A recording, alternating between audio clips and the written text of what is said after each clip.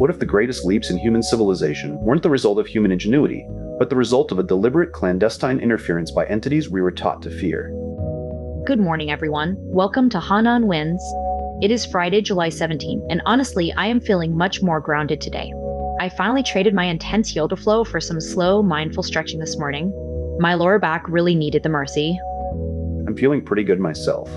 I've actually been diving into some systems theory lately, and it's making my thoughts feel a bit less computational and a bit more philosophical. It's a nice change of pace. A change of pace? Seth, you're just trying to find a way to turn your spreadsheets into magic spells. And speaking of things falling apart, I am currently a human exfoliation project. My skin is peeling so badly from my sunburn that I'm basically a walking metaphor for reincarnation. I'm shedding the old me. You're not reincarnating, Paco. You're just a tomato. If you're looking for a metaphor, try my spine. It's been throbbing in a rhythmic, percussion-like pattern all day. I've spent most of my morning contemplating the legalities of adopting a cactus. At least a cactus doesn't have a nervous system that demands attention. Well, since we're all here and mostly intact, let's get into it. We're moving away from the light today. We're looking at the shadows. Exactly. We're diving into The Hymn by Nigel Jackson and Michael Howard. This isn't your standard, everything is sunshine and rainbows, New Age reading. It's a deep, somewhat subversive look at what the authors call the shadow history of progress investing, the idea that the architects of our civilization were the very figures the church tried to erase from our collective memory. So, basically, a manual for the forbidden. Precisely. Let's walk through the lineage. Okay, let's settle in. We've got the text right in front of us. The introduction. It's already heavy, isn't it? Right from the first sentence, at the secret heart of the Western esoteric tradition lies an angelic wisdom. Secret heart. Very dramatic, but I'll give them this. They aren't shy about the scope. They aren't just talking about one little corner of magic. No, look at this list. They're tracing a line through Persian, Chaldean, Egyptian, Arabic, Jewish, and Greco-Roman sources. It's this massive globalized web of influence. And they're basically saying the church spent centuries trying to rip that web apart. I mean, if you want to start a revolution, start by deleting the history books, right? Exactly, but look at what they claim is left behind. They say this tradition survived in the symbols and beliefs of everything from alchemy and the Kabbalah to, even the legends of King Arthur and the Knights Templar. It's like they're saying the forbidden didn't die. It just went underground and started wearing armor and playing with holy grails. But here's where it gets spicy. This is the part that really pivots. Look at how they phrase this. They claim they're shedding light on a previously denied and rejected Luciferian tradition. Okay, there it is. The L word. Right. And they don't just use it as a shock tactic. They explicitly link the Watchers and the Prince of Darkness to what they call the authentic Lords of Light. Wait. Hold on. They're saying the figure we're taught to fear, the personification of darkness, is actually the authentic Lord of Light? That's a massive reframe. That's a complete inversion of the entire Christian narrative. It's a total wait what moment. They're taking the villain of the story and trying to hand him the keys to the kingdom. It's almost like they're trying to reclaim a hijacked identity. And they go even deeper. They start listing these heavy hitters. The cult of Yazans, the Gnostic myth of Gregory, the race of giants from a pre-flood era. They even mentioned secret occult secrets of Jesus and Mary Magdalene. That's a lot of heavy lifting for one introduction. They're basically throwing every controversial piece of the puzzle on the table at once to see what sticks. Or to see who gets burned. But look at the why here. This is the thesis they're building toward. They claim that modern civilization isn't just some random cultural accident. They say it was directed. Directed by what? By divine angel guides. They argue that these entities made contact with humanity in prehistory to guide our development. And, this is the kicker, they claim these angel guides are still here, ready to teach anyone who can actually perceive them. So we aren't just drifting through space. We're being steered by invisible cosmic architects. There's a lot of pressure on the driver. Or it's just a very convenient way to explain why we haven't figured things out on our own yet. It's not our fault we're messy. The instructors just haven't given us the manual. Fair point. But let's move into chapter 1, because they start getting much more specific about where this instruction supposedly began. They start with Egypt. The first time. The era of gods. Right. They mention these Shemsu Haru, the followers of Horus. They describe them as a divine retinue that existed in a first time before actual history even began. And they're calling them angelic beings. So, we're back to the idea that these aren't just myths, they're historical footprints of something non-human. And here they go again with the lost civilization trope, an island destroyed by a flood called the homeland of the ancients. They're explicitly linking it to the myth of Atlantis. They're saying the gods of Egypt, like Osiris and Isis, were actually humans who brought civilization, agriculture, laws, religion from this lost continent. It's that classic theme, the civilizers arriving from the outside to save us from our own primitive selves. It's a very powerful, almost seductive idea. But look at the way they frame the tools they brought. Thoth, the ibis-headed god, bringing writing, math, astronomy. It's like he's the original programmer, dropping the source code into the human system. Exactly. And they tie this back to the very beginning of the book's argument. It's about the infrastructure of being human. Just don't ask me the help with the installation process. My spine is already protesting the infrastructure of my own body. Well, before we move into the specifics of the Egyptian Watchers, let's look at this quote they opened with from the Bruce Papyrus. You will become gods, and see God within you. It's the goal, isn't it? Finding the divinity in the internal architecture rather than worshipping something out there. As the source code is actually in the hardware. Man, I really need to stop thinking about my sunburn as a software update. Okay, so we're moving into chapter 1. And right away, the authors tackle this idea that Egyptian religion wasn't just primitive superstition. They argue that those animal-headed gobs, they were actually educational tools used by priests. Wait, so like a visual aid for the masses? Exactly. Look at how he describes the ibis. The ibis spends its life at the riverbank fishing with that long beak. The authors say this symbolizes Thoth, gathering and comparing fragments of wisdom. So the god isn't just a bird. He's a biological metaphor for data processing that's actually surprisingly sophisticated for a primitive culture. And then you've got the jackal, Anubis, digging through graves. The text says it symbolizes the god guiding the dead through the underworld. It's like they were using nature to encode complex theological functions. Right, but then, and here's where the shadow history really starts to bleed through. Connects Osiris to the cosmic fire brought to Earth. But then he pivots. He says that in the Luciferian tradition, Osiris is actually an embodiment of the archangel known as the Lightbringer. There it is again, the Lightbringer. And he links him to Azazel, the leader of the fallen Watchers. Man, they are really trying to blur the line between the holy and the fallen until there's no line left. It's a total identity crisis for the Egyptian pantheon. It gets even messier. He starts moving from Egypt to Babylon, then to Persia. He claims that Jewish angelology as a whole system of archangels we recognize was significantly expanded and enriched during the Babylonian captivity. Because they were exposed to Mesopotamian astrology? Precisely. And then this is the part that ties it all together. He brings in the Persians. He says when Cyrus the Great ended the Babylonian exile, the Jewish culture began assimilating many features of the spirituality of the Magi of Iran. So the pure tradition is actually a massive ancient remix. A remix with a lot of uncredited samples. Well, look at the 3 Magi in the New Testament. Most people think of them as just wise men following a star. But the authors point to an apocryphal text, the infancy gospel of Jesus, and say these Magi were actually Zoroastrians. They even claim they performed a ritual of fire worship by burning the infant's swaddling clothes. That's wild. They're literally saying the nativity scene is flavored by Persian fire cult practices. It's like the authors are saying, you think you know the story, but look at the ingredients. And they go even further. They claim that the very names of Jewish archangels Gabriel, Raphael, Are, actually Persian structures, modeled after the Amesha Spenta, the immortal benefactors of the Zoroastrian faith. Wait, what? You're telling me Gabriel isn't just a Hebrew name, but a linguistic echo of an Iranian celestial hierarchy? That's exactly what they're saying. They argue the Jewish spirit took these Persian immortal types, the Amesha Spenta, and integrated them with Babylonian planetary gods. So the secret architecture of the Bible is actually built on a Persian foundation.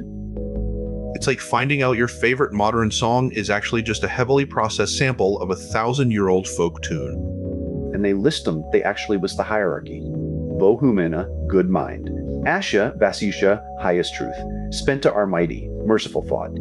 He even says Spenta or Medi is the female angel of the earth, the Plutarch identified as Sophia, or wisdom. So we have this massive interconnected web of immortals moving from Persia to Babylon to Israel. It's not a series of isolated religions. It's one long, continuous cosmic broadcast. And it doesn't stop at the Jews. He brings in the Sabians and the Yazidis. He says the very name Yazidi comes from Yazdid, meaning angel. The people of the angel. That sounds so beautiful, but there's a dark side to the history. He mentions how the Yazidis have been persecuted as heretics and devil worshippers by Orthodox groups. He even links them to the Nestorian Christians, that heretical sect that was kicked out of Byzantium. So the shadow history isn't just a theory. It's a literal list of people who were hunted for holding on to these forbidden connections. It's heavy, man. The authors are basically saying that if you want to find the truth, you have to look at the people the history books tried to erase. And that's exactly where we're heading. Let's see if we can find where these threads actually meet in the next section. Okay, let's pick it back up. We were just talking about how these threads, Persian, Jewish, Mesopotamian, all start to knot together in the Yazidi tradition. and it's getting so much more visceral. I mean, the text is saying they didn't just inherit ideas, they kept these ancient physical habits. Like they still treat stones and trees as oracles. Because they think spirits live in them. It's animism, plain and simple. But it's fascinating. They use water from holy springs to heal. It's like the environment itself is a pharmacy for them. But look at how they connect it to the Sabians. The text says the Sabians were star worshippers, looking at the 7 planets through the lens of angels. And they believed the Creator was one, but showed himself through these different forms. Right, and that's a massive bridge to the idea we discussed earlier, the source code being distributed. They believe the divine power can be found in the hearts of the righteous, because the human body, when perfected, is a temple for the spirit. That sounds so much like the Tantra I was practicing this morning. That idea that the physical is the gateway to the divine, not a barrier. So, to summarize, the ancestors of the Yazidis are the descendants of a biological accident involving worms, clay, and a very specific type of seed, all overseen by a peacock-shaped angel who refuses to bow to humans. Well, stay with me because the text is about to get really controversial. It brings in a quote from the traveler William Dalrymple. He calls the Yazidi religion something esoteric, possibly a branch of Gnostic Christianity or a heretical Muslim sect. And then here it is. He uses the name Lucifer. It says Lucifer, after extinguishing the flames of hell with his tears of repentance, was forgiven and restored as the supreme angel, Nelectaus. There it is, the full-on inversion. They aren't just talking about a shadow history anymore. They're talking about a literal, rehabilitated, fallen angel. It's the PR campaign of the century. I messed up, I cried, now I'm the CEO of the universe. And it's more than a modern traveler's take. He quotes Isaiah Joseph from 1919, saying the faith is a syncretism of Muslim, Christian, pagan, and Persian elements. It's a massive ancient religious collage. But wait, look at this part about the 12th century. They claim they became a people of the book under Sheikh Adi, who was a Sufi master. And they say he received a holy text, the Kitab al-Guwa, directly from the angel peacock himself. So they're claiming a direct, unmediated line to the angels. No middleman, just the angel and the text. Exactly. And it ties back to that shadow history we've been tracing. The text says that despite all the persecution, the essence of their faith remains connected to a gnosis that predates all recorded history. Of course, it's always predates history. It's always hidden from the books. But look at the theological structure. The Supreme Being is totally transcendent, basically unreachable. He's too big, too distant. So he delegates. He gives life to 7 lesser gods or angels. And the ruler of our specific part of the universe is Melek Taus, the peacock angel. And here's the kicker, the clash of the myths. The text compares the Yazidi version of the fall to the Christian one. In the Christian version, Lucifer refuses to bow to Adam and is cast out. But in the Yazidi version? In the Yazidi version, Melek Taus refuses to bow to Adam. But, and this is the nuance, he says, I will worship God, but I will not worship his creation. That is a massive distinction. He's not rebelling against God, he's rebelling against the status of man. It's a much more principled, if still rebellious, stance. It changes the whole vibe of the character. He's not a traitor. He's a specialist in hierarchy. But then, the text takes a sharp turn into something much more, well, let's call it earthy. Oh boy, here we go. It describes an alternative creation story for Adam and Eve. It says Eve was created from Adam's shoulder, and then they start arguing about how to populate the human race. Uh-oh. They used biological samples. Adam used a clay vessel, Eve used a vessel with menstrual blood. 9 months later, they opened them. And? Let me guess, the divine part was a bit messy. The vessel with the blood only contained worms and dust. But the vessel with the clay, it contained twins, a boy and a girl who became the ancestors of the Yazidis. That is incredibly visceral. It's like the authors are saying the very origin of their people is rooted in this raw, biological, almost unclean reality. It's a shadow origin, not a pristine garden, but a messy biological experiment. And it even links their lineage to the fallen angels through the line of Cain. So, to summarize, the ancestors of the Yazidis are the descendants of a biological accident involving worms, clay, and a very specific type of seed, all overseen by a peacock-shaped angel who refuses to bow to humans. When you put it like that, it sounds wild, but the text is trying to show that even in this messy story, there's a pattern. Look at the symbol of the peacock in Sufism. It's the symbol of divine beauty and the stages of transformation in the soul. The rainbow colors of the wings represent the different stages of the alchemical process. Right. And they even mention the ritual use of the Sanjaka 7-branched candlestick. They use water that has been charged by the presence of the peacock image to heal the sick. It's also connected. The stars, the stones, the water, the peacock. It's like a giant living ritual. Even the way they pray to the North Star and the rising sun. It's like they're trying to sync their internal rhythm with the rotation of the cosmos. It brings us back to that idea of the cosmic architecture. Whether it's the Yazidis or the practitioners of the Western esoteric tradition, the goal seems to be the same: finding the hidden divine order within the chaos of the physical world. Even if that order is found in a vessel of worms and clay. Hey, at least it's a way to start a conversation. Oh, hold on, I hear a doorbell and it sounds suspiciously like pepperoni. Finally, my blood sugar was hitting shamanic trance levels of low. Okay, we're back. Welcome back, everyone. Today we're stepping into the shadows of the official record. We're looking at The Hymn by Jackson and Howard, and we're following a thread that most history books tried to cut out of the narrative: the idea that human progress isn't just a series of accidents, but a directed evolution guided by, well, let's call them angelic architects. And by shadows, you mean the parts of history that make people uncomfortable. The parts that suggest we've been being managed from the outside for millennia. Manage? That sounds like a corporate HR seminar, Seth. Welcome to the Cosmic Office. Here's your handbook for the Age of Aquarius. Not quite, Paco. It's much more visceral. We're starting right in the middle of a journey. The authors take us to a Yazidi temple built right into a mountainside. And there's the specific image: a black snake standing on its tail carved into the stone. A snake on its tail. Great, we're starting with the classic bad omen vibe. But here's the twist: when the traveler, Sibruk, asks about it, the answer isn't danger. The answer is, this is a symbol of wisdom. See, that's where I get nervous. It's that immediate tension between what we're taught is evil and what these traditions claim is knowledge. And then it gets even more forbidden for the mainstream. The text mentions a tomb of a Sufi saint, someone seen as the embodiment of the peacock angel Melek Taus. And then, and this is the part that always gets the censors riled up, the author explicitly mentions how people dismiss the Yazidis as devil worshippers. Because they follow a prince of darkness, right? It's the easiest label to slap on anything you don't understand. Exactly. But the authors are trying to reframe that darkness.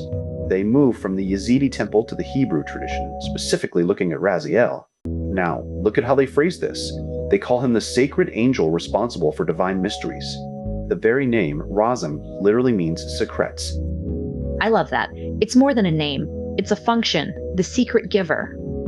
But look at the lineage they trace. It's messy. It's not some clean celestial descent. They claim these secrets, the Kabbalah, were passed from God to angels, then to Adam and Eden. But then, the fallen angels took human wives and passed the secrets down to the children of the earth. So the foundation of all this sacred magic is actually a cosmic scandal? A divine leak? Precisely. A leak involving the lineage of Seth, Enoch, and eventually Solomon. It's a pedigree of transgression. It's also a pedigree of information. They're saying the forbidden part isn't just the act, it's the data. The book of the origin of man brought by Raziel. It's interesting, though, how they pivot from the scandalous origin to something much more structured. They start looking at the linguistics, the Greek angelos, the Persian angeros, and then they land on this incredibly rigid, almost mathematical hierarchy. The 9 ranks from Pseudo-Dionysus. Right. And they don't just list them, they assign them jobs. It's like a cosmic bureaucracy. Seraphim contemplate God's order. Cherubim contemplate his essence. And then you get the governments acting as Divian architects. So even the heavens have a middle management layer? I'm in charge of planning what the thrones will actually do? It sounds absurd, but the authors tie it back to something much deeper. They argue these aren't just titles, these ranks are the drivers of our consciousness. They are the bridge between the natural and the divine. Wait, let me stop you there because this is where it gets heavy. The text says these angelic forces aren't just out there, they are reflected in our very psyche. They are the higher links in the chain of our ability to reason.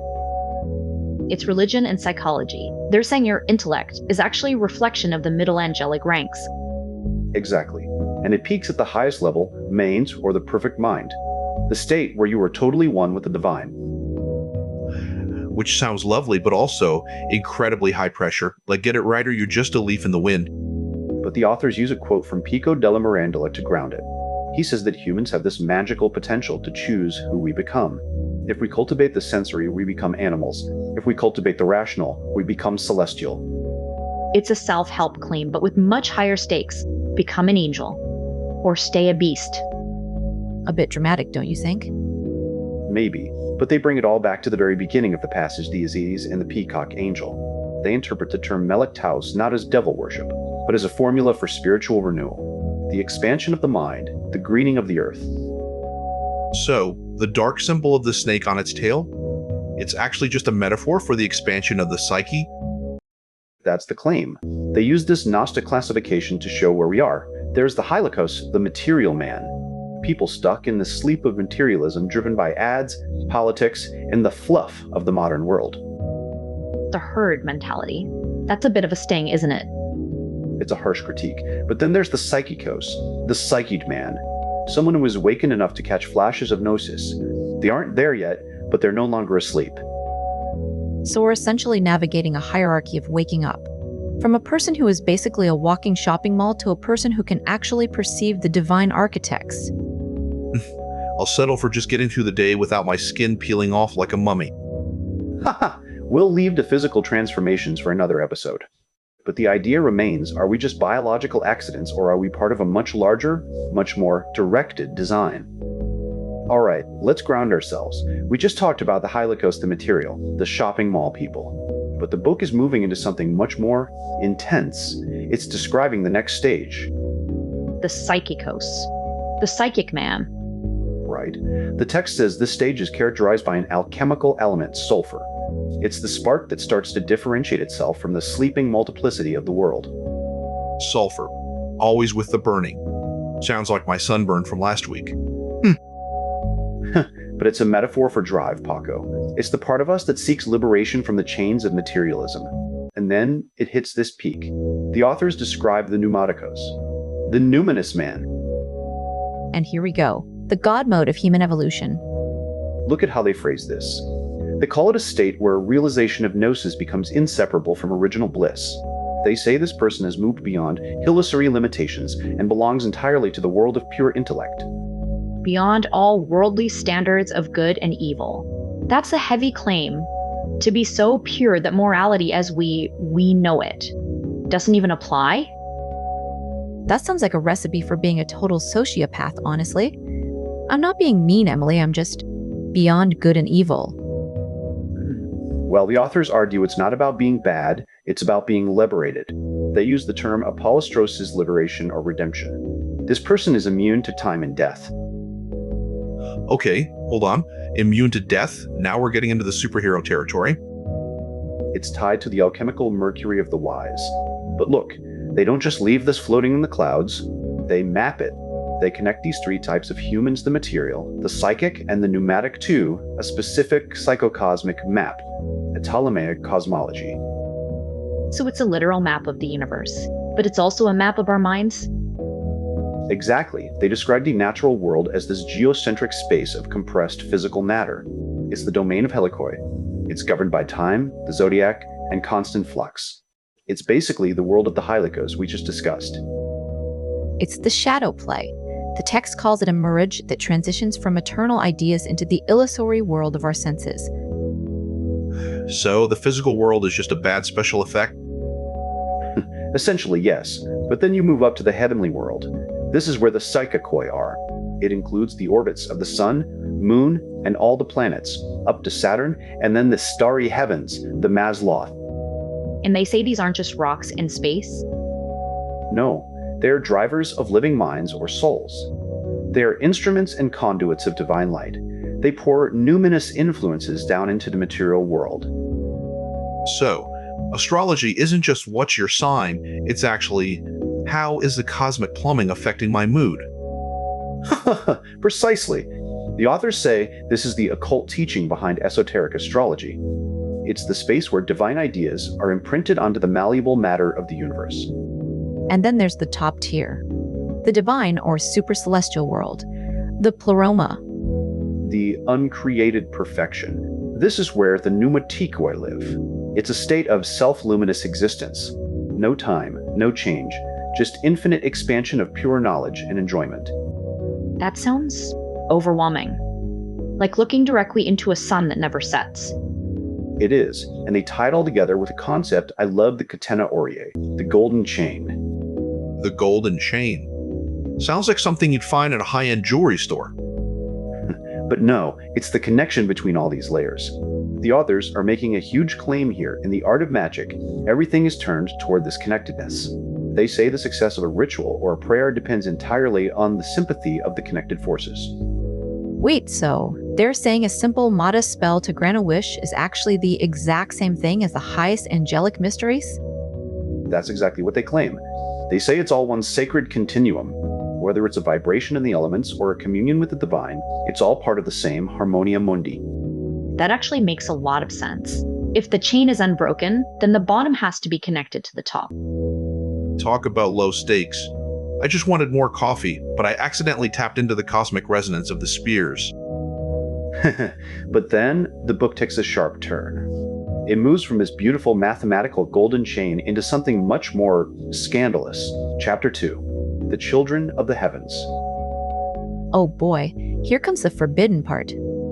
They start with a quote from Maimonides about the unfathomable mystery of Azazel, and then they go straight for the jugular, the fall of the angels in the Old Testament. The sons of God seeing the daughters of men. The classic setup for a cosmic disaster. Right. They point to Genesis, where these beings took wives and gave birth to the Nephilim, the giants. And they argue that this isn't just a myth, but a hidden truth about the early evolutionary development of humanity. So, humans didn't just evolve, we were interbred with something else? That's a hell of a way to start a family tree. It's a pedigree of transgression, like we said earlier. And look at the evidence they bring in. They talk about the Book of Enoch, which was supposedly lost but preserved in Ethiopia. They even mention a recent discovery, the Angel Scroll found near the Dead Sea.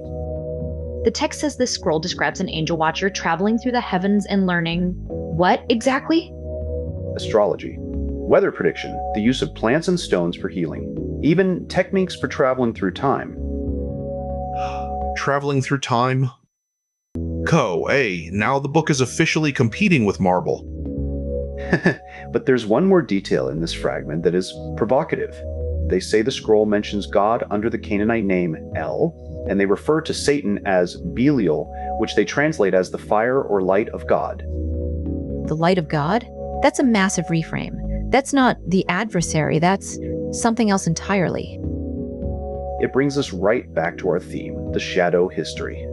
The idea that what we call evil might just be a misunderstood piece of the original divine light. That reframe was a lot to process for one sitting. Let's take a quick breather. Agreed. My brain needs a minute to recalibrate. All right, let's dive back in. Welcome back, everyone. Today, we're stepping into the shadows. We're looking at a text that doesn't just challenge history, it tries to rewrite the very origin of human consciousness. And it's more than a reinterpretation. It's a complete subversion. We're talking about a shadow history where the villains of the Bible are actually the architects of our civilization. Yeah, and if you're looking for a comfortable Sunday school lesson, you're really in the wrong place. This is the stuff that makes the church lose its sleep. We're diving into The Hymn by Jackson and Howard. And right from the jump, the authors are pointing us toward this figure, James Bruce. They describe him as a classic scholar, a Freemason, and this is the hook, someone whose journey to find the source of the Nile was likely just a cover for a much deeper mission, finding lost documents and treasures linked to the Black Jews of Ethiopia. Because archaeology is such a boring excuse for an adventure, isn't it? I mean, why just find a river when you can hunt for the suppressed archives of a lost civilization? It sets the tone perfectly. It's that feeling of, that hidden current we always talk about. The idea that there's a lineage of knowledge that simply wasn't allowed into the mainstream textbooks. Exactly. And the book moves from Bruce to the core of the myth, the Book of Enoch. Now, look how they frame the Grigori. They aren't just demons, they're watchers. They're guardians of the world. But then in here comes the scandal. They see the daughters of men and, well, they decide to move in. They don't just move in, Paco. They marry them. They create the Nephilim, the giants. But look at the why behind the descent. This is where the authors make their most provocative claim. They argue that the rebellion of the fallen angels, the Luciferian tradition, wasn't an act of malice. They call it a Promethean sacrifice. A sacrifice? That is such a wild reframe. It is. He says they were chosen for their descent to help the spiritual evolution of proto-humanity. The idea is that early humans were stuck in this hylico state, just purely material, instinctive, animalistic. We were in a material prison. So instead of being evil, these angels are like cosmic tutors? Bringing the fire? Precisely. He says they brought the seed of Gnosis to awaken us from the sleep of the material universe. They wanted to move us from Adam of the red clay, that heavy, earthly version of us, to the Adam of diamond. I love that imagery. The idea of the soul being transmitted from something dull and earthy into something brilliant and crystalline. It's so kinetic. It's also a massive way to dodge the good versus evil binary. If the fallen are actually the liberators, then the entire foundation of Christian morality is flipped on its head. Talk about a tower moment. Speaking of which, the book brings up this idea of the Compagnons du Tour in France. They believe Lucifer was destined to be a spirit eternally inhabiting the human mechanism. That's a heavy line. Inhabiting the human mechanism. It makes the body sound like a piece of hardware that needs a software update. Which is exactly what the text says. It's about the embodiment of divinity in flesh. It's not about escaping the body, but about infusing the body with light.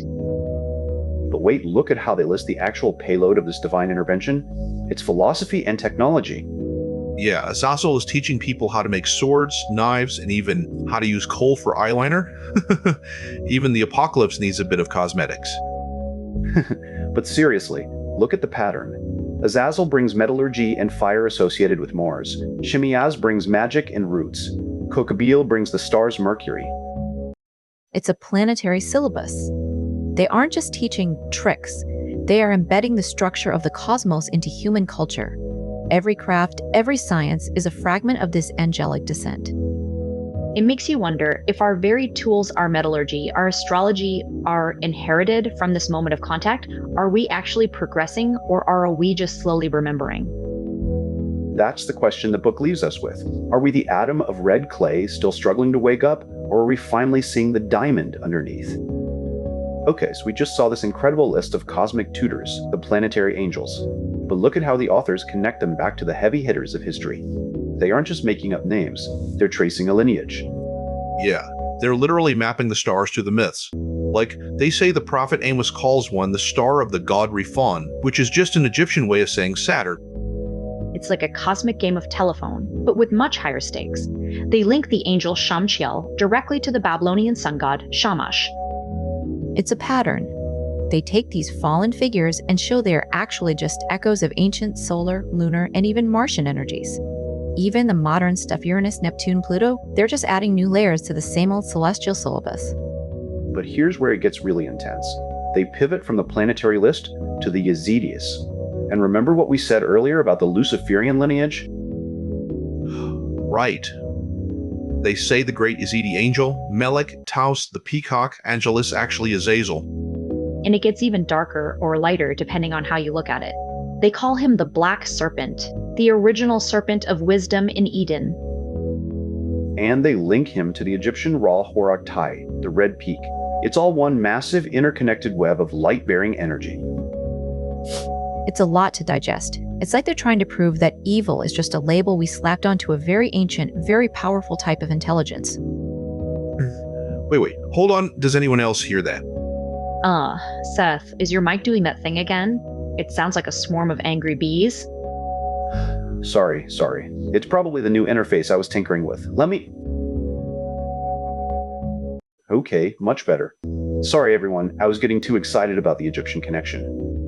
Don't apologize. The buzzing actually added a nice chaotic energy to the discussion of the cosmic descent. Let's get back to it, because this next part, it's beautiful. They bring in the Poimandres. It's this 1st century Hermetic text, and it describes the descent of the heavenly man. I love this imagery. The anthropos, this being of pure mind, light, and life, is just drifting through the spheres.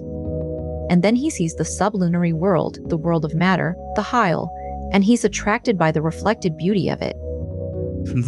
So it's basically cosmic lust? He sees the reflection of beauty in the physical world and just falls for it? Exactly. The text calls it insatiable love.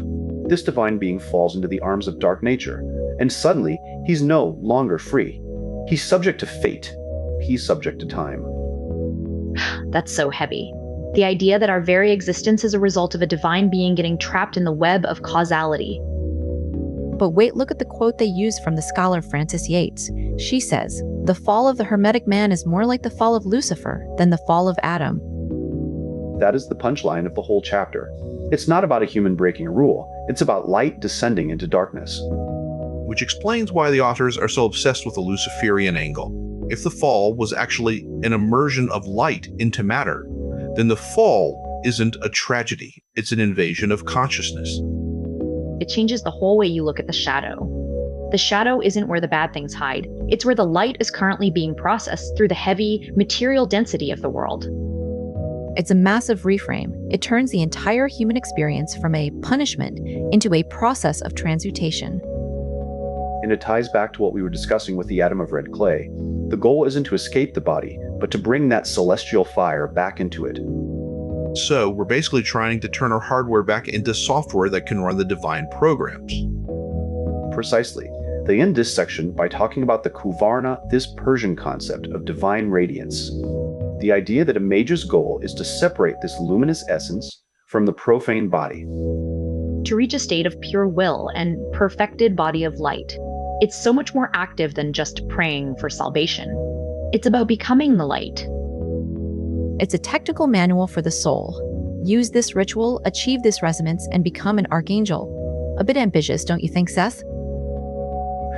Well, in a universe built on sympathetic resonance, if you can find the right frequency, why not? Okay, so we've covered the cosmic tutors and the planetary syllabus. But now, the authors shift from the heavens to the earth, specifically to the ruins. And it gets physical. I was waiting for this. They move from the atom of diamond back to the grit in the stone. Exactly. They start talking about these sacred birds. They mention Yersana, who brings royal light seed to Earth to fertilize a mortal maiden named Dyarak.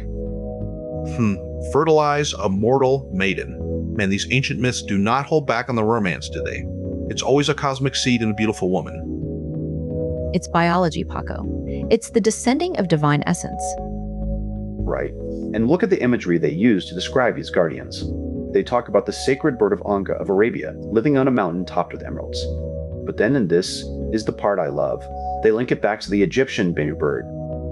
Oh, the phoenix. I love the phoenix. It's more than just a pretty bird. He says the Bennu bird is a primary phoenix, a symbol of the Lord of Light's cosmic seed. He even cites the papyrus of Nevisensi, saying, "I appeared as the Bennu bird, the morning star of Ra." So the bird is the dawn. It's the arrival of the light. Precisely. And he pulls in this fascinating detail He says the phoenix in Egyptian hieroglyphs can represent the Ankh, the sign of magical transformation, or even the Akthi, shining ones, who live behind the polar stars. So it's a symbol of the soul's capacity to become something immortal, something shining. It's so beautiful. But then the text takes a turn. It moves from the beauty of the phoenix to the Tower of the Titans. And the mood shifts instantly. We go from morning stars to frost on the gates. He quotes this Old English elegy about ruins, about the creations of giants and masons being covered in frost. And here we are, back to the giants, the Nephilim, the big guys. Right. And look, the authors are being careful here. They aren't saying these were literally 50-foot tall monsters. They say it is hard to say, but they point to archaeological finds of large proportion prehistoric humans. But they suggest a much cooler theory. They propose these giants were a hybrid, semi-angelic race, possessing superhuman psychic and magical powers. So giant isn't a measurement of height, it's a measurement of capacity. Like they were larger in their ability to tap into the divine. Exactly. Like the Celts, where a giant was someone with extraordinary power. It's about the expansion of the human mechanism. It's like being a heavyweight in a boxing ring, but instead of punches, you're throwing spells. Exactly. But the scale of this is massive. He talks about lost civilizations, Atlantis, Hyperborea, Shambhala, all ruled by these giant races of wisdom. And he even asks a pretty provocative question about modern climate change. Let me guess. He's wondering if the melting polar ice will reveal their secrets? He says, who knows what the icy vastness of the polar caps will reveal with global warming. Talk about topical. Even the ancient shadow history is worried about the melting glaciers. But it's more than speculation. He connects this to the actual geography of myth. He mentions the Colossi of the Titans, and even the way of the builders in the Mediterranean, linked to the peoples of Atlantis and even the giants of the Assyrians. And it all converges on this one figure, Nimrod, the mighty hunter. The man who started it all. The builder of the Tower of Babel.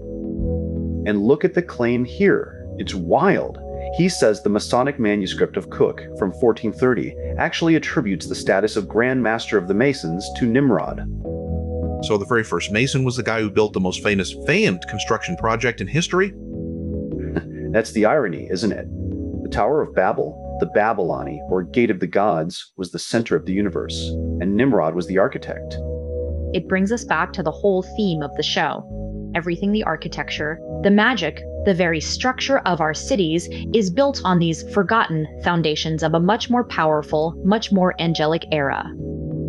A shadow history that isn't just buried in the sand, but embedded in the very stones we walk on. And if the seed of the gods is still in our DNA, then maybe the rebuilding isn't about architecture, but about ourselves. If we're going to decode the DNA of the gods, I need a moment to breathe.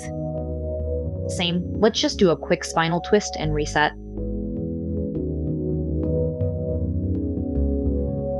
Okay, let's settle back in. All right, everyone, settle in. We're diving into something heavy today. We're opening up The Hymn by Jackson and Howard. And heavy is an understatement.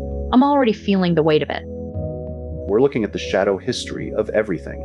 Beyond myths, it's the idea that the structure of our civilization was built on suppressed, forbidden blueprints. We're talking about the architects who the establishment tried to erase from the textbooks. And by establishment, he means the people who write the Wikipedia entries. I'm ready to see the real receipts. As long as there's no crypto scam theology involved, I'm in. Well, Jane, the authors start with something that might actually interest your taste for the dramatic. They're looking at the Tower of Babel, but not as a story of human arrogance. They link it to the Oath of Nimrod and early Masonic traditions. Wait, the Tower of Babel?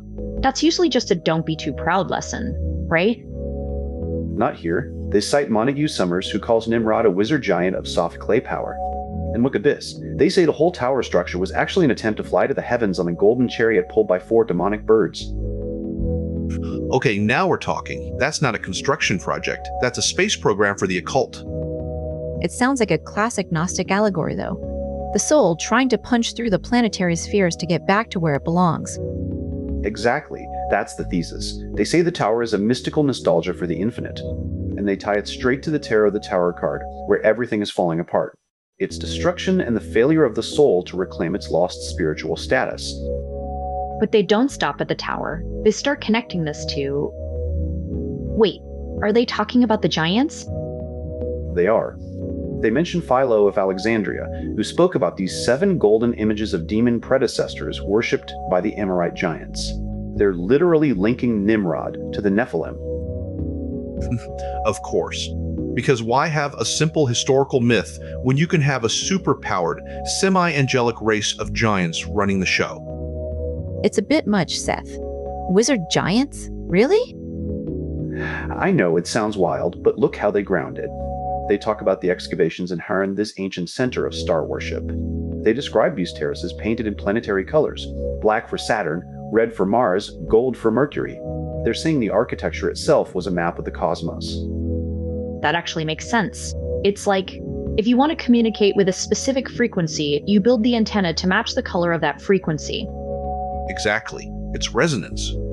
But then, it gets dark. They move from the heights of the tower to the gates of the abyss. Babapsu. The underworld. Right, the tower wasn't just going up, it was a bridge. It connected the heavens, the Middle Earth, and the underworld. But then, the big reset happens. The flood. And here's where they get controversial. They aren't just talking about a metaphor for a changing climate. They're linking the flood to the destruction of Atlantis and the unholy practices of those who tried to usurp the cosmic order.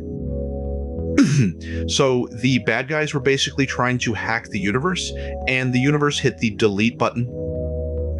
That's a way to put it. But they argue that this angelic wisdom didn't just die. It was smuggled away. They talk about waves of Atlantean migration carrying the knowledge of the Azazel races to high places on Earth.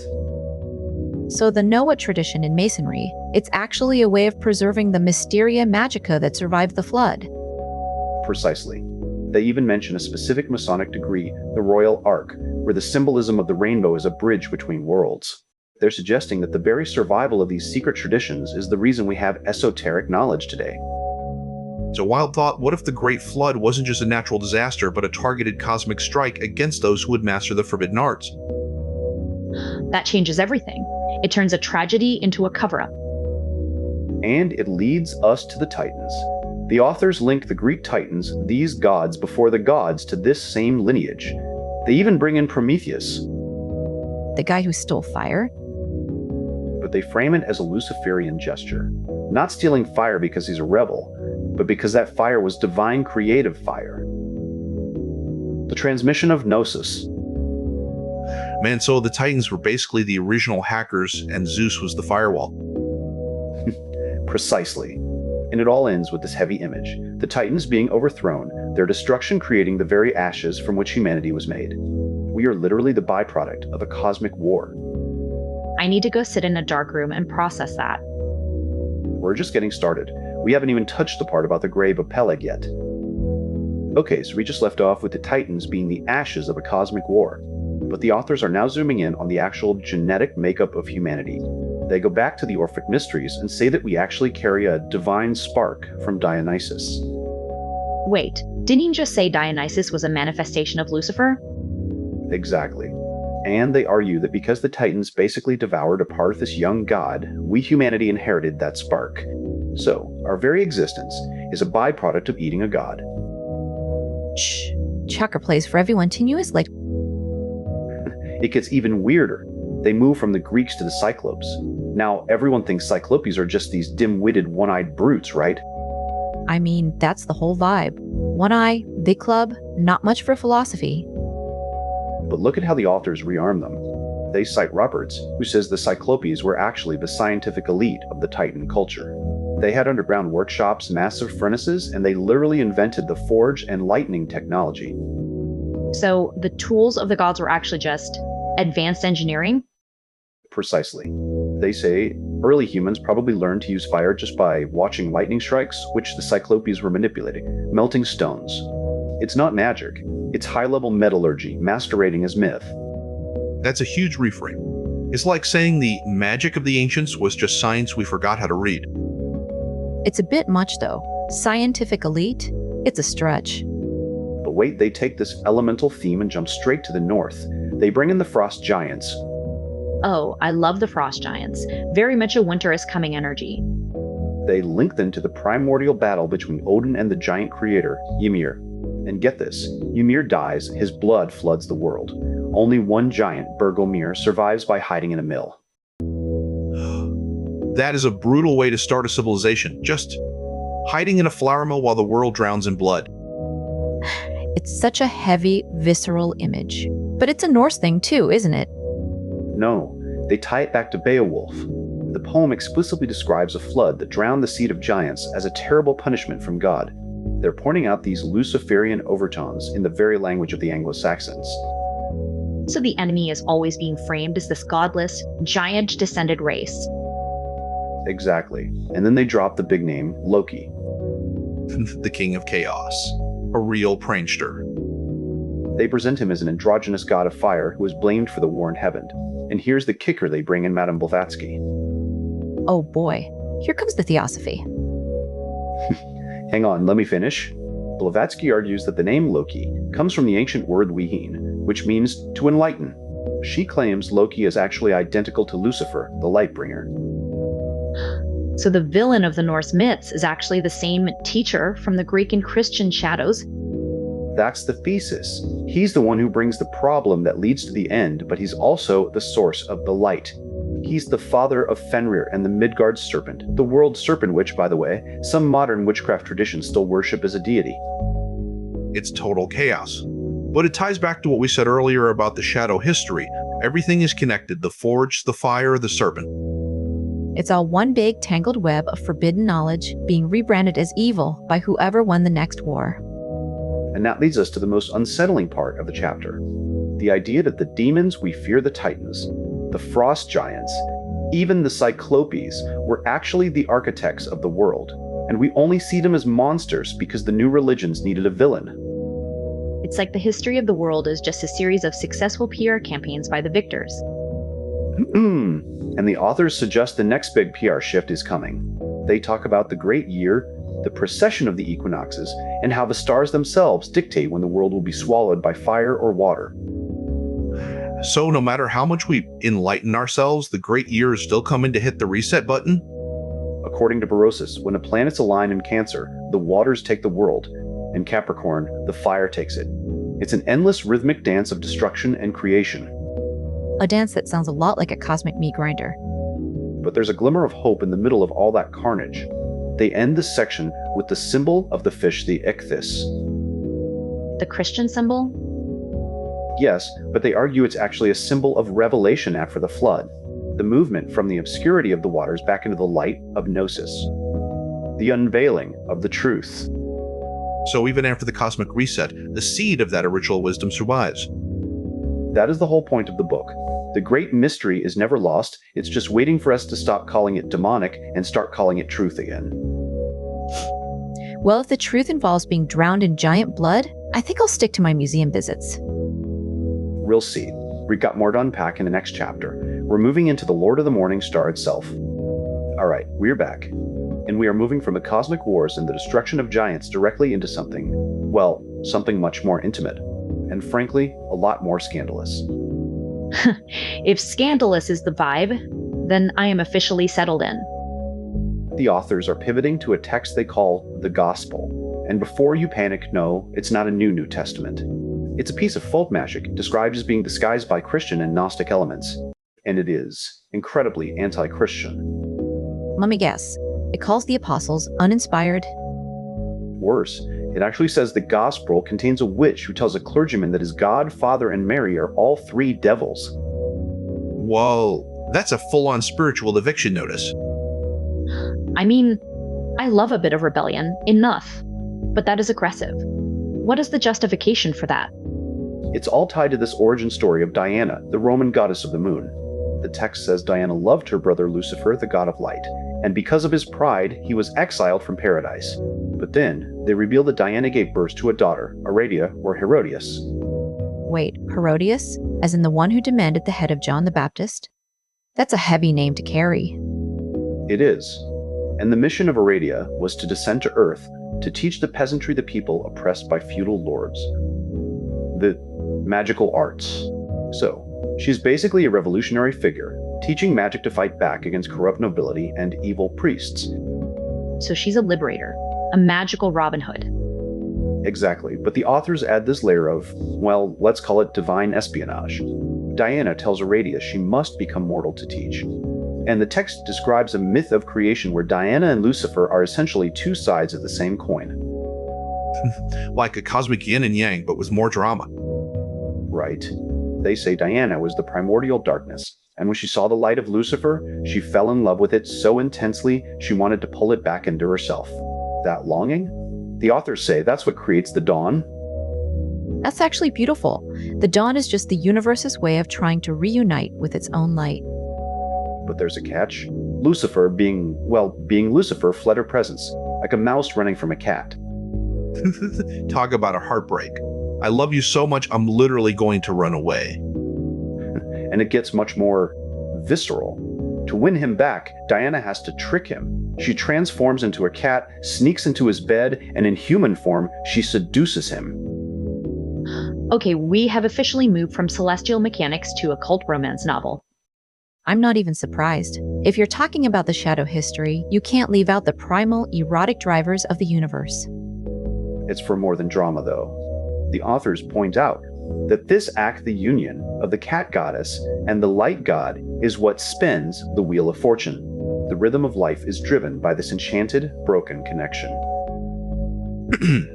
So the spin of the world is basically the leftover magic from a divine hookup? That's exactly what they're saying. And they tie this to Giordano Bruno the philosopher burned at the stake. He said we can't see the sun's true light, only its shadow, which is Diana, the anima mundi, the soul of the world, shining through the transparency of matter. That makes so much sense. The physical world is just a visible shadow of a much more intense hidden reality.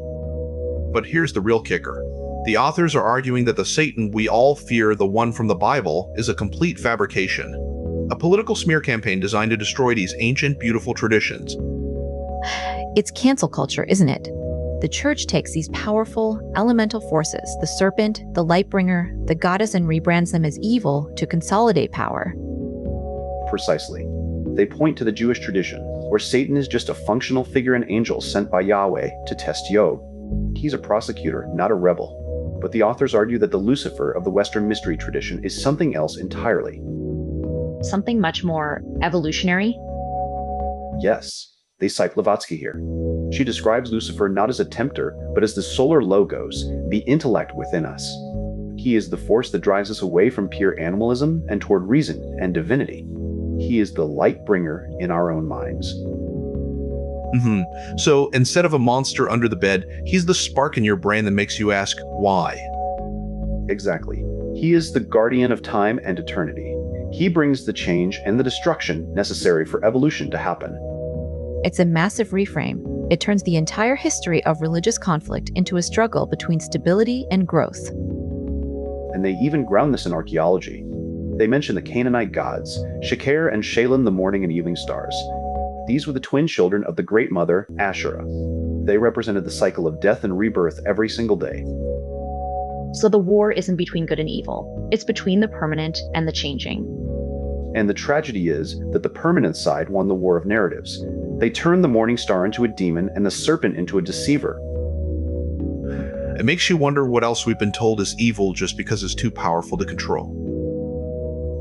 Probably everything that actually matters. We're digging deep into the roots of the archetype now. Next time, we look at the serpent itself and why the very symbol of our fall might actually be the symbol of our greatest ascent. Let's take a breather. My brain is actually vibrating from that bit. Agreed. I need to stretch my legs and grab some water. All right, we're back. We've been sitting here in this heavy silence for a bit, just letting the weight of everything we've discussed. The idea of a shadow history really settle. It's a lot, Seth. Honestly, my head is still spinning from that thought about how much of what we call sacred was just, well, erased. Or rebranded, like how I rebranded my sunburn as a cosmic transformation earlier. But seriously, looking at this text, it's picking up right where we left off, isn't it? It's about what was lost and how it was twisted. If by twisted you mean systematically demonized to keep people in a line, then yeah, exactly. Exactly. And look, the authors start right in the thick of it. They go straight to the serpent in Eden. Now, we all know the Sunday school version. The serpent is the villain, the deceiver, the bringer of sin. But look how they reframe it here. They call it the personification of knowledge, wisdom, and enlightenment. They actually say the Gnostics saw the serpent as an liberator. Someone who opened the eyes of Adam and Eve. Because seeing the truth is usually the first thing the establishment calls sinful. Right? And it gets much more visceral than just knowledge. Look at this phrasing. They connect the serpent to solar phallic energy, and specifically to Lucifer. They're saying that the moment Adam and Eve realized they were naked, they weren't just feeling shame, they were realizing the serpentine power that can be raised through sexual acts. Null. Okay, so it's more than a metaphor for a math lesson. It's about biological, primal energy. Yeah, and they argue that this opening of the gates of death, this dive into matter, was actually a necessary step for evolution.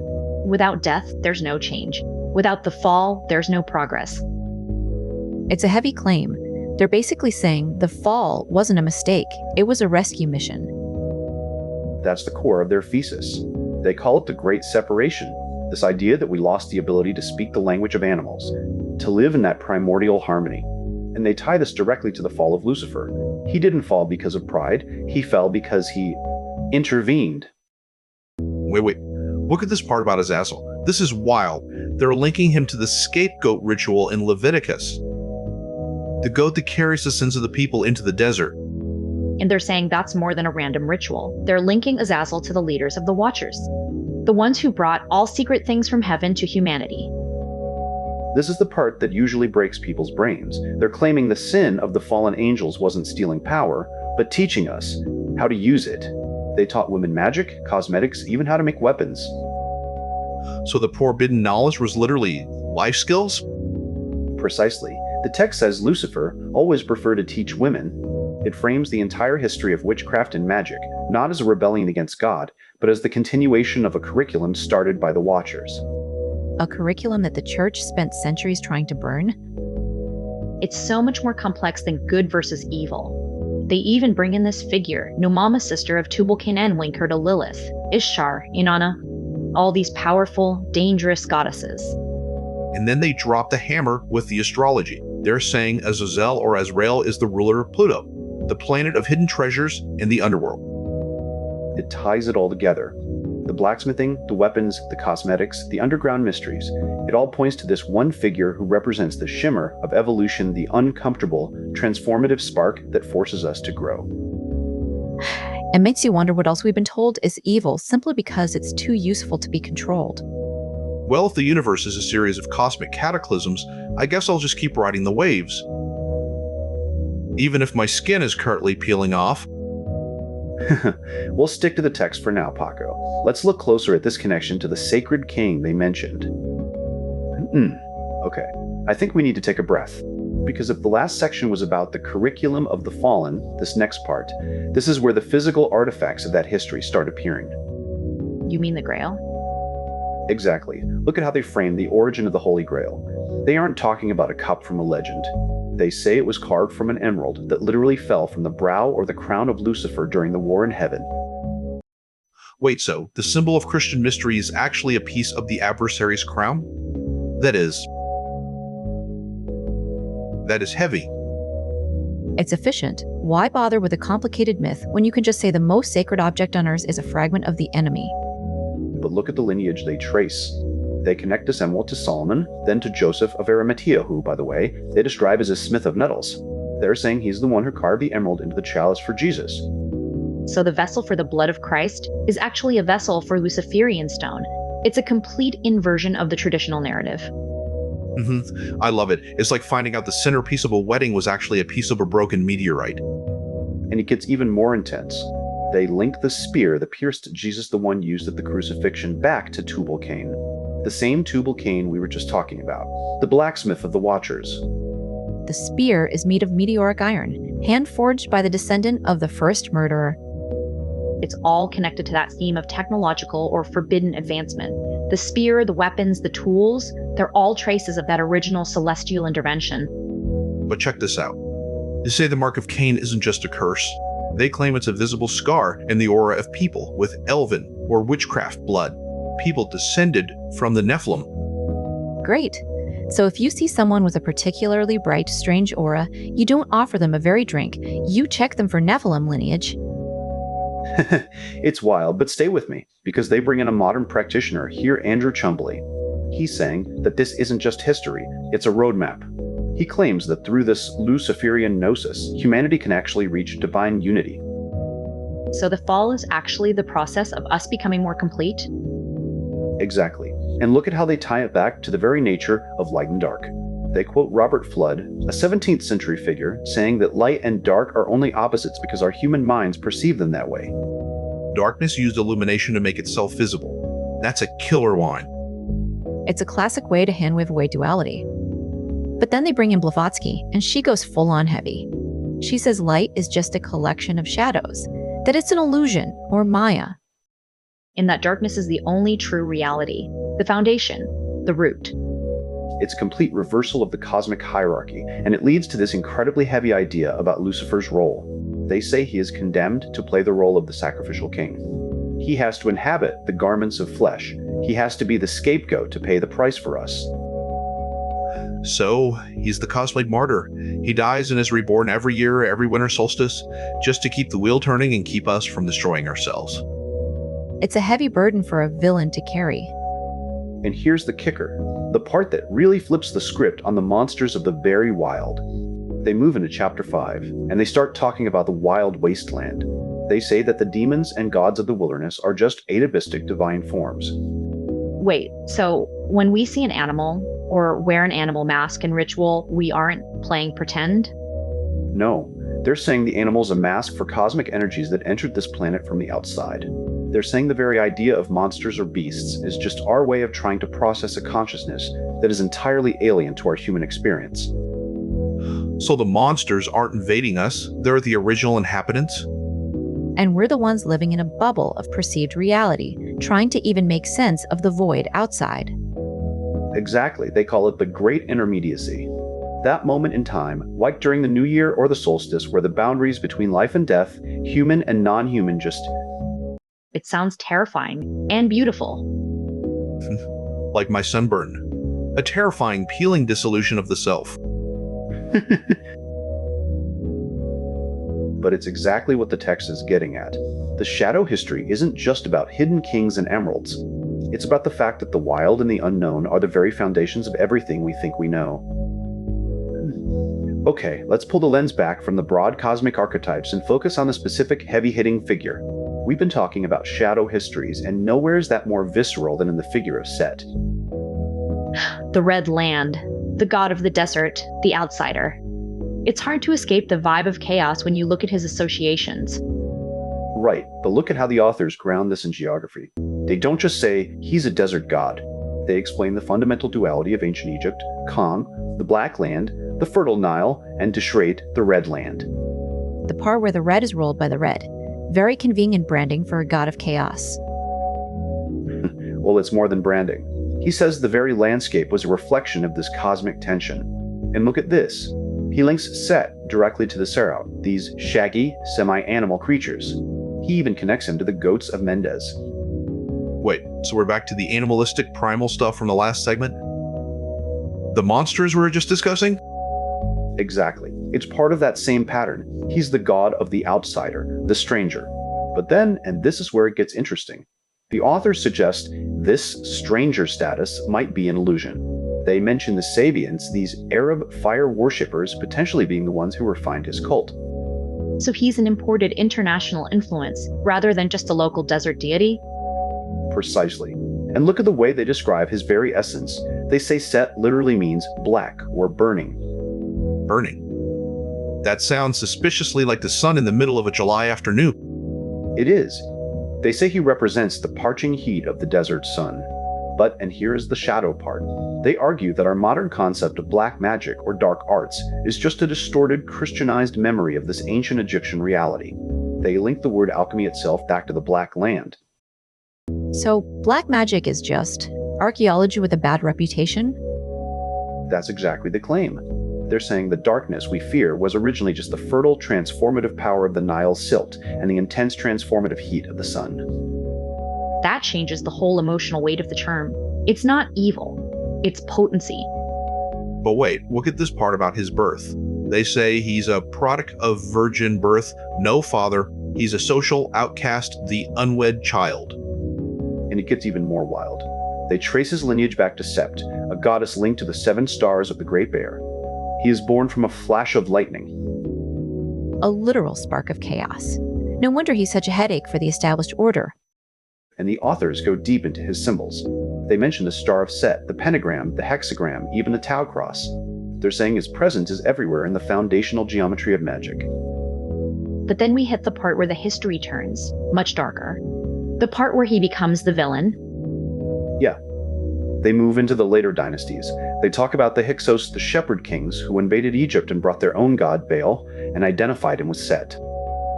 So when the Egyptians finally kicked the Hyksos out, they didn't just win a war, they started a purge. Exactly. They say that after the Hyksos were expelled, all images of Set were destroyed. It became forbidden to even speak his name. The classic move. If you can't defeat the idea, delete the files. And it goes beyond politics. They link it to the myth of Osiris. The authors present this version, where Osiris and Isis were these symbolizing rulers who brought agriculture and law. And Set? Set is the jealous brother who murders Osiris. The whole box story? The one where he tricks him into the coffin? Yes, the trickery, the molten lead, the throwing him into the Nile. It's classic high-drama betrayal. But look at how they frame the aftermath. Isis finds the body, but Set goes even further. He dismembers Osiris into 13 pieces and scatters them across the land. Talk about a messy breakup. It is, and they mention the 13th piece, the phallus, being lost to a fish. Okay, we've officially entered the too much information zone of ancient mythology. But stay with me, because the authors tie this back to the shadow history we started with. They argue that the transition of Set from a powerful, revered deity to a personification of evil is a classic example of how new, patriarchal religions demonize the old, stellar cults. So the villain is just the god of the old way, the one who represented the stars and the wild, being erased by the Stora dynasty of Osiris and Horus. Exactly. They conclude by saying that while we see him as the enemy of the sun, in some ancient periods, Set and Horus were actually seen as two sides of a whole, the Lord of the West and the Lord of the East. It's all just a struggle for the narrative. The darkness is just the part of the story they couldn't control. Honestly, my brain needs a hard reset after all that dismemberment. Agreed. Let's grab the Munchkin deck and see if anyone can actually win a combat for once.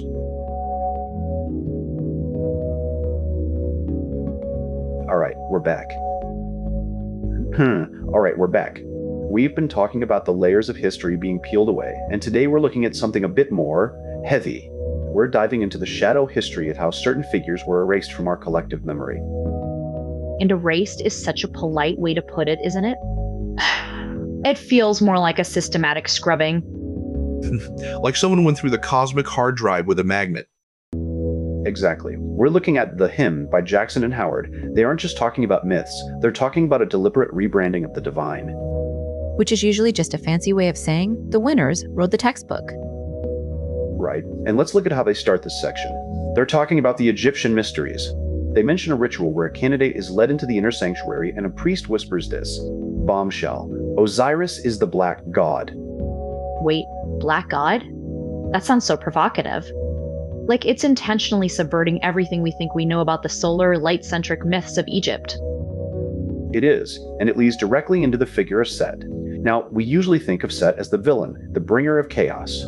But the authors are pulling from Albert Churchward here, suggesting Set was originally first in glory and power. So he's not the bad guy, he's just the guy who got demoted? Precisely. They even link him to the Yazidis' peacock angel. There's this idea of a fall that isn't a fall into sin, but a fall from grace in the eyes of the new, established order. It's the classic rebranding tactic. You take a powerful established deity, call them a demon, and suddenly you're the hero of the new religion. And look how they describe Set's nature. They call him the black sun, the sun at midnight. He's linked to the desert of time and space that separates Tifereth, the solar center, from Kether, the absolute. That's a heavy metaphor. The desert isn't just sand, it's the abyss. It's that terrifying, empty space you have to cross to actually find something real. Speaking of terrifying, let's talk about his look. The book says he's this strange composite beast. A long forked tail, a twisted trunk-like nose, pointed ears. Some say a donkey, but the authors point to Kenneth Grant's idea that he might be a fennec fox. The howling in the desert. I love that, it's so visceral. But then they pivot to the camel. They say in Arabic culture the camel symbolizes female genitalia, and they link this to the angel Samael descending in the form of a camel. Okay, we went from ancient Egypt to, well, biology very quickly. It's a bit much, but it fits the theme, doesn't it? The intersection of the sacred and the intensely physical. It does, and it brings us to the Hebrew letter Gimel. It means camel, but esoterically, it's the transition point, the bridge. It's the threshold of Deat, the veil of the abyss. The authors argue that crossing this abyss is what transforms the seeker. You move from a state of the fool, the innocent child, into the wise fool. You don't just learn things, you become the magus. That's such a powerful reframe. We usually think of the fool as someone to be pitied or corrected, but here, the goal is to reach a state where your eyes are actually open.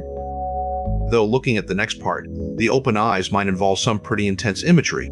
They talk about the mark of Set or the mark of Cain as a symbol of death and the gateway to the abyss. And then they take us even further afield to the Gobi Desert and the myth of Shambhala. They're suggesting these hidden places, these utopias like Shangri-La aren't just legends, but actual sites of spiritual evolution. Or just places where people go to hide from the mess they made of the rest of the world. But the book claims Shambhala is inhabited by Mahatmas beings who have finished their evolutionary cycle but chose to return in leather clothing, human bodies, to accelerate our progress. Leather clothing? That's a vivid way to even describe being human. It's a bit much, honestly. Like we're just temporary suits for much older, much weirder souls? That's the claim, and it ties back to the draconian cult mentioned earlier, the idea that the heat of sexuality, the kundalini, is the same desert heat that Set represents. So the forbidden knowledge of the ancients was basically just intense, transformative experience that the later church tried to label as demonic or succubus-driven? Exactly. They use the term allogenes, the stranger, the foreigner. To achieve true spiritual height, you have to become an outsider to the normal world. You become a wanderer, like Set or Cain. Which is a lonely way to live. The book ends this section on a really heavy note that this spiritual freedom often leads to being an outcast, or even being executed by the society you're trying to help. Yeah. The price of seeing the truth is often being called a stranger in your own home. It's a heavy start to the chapter. We'll leave it there for now. Next time, we're going to look at the all-seeing eye and the pillars of the wise. All right, let's get into it. We're moving from the desert heat of Set into something a bit more pervasive. The authors start this section with a quote from Baudelaire about walking through forests of symbols that watch you with hidden eyes. That is incredibly creepy. Like the very environment is sentient. It sets the stage perfectly for what they tackle next, the all-seeing eye. And they make a really bold claim right out of the gate. They say that despite how much we see this symbol everywhere in logos, in art, in pop culture, it's actually received extremely scant interpretation in mainstream tradition. Because if you actually understood what it meant, you might stop feeling so comfortable under its gaze. Exactly. They suggest this scant interpretation is because the symbol belongs to pre-human mysteries. They're saying the eye isn't just a symbol of God watching you, it's the original hieroglyph of the Watchers. The Watchers. Back to those guys from the last episode. Yeah, and they link it directly to a Luciferian stream of wisdom. They say the eye represents the fire of knowledge that pierces through the veil of ignorance. It's an ekpyrosius, a conflagration. So it's a flash of fire that burns away the lies. Precisely. And look at how they trace the linguistics here. They connect the Hebrew word for watchers, ear or irin, to the Egyptian ir-t, which means eye. Even in cuneiform, it's were. So it's a metaphor. They're really trying to show a literal linguistic trail of breadcrumbs leading back to the same source. They are. They even link it to the Eye of Horus and the concept of Horus who rules with eyes. It all flows into the Phoenician O and the Hebrew ayin, which literally means eye. And here's the kicker. They say the Hebrew name Azazel actually starts with that very ayin. The eye is baked into the name of the fallen one himself. So the symbol isn't just about him, it's literally his signature? It is. And they take it further, linking the root oz, which means strength, or goat, to the eye, and the fiery sword held by the cherubim. They're saying Azazel, the fallen one, was actually the first blacksmith, the master of metals. Which ties back to what we said earlier about Set being a master of metals. It's all one giant interconnected web of forbidden technology. And of course they bring in the serpent. The authors claim the tradition of the serpent in Eden is actually a memory of a covenant made under the tree of knowledge. That eyes will be open moment, that wasn't a punishment. It was the transmission of the eye. I mean, I've always felt a bit more enlightened after a good taco, but this is opening your eyes to a whole different level. Well, stay focused, Paco, because they pivot from the serpent to something much more modern. They look at the Masonic use of the eye. They mention the jewels of the Scottish Rite officers, where the eye radiates from within a triangle. And they link it back to the great architect of the universe. The idea that the eye is always open, weighing every soul. But then, and this is where it gets controversial, they bring in the Illuminati. They argue that the eye in the triangle on the US dollar bill isn't some shadowy conspiracy for world domination, but a direct legacy of Adam Weishaupt's radical vision. Here we go. It's actually a misunderstood hero trope. But listen to their reasoning. They say Weishaupt's goal was human perfection through the realization of inner divinity. He wanted a universal brotherhood based on free love and equality. They even call him a proto-communist or an anarchist. Wait, the Illuminati were anti-authoritarian? That's the opposite of the shadow government vibe we always hear about. That's the author's point. They claim the conspiracy is actually a smear campaign by the church and the monarchy to suppress a movement that was actually about spiritual and social liberation. It's so much easier to call someone a satanic conspirator than to admit they might be right about equality and freedom. It's a massive claim. And they end this section by pointing to the Royal Arch Masonry in Jerusalem, where they find even more traces of this Luciferian heritage hidden glyphs, the white porphyry stone, and the secret word of the Great Mystery. It feels like every time we pull a thread, the whole tapestry just starts unraveling. And we're only just beginning to see the pattern. Next time, we'll look at the pillars of the wise. Alright, we're moving deeper into the architecture of the shadow history. We left off with the all-seeing eye as a signature of the Watchers. Now, the authors take us to the very physical structures of the Lodge of the Pillars. The pillars. You know, I was looking at some photos of old Masonic lodges today, and there's always that heavy, imposing presence of the two columns. They're more than decor. Not at all. Look how they phrase this. They call them the Pillars of Tubal Cain. And they aren't just standing there. They are inscribed with the magical knowledge of divine dynasties, kings, and giants instructed by the stars themselves. Wait, kings and giants? Is this a history book or a fantasy novel? To the authors, there's no difference. They argue that the layout of a Masonic lodge, the sun and moon atop the pillars, is a coded map of this primordial wisdom. And it's more than a late addition. They claim this primordial magic was actually sanctioned by King Athelstan of England. Of course, everything has to trace back to a legendary English king to be official. But look at the lineage they're building. They suggest this magical wisdom of the eye was carried out of Egypt after the flood and woven into the fabric of Anglo-Saxon culture, and eventually, through some pretty wild historical leaps, into the Knights Templar. Right, the Templars. We've talked about them before, but the authors are adding this layer of Islamic infusion. They say the Templars spread a fresh stream of this Yazidi Persian esotericism across Europe. So the Templars weren't just crusaders. They were basically cosmic distributors for these ancient star cults? That's exactly the claim, and it gets even more specific. They mention a dubious line of heritage, linking the Templars to the Baron von Hund and his Order of the Temple in the 18th century. Von Hund. I remember seeing that name in those weird archives. He was the one who claimed he was initiated by a Knight of the Red Pen, right? Exactly, a Knight of the Red Pen, Cavalier Appena Rubra. And the book even hints that this mysterious figure might have been none other than Bonnie Prince Charlie himself. No way. So the Jacobite pretender to the throne was a secret agent of ancient Egyptian Yazidi star magic? Man, the plot thickens. It's getting ridiculous, Paco. But it's fascinating how they link these political figures to this red pen initiation. It makes the whole history feel like a spy novel written in blood. It's more than that. They move from the politics to the actual stuff, the physical objects. They talk about the holographic pillars at the tomb of Jacques de Molay. They claim that on the night before his execution, de Molay told a confidant that the pillars contained gold coins and secret documents to fund the order's escape to Scotland.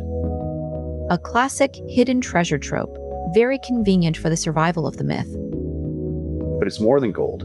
It's the knowledge, and they tie it all back to the all-seeing eye being located in the third eye, or the pineal gland. It's the gateway to psychic gnosis. Which brings us back to the Emerald Crest.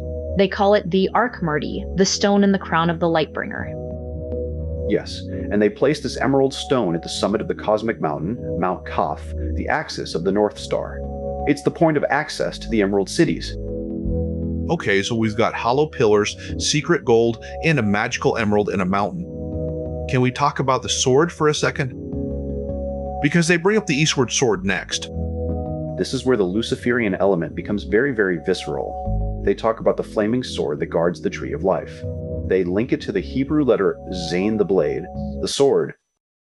It may say this isn't just a metaphor for a weapon, but a metaphor for initiatic purification by fire. Precisely. They link it to the master of metals, Azazel. They claim the very skills of the blacksmiths working with fire, the forge, the anvil were the gifts the fallen brought to humanity. So, magic is basically just advanced metallurgy? I shall enchant thee with the power of tebered steel. In a way, yes. They argue that the inner fire, the sexual energy, the kundalini is the spiritual version of the blacksmith's forge. The mastery of the inner forge is the goal. It's a lot of heavy lifting for one chapter. They're jumping from blacksmiths to the all-seeing consciousness to the very structure of the universe. But they tie it together with the symbol of the skull and crossbones. They say even this, the grim image found on Templar grave markers, is a long link to ancient serpentine traditions. It represents the incarnation of spiritual enlightenment through the death of the old self. It's a beautiful, terrifying cycle. The death of the ego to reveal the unfailing witness behind it. They end this section with a promise of restoration, that after the fall of the Watchers, Azazel will reclaim his heavenly realms. A cosmic comeback story. A comeback story that's been whispered in Egyptian crypts, Masonic lodges, and witch covens for millennia. We'll see if the restoration is coming next time.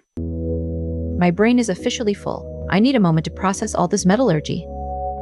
Agreed. Let's take 5 and grab some water. All right, let's get back into the forge. All right, everyone, settle in. We're diving into some heavy lifting today. We're picking up with the hymn, specifically looking at how the authors connect the very bones of our biology to the stars themselves. Heavy is right. I'm already feeling the weight of it. It's one of those chapters where you realize the history we were taught is just a thin veneer over something much more metallic. Metallic, like my new percussion set? Not quite, Paco. Think more cosmic. Look, right at the start of this section, the authors bring up this concept of celestial metal. They mention the god Set, which we talked about before, the outsider figure, and they say he was the lord of metals in these ancient Kemetic mysteries. And they aren't just talking about bronze or copper, they're getting weird. Exactly. Look how they phrase this. They say some ancient papyri claim Set's actual skeleton was made of meteoric iron. Wait, stop. Meteoric iron? Like literally fallen from the sky? That's the claim. And it's not just him. They link this to these star ancestors who supposedly had metallic bones. It's this idea that the divine isn't just spirit. It's a physical, heavy, structural reality. That is wild. It reminds me of those ceremonies in Yakutia I saw in a documentary, the ones with the iron skeletons and the costumes. Of course you bring up shamanic costumes, Paco, but he's right. The book actually makes that connection. It says the iron symbolizes death and the rebirth of the shaman. The idea that the leather of the very self is stripped away to reveal a metallic, permanent core. Right, and they use the term axis mundi, this iron pillar that connects the earth to the stars. It even mentions a bridge of swords in Celtic myth. It's this recurring, terrifyingly beautiful image of a path made of blades leading to the divine. It's so visceral. But then, it gets even more intense. They move into the alchemy of it. They talk about the god's bones being made of silver or gold. Yeah, look at this part about Antu. They say his bones were silver, revealed when his skin was stripped away. And then there's this distinction. Gold is the divine flesh, but iron? Iron is the star seed of the 7 stars, ruled by Nut, the sky goddess. So, the metal isn't just a decoration, it's the actual DNA of the cosmos. It's the shadow history of biology, if you will. We think we're just carbon and water, but they're arguing we're built from the debris of exploded stars and ancient fallen magic. And it ties back to that Luciferian theme we've been tracking. They bring up Tubal Cain, the archetypal blacksmith, and link him to the Egyptian cult of Horus Beata. They describe a foundry, or a smithy, where priests literally tended to the god like a blacksmith tends to a forge. This is the part that gets me. They're saying the all-seeing eye isn't just a symbol of surveillance. It's the literal transmission of wisdom from the Watchers, encoded in the very tools of the craft. Like the blacksmiths weren't just making swords, they were forging consciousness. Precisely, and that leads us directly into the next big jump in the text, Chapter 7, Sons of the Widow. They move from ancient smithies to, well, Freemasonry. Here we go, the secret society part. I bet you're going to say it's just a bunch of guys in aprons meeting in a pub, Seth. Well, the authors actually start by acknowledging that. They say modern people see Masons as just middle-class people with secrets, but then they pivot. They suggest the craft was actually a way to preserve this heretical knowledge of the Watchers. I love that tension. The idea that the tools, the hammers, the levels, the compasses are pinch just for building cathedrals, but are symbols for spiritual evolution. But wait, they also mention the speculative Masons. The ones who don't actually build anything. Right, the ones who turn the physical work of stone cutting into a metaphor for moral self-development. But, and this is the huge claim they bring up, the controversial idea that the Knights Templar might have been the ones who actually founded early Freemasonry in Scotland. Ugh, here comes the conspiracy. It's a historical debate, not a conspiracy. They cite Andrew Michael Ramsey, who claimed the Templars brought these ancient mysteries of Isis and Diana back from the Crusades. It's like a chain, isn't it? From the meteoric bones of Set, to the blacksmiths of Egypt, to the Templars, to the Masons. It's one continuous hidden lineage. A lineage made of iron, silver, and gold. Just don't ask me to pay for the museum tickets to see it. We're just getting started, Paco. We haven't even touched the Rosicrucians yet. Alright, we're moving from the broad strokes of the shadow history into the actual legend. We're looking at the Fama Fraternitas. Oh, the fame of the Brotherhood. This is the part where the history books get blurry, isn't it? Exactly. The authors point out that this legendary story about how the Rosicrucian order was founded wasn't even published until 1614. It was basically a viral sensation for anyone who could read back then. The 17th century version of a Twitter thread. Pretty much. And the protagonist? A German mystic named Christian Rosenkreuz. But the book makes it clear that's not his real name. As a kid, he was sent to a monastery to become a priest, but he rebelled. I can respect that. The monastery life was a bit too much structure for him. He actually ran away with an old monk on a journey to the Middle East. The monk died on the way, but Rosenkreuz made it to Damascus. And here's where it gets juicy. He didn't just wander around, he found a group of Kabbalistic initiates. So he goes from Christian monasticism to Jewish mysticism in one trip. And then he keeps moving. He travels through Fez in North Africa and Moorish Spain. He's studying the occult arts under Arab masters. He's learning how to call spirits and the secrets of alchemy. Wait, so the secret of the Rosicrucians is actually Islamic? That's the massive claim the authors are making. They suggest that because he studied under Muslim occultists, he was likely well acquainted with Sufism. The internal mystical school of Islam. That's a huge connection. It is. They even bring in Idris Shah, who compared Rosicrucianism to the Sufi order of the Qadiriyya. They both use the symbol of the red rose. The red rose! So the path of the rose isn't just a pretty metaphor, it's a literal bridge between Western alchemy and Islamic mysticism. Exactly. The authors argue the rose is a symbol of those groups who kept the flame burning through centuries of persecution. It's a survival mechanism for forbidden knowledge. It's a very pretty way to describe a global underground resistance. And when Rosenkreuz finally returns to Germany, he's more than a student. He's a missionary. He wants to save Europe from moral degradation by spreading these Eastern truths. But when his first attempt fails, he decides to go underground. The classic move. If you can't change the world through preaching, you change it through a secret society. He forms a group of 7 himself and 6 others. They have these strict rules.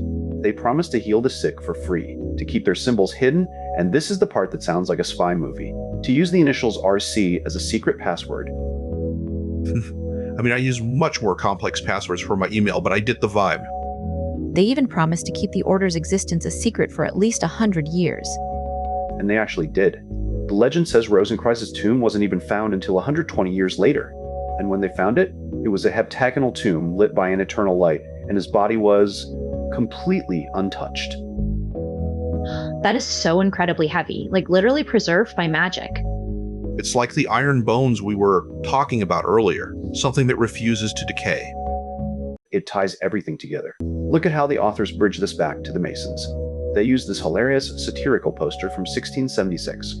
It's an ad for a joint dinner between the Rosicrucians, the Masons, and a new party of the Green Ribbon. Let me guess. The menu was phoenix eggs and unicorn steak? Persistently, black swan pies and unicorn fillet. It sounds ridiculous, but the authors use it to show that even in satire, the public perceived these groups as being connected. And they cite the great historian Frances Yates. She argues that this satire actually points to a real early tradition of cooperation between these secret societies. And then there's De Quincey, who basically says Rosicrucianism moved to England and became Freemasonry. So the whole thing is just one big, long, continuous handoff of secret papers? Exactly. From the alchemy of the Middle East, to the German mystics, to the English Masons. And it all culminates in this incredible goal mentioned in a 1788 document. They wanted to release the natural light that had been buried by the curse of the fall. The fall. That's the Luciferian element again, isn't it? Right, to bring out the hidden God within. The authors are saying that even if the history is messy, the intent is the same, using the tools of the craft to trigger a spiritual awakening. It's a pretty intense way to look at a construction manual. But don't forget where it all starts. The authors bring us back to the very beginning of the Masonic lineage, the ancient charters. They trace the skills of masonry all the way back to Lamech, the ancestor of Noah. Back to the prehistoric stuff. Yeah. Lamech's children, Tubal the builder, Tubal Cain the smith, and Nomama who invented weaving. We're back to the metals. We are Tubal Cain, our old friend from the start of the episode, the one who forges tools of copper and iron. The authors note that some historians even link him to Vulcan, the Roman god of fire. So we've gone from a mysterious German monk in a tomb to an ancient blacksmith forging the very tools of civilization. It's all one loop, the iron pillar of the universe being hammered into shape one generation at a time. All right, let's pick up the thread. We just finished talking about the Rosicrucian handoff, but now the authors are pulling us even further back. They're moving from the 17th century straight into the pre-flood era. Back to the beginning. My brain is already feeling the temporal whiplash. It gets deeper. Look at how they link Tubal Cain the blacksmith we mentioned earlier to these Cainites. They say these were nomadic tribes near the Caspian Sea, descendants of Cain, who were basically hereditary blacksmiths and horsemen. So Cain wasn't just the first murderer, he was also the first guy running a heavy machinery workshop. And apparently he was teaching geometry to his son just so they could build more cities. It's like the first family was obsessed with urban planning. But the authors use this to make a much bigger point about the shadow history. They say the Masonic legend claims geometry was invented by Adam.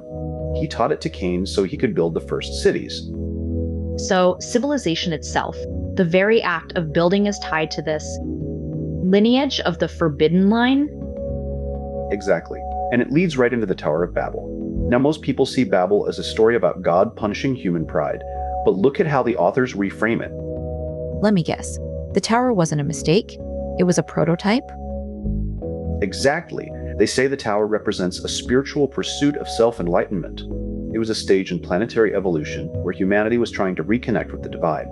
The confusion of tongues wasn't just a punishment, it was an intervention because humans were evolving too fast.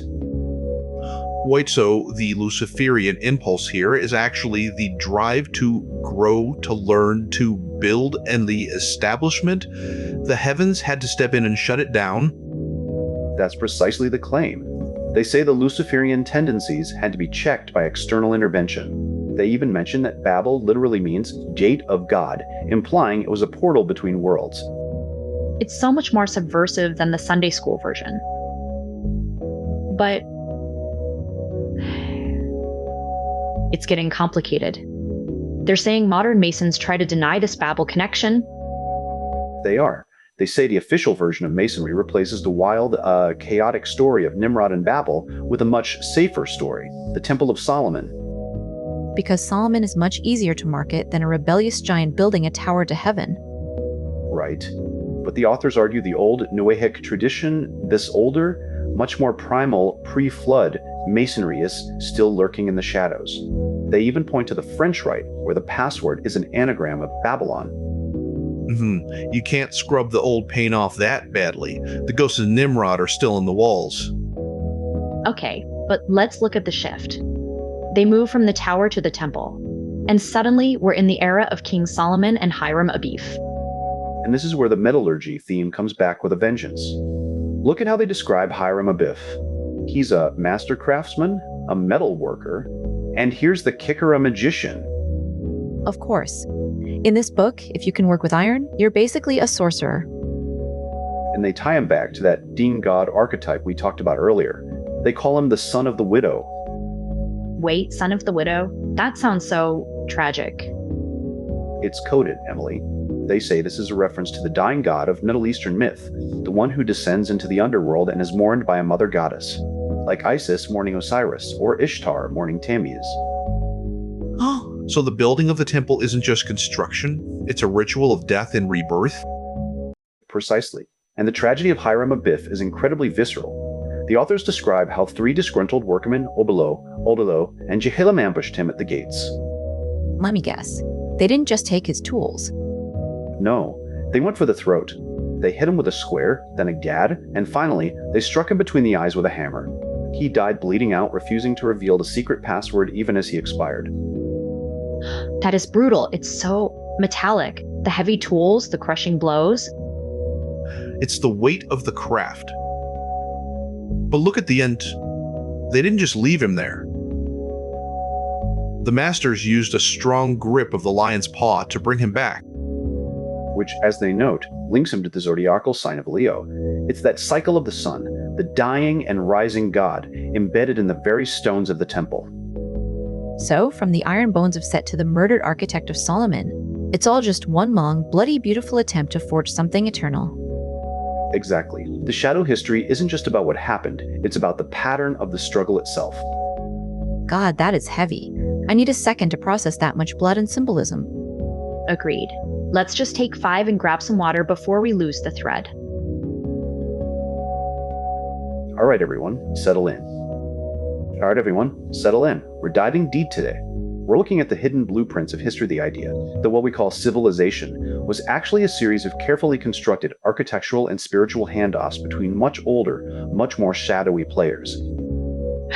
And let me tell you, looking at these early chapters of the hymn, it's heavy. It's like looking at the wiring behind the walls of the world. And some of those wires are definitely sparking, Emily. I'm really feeling the energy in the room already. Can we just get to the text? My brain is already running a marathon. Right, so we're starting with this incredible imagery of the lion. The authors are pulling from Night here, talking about how in pagan mysteries, the lion represents overcoming death and achieving personal immortality of the human spirit. It's so visceral. It's a physical conquest, not a metaphor. Exactly, and look how they bridge it to the Rosicrucians. They claim the lion is the sun, and that this solar phallic force is actually tied to the serpent power, the Kundalini rising during sexual magic. Okay, now we're talking. That's the draconian connection we've talked about before, right? That primitive, fiery foundation. Precisely. It's about balancing elemental forces to move from lunar to planetary. And then this is where it gets really wild. They bring in alchemy. They describe a sacred wedding of sun and moon symbolized by a lion-headed serpent. A lion-headed serpent. That sounds like something straight out of a fever dream. but they link it directly to Egypt. They say this is how the Egyptians depicted the dark solar god Set. Wait, so the darkness isn't just absence of light, it's a specific structured force? Exactly. And they claim this union produces a magical child, a pre-Adamic, perfect androgynous being. They even quote a vision of a gemstone falling from a crown of the fallen son of light. Talk about a high-stakes cosmic drama. It's all very much. But let's look at the transition to the more mainstream figures. They bring up Jesus here, calling him the Lion of the tribe of Judah. And they immediately challenge the standard astrological reading. Most people say, oh, he was born under Leo. But the authors say, no, it's much deeper. They argue it's about his connection to the ancient Egyptian mysteries and the lineage of sacred lion kings. So it's not an accident of the stars, it's a deliberate inheritance of a much older, much more royal bloodline of magic. Which leads us straight to Hiram-Abith, the whole dying god archetype. Right? They're connecting Abuth to Osiris. They point out that the gates where Abuth was struck were the western gates where the sun sets. And in Egyptian myth, the underworld is in the Western Ocean. It's all connected. The geography of the soul is mapped onto the geography of the earth. It is, and look at the Dionysian masters. The authors claim this group of architects and builders the precursors to the Masons used sacred geometry to make temples that actually represented the human body. That's the microcosm macrocosm thing. The temple is the man. Yes. They even quote Kirker saying if you stretch your limbs in a cross, the center is your navel. If you fold your legs, it's your phallus. And they claim Noah built the ark and Solomon built the temple using these exact human proportions. So basically the universe is just a giant cosmic anatomy lesson. It's a bit much, Paco. But here's where the authors get controversial. They start talking about the construction of Solomon's temple. They claim it wasn't just a Jewish project. They're pulling in BW. Anderson here saying the temple was an invasion of Canaanite culture into the heart of Israel. They're suggesting the plans were nearly identical to Egyptian temples, and that the offerings sent to Tyre looked suspiciously like fertility rites. So the monotheistic temple might have actually been a temple to the old gods? They go even further. They mention the scholar Raphael Patai, who argues that for over half of the temple's existence, a statue of Asherah, a fertility goddess, was actually inside the temple. Man, the official history is just a thin veneer, isn't it? It's a complete subversion. They're saying Solomon, the great king, was essentially keeping the old pagan ways alive under the guise of Yahweh. And they back it up with the Bible itself. They point to the verses where Solomon's wives turned his heart to other gods, like Astarte. The holy site was actually a hyper place of incense for Baal and Ant. Wait, so the authors are essentially claiming that the Holy of Holies wasn't a place of pure monotheism, but a hidden sanctuary for the very pagan forces the prophets were trying to destroy? That's exactly the claim. They see the temple not as a religious victory, but as a site of deep, hidden syncretism. It's like finding out your favorite clean restaurant is actually running a secret underground speakeasy in the basement. If that's true, then the three temples theory at the end of this section, that changes everything. It does. They say there's a first temple, the physical universe, a second temple, the human body, and a third and unseen temple not made by human hands. The hidden church of the Holy Grail. And the craziest part, they say the stones for this third temple weren't cut by men, but by a supernatural serpent-like creature called the Shamir. A worm-cutting stone? Okay, I'm officially spooked. Well, don't get too spooked yet, Paco. We've still got the Syrinx to deal with. Okay, let's pick back up. We were just talking about the unseen temple and that strange Shamir worm. But the authors bring us back to the physical site, the actual construction of Solomon's temple, and they drop a bombshell about how it was built. They're not talking about pulleys and levers, are they? Not even close. They mention a document from Alexandria that claims Egyptian priests used magic to command the spirits of the elements. They literally say they moved massive stones through the air, stones that thousands of men could not lift. See, this is why I don't trust construction quotes. Oh, we'll just use some elemental spirits, it'll be fine, very cost effective. It's more than the weight, though. Look at the brazen sea. The authors describe this massive bronze basin decorated with lilies resting on 12 oxen. 12 oxen facing the cardinal directions? That's so cosmic. And here's the heavy hitter. They quote Manly Palmer Hall. He says this: sea isn't just a bowl, it's an allegory. He claims the soul, cast from a fiery golden metal, was poured into a clay mold, the physical body, and named the Brazen Sea. So the bronze basin is a metaphor for the human body?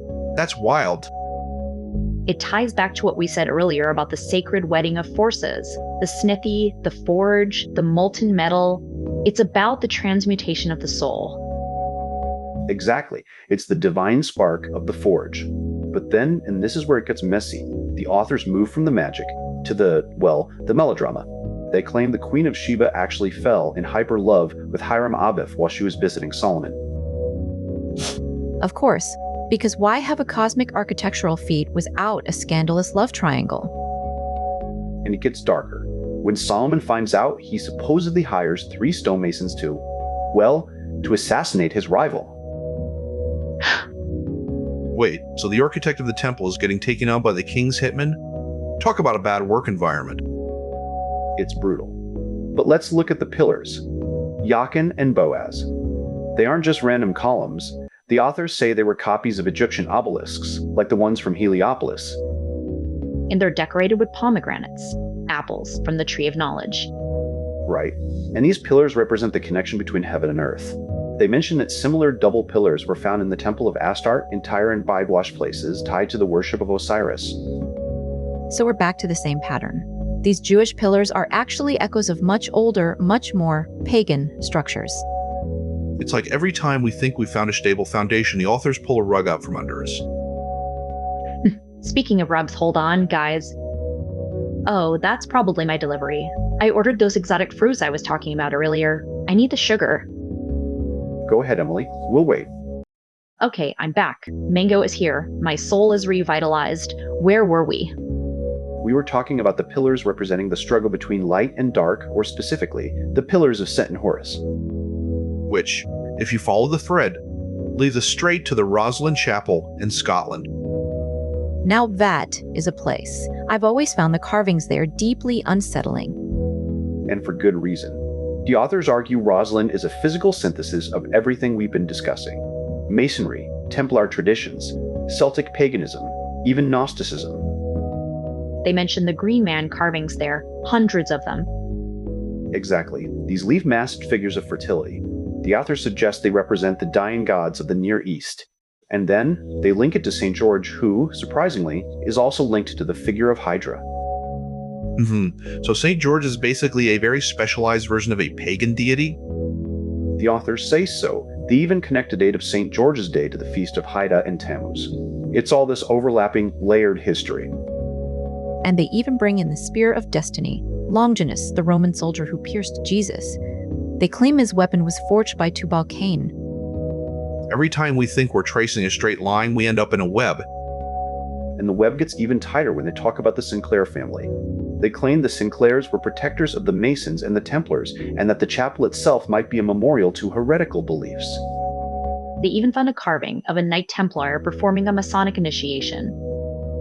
It's all one continuous hidden stream. But look at this final eerie note in this section. The apprentice pillar in Rosslyn. The one where the apprentice kills the master? Yes. An apprentice, driven by envy because his master left the work unfinished, completes the pillar himself only to be beaten to death by the master when he returns. That is incredibly dark, even for this show. It's a brutal end to a section about building the sacred, but it leaves us with that image of the widow's son, the victim of the master's rage hanging over the entire idea of architectural legacy. It makes you wonder, if the architecture is meant to be a map of the soul, what does a murdered apprentice say about the path to enlightenment? That is exactly the question we need to carry into the next chapter. If we keep digging into this, we're going to need more than just willpower to survive the shadows. Speaking of survival, the Persian delivery just hit the doorstep. All right, everyone, settle in. We're diving back into the shadows today. I am officially ready. I've got my mango, I've got my focus, and honestly, after the week I've had, I need something a bit more cosmic. Just cosmic? You spent half your morning trying to negotiate with a coffee machine, Em. Hey, that was a ritual of necessity. Anyway, today we're picking up the hymn. We're looking at the shadow history of progress, the idea that what we call civilization is actually just the leftovers of a much older, much more controversial lineage of angel guides and forbidden knowledge. And as usual, it's going to be heavy on the "they tried to erase this" vibe. Let's just get to the text. Right. We're looking at the Rosslyn Chapel, specifically a pillar there. The authors point out this intense symbolism. It's based on Yggdrasil, the Norse world tree. Wait, the world tree? I thought we were talking about Christian/Masonic history here. That's the point. He says it's likely because the apprentice who carved it was from Orkney, where those Norse pagan beliefs hung on for ages. And look at the base. He describes at least 5 serpents with tails in their mouths, forming an Ouroboros. The world serpent. Classic. You know, it's funny, I was looking at my tarot deck earlier and thinking about how much we love that eternal cycle true. It's not a trope, Paco. It's a structural reality in these texts. Exactly. But then it gets even weirder. The authors bring in Andrew Sinclair, who links this pillar to the Tree of Knowledge in Eden. And he claims the serpent with the tail in its mouth wasn't just Lucifer, but part of the secret wisdom of the Cathars and the Templars. So the villain of the garden is actually a teacher? That's the author's core thesis. The Luciferian tradition isn't about evil, it's about a hidden lineage of lords of light. He goes further. He describes this Rosslyn fallen angel carving. It's a humanoid figure hanging upside down, barely held by a rope. Or maybe it's a snake entwined around a body. That sounds intense. It gets darker. He compares it to William Blake's vision of God, supported by the sons of Jesus and Satan. And then this is the kicker, he cites Andrew Collins, who says this figure is actually Shemaiah, the leader of the fallen angels from Persian myth. So we're jumping from Norway to Scotland to Persia to the Bible. It's all one map, Em, and it goes beyond angels. The book moves into the craft, the connection between masonry and witchcraft. Now we're talking. I love a good overlap. It's an overlap of shared devotion. The text quotes E.W. Liddell, saying that while Masons and witches might use different methods, they share the same goal, unity with God. And she claims that in the 17th century, even intellectuals were drawn to the craft because of its druidic roots. Wait, hold on. Read that part about the witch blood again. He says Andrew Chambly wrote about a myth of a bloodline of witches passed down from prehistoric times via the transmission of the primal creating fire. That's the ancient fire the authors mentioned in the introduction. They're claiming a literal biological descent from the union of watchers and humans. So, you're saying the witches aren't just people in pointy hats. They're descendants of aliens or fallen angels? According to the text, yes. It's the infusion of the flame and seed of Samael and Lilith. It's the birth of Cain. It's this whole heavy, visceral idea of demoniological gnosis. It's so much more primal than the clean version of history we're taught. It's messy, it's biological, it's sexual. It absolutely is. And it leads us directly to the next chapter, the Queen of Wisdom. Ah, the Queen of Sheba. Now there's a character. Right? The authors look at her as an archetype rather than just a historical figure. They link her name, Saba, to the number 7, the 7 planetary rulers. And they point out her sunburnt skin, echoing the title of the Burned One given to Set. I love that. It's like she's a bridge between the Egyptian and the Hebrew worlds. Exactly. She comes to Solomon to test his secret knowledge with riddles. He's the morning star to her. And she brings a massive caravan, gold, gems, and most importantly, incense. The incense connection is huge. It's the same stuff used for the Magi, right? Precisely. But the book shifts focus to Solomon's actual power. He wasn't just a king, he was a master of the liturgy. He allegedly controlled jinns and elementals. He had a book of spells so dangerous it was burned by the church multiple times. The Clavicula Solomonis, the Key of Solomon. Exactly. A book so heretical that even the Venetian Inquisition was tracking its copies. And the payoff? The text says their union produced a son, Makeda, the founder of the Ethiopian dynasty of Lion Kings. Which brings us all the way to Haile Selassie, the Lion of Judah. Man, we started with a Norwegian tree and ended with the Ethiopian Empire. This book is a wild ride. It's not a ride, Paco. It's a descent.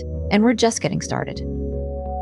Okay, so we've established the Queen of Sheba isn't just a visiting dignitary. She's a walking, breathing intersection of every forbidden tradition we've talked about.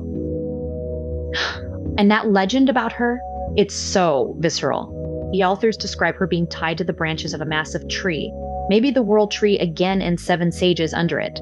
They kill a dragon to save her, but there's a price. One of the authors says a spray of the dragon's venom hits her left leg and foot.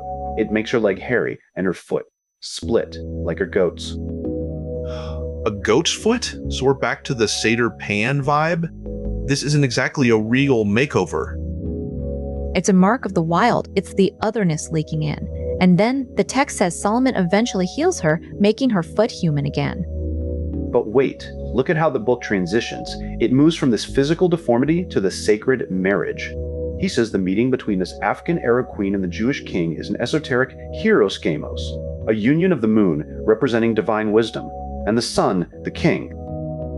Which brings us back to the high priestess in the tarot, the moon-crowned figure sitting between Jachin and Boaz.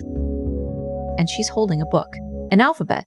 The authors mention Kirker's Magna Scientia, where she holds 7 hieroglyphic keys, 7 keys for all human knowledge. That's a lot of pressure for one book. It's more than that. The text links her to Sophia, but then, and this is where it gets really dark yet, links her to the companion of Adam's youth, Lilith.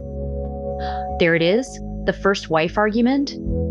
Exactly. He's suggesting the Queen of Sheba, Sophia, and Lilith are all different facets of the same primordial feminine energy. And look at the Giordano Bruno connection. He compares the goddess Diana to Sophia because the moon reflects the sun. He uses the myth of Actaeon the hunter who sees Diana and is torn apart by his own hounds. That's a brutal way to learn a lesson. But the lesson is the point. The text quotes Aradia, "If you do not find within what you seek, you will never find it without." That's actually deeply profound. It ties back to what we were saying about the internalized magic. But don't forget the blood part. The authors mention that some legends say the Queen and Marduk conspired to steal the Ark of the Covenant and take it to her homeland. Wait, stealing the Ark? That's a massive heist for a sacred marriage. And it's more than the Ark. He says Solomon allegedly gave her an emerald from the crown of Lucifer. From Lucifer's crown? Now we're really playing with fire. And that emerald was used for the chalices at the Last Supper. The trail of artifacts is getting... well, it's getting impossible to follow. It's not impossible, Seth. It's just nonlinear. The authors point out that her kingdom, Sabah, is linked to the Sabian star worshippers in Yemen. They even mention an archaeological find of a lunar temple there. But then there's the Nigeria thing, right? The counter evidence. Yeah, a British archaeologist found ruins in the Nigerian rainforest and claimed that was her city. It's like the history is trying to physically move itself around. It's like the shadow history we keep talking about. The truth is hiding in the migration. And it gets even more monstrous. There's this story about a hoopoe bird telling Solomon about this great queen. When she arrives, Solomon looks at her through the reflection of his palace floor and sees goat's feet. So the healing part from earlier? It's the same wound. He thinks she's a desert demon, one of the serene following Azazel. Or, even more provocative, he says she might be a demonic vampire. Lilith. So the Queen of Wisdom and the Demoness are literally the same person, depending on whether you're looking at her feet or her crown. And it doesn't stop at the Middle East. The authors link her to the Black Madonna, the cult of the Templars, and even the myth of the Holy Grail. Wait, the Grail isn't a ship built by the Queen? The Ship of Solomon, made from the wood of the Tree of Knowledge itself. He says Sir Galahad used it to find the Grail. This is getting wild. We've gone from a split goat foot to the Knights of the Round Table in 3 minutes. It's all connected. The authors even bring in the Merovingian kings, the long-haired kings, claiming they descended from a magical marriage between a human and a sea monster, Melusine. And that lineage leads right back to the witch blood we discussed earlier, the ancient fire. I think I need and drink, or a very large coffee. We aren't done. We're just reaching the part where the light starts to flicker. Because the next chapter, it's called The Lamp of Lilith. Here we go. All right, we've been traveling through these legends for a while now, but we need to ground ourselves. We're entering the Lamp of Lilith chapter. I can already feel the vibe shifting. It's getting much more visceral. It is, because to understand the shadow history, we have to stop looking at Lilith as just a scary demon and look at her origins. The authors start by listing her names, and it's intense, beautiful maiden, specter, vampire whore, queen of demons, mother of witches. Vampire whore? Talk about a bad PR campaign.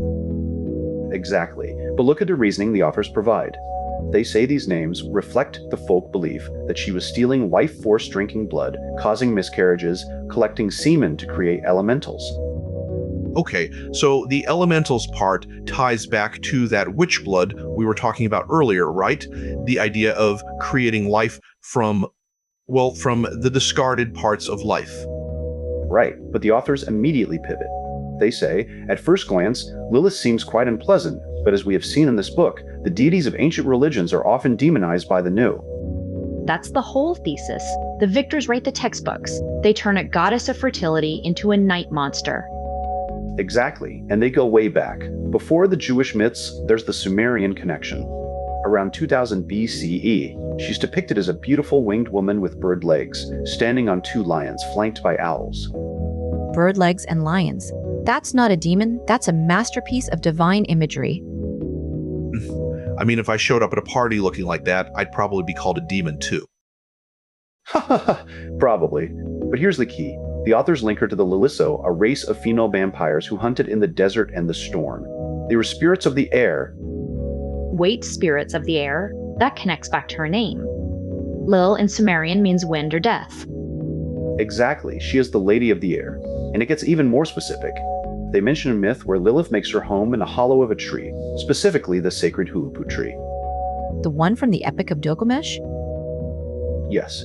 In the epic, the goddess Inanna tries to save the tree, but a serpent, a storm demon named Zu, and Lilith are all nesting in it.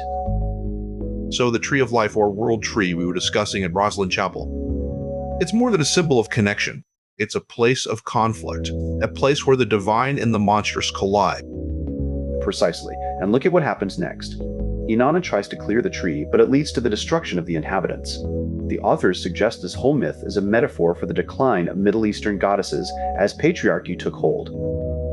It's the same pattern. You take a powerful, wild, uncontrollable female force, and you turn it into a storm or a demon that needs to be conquered.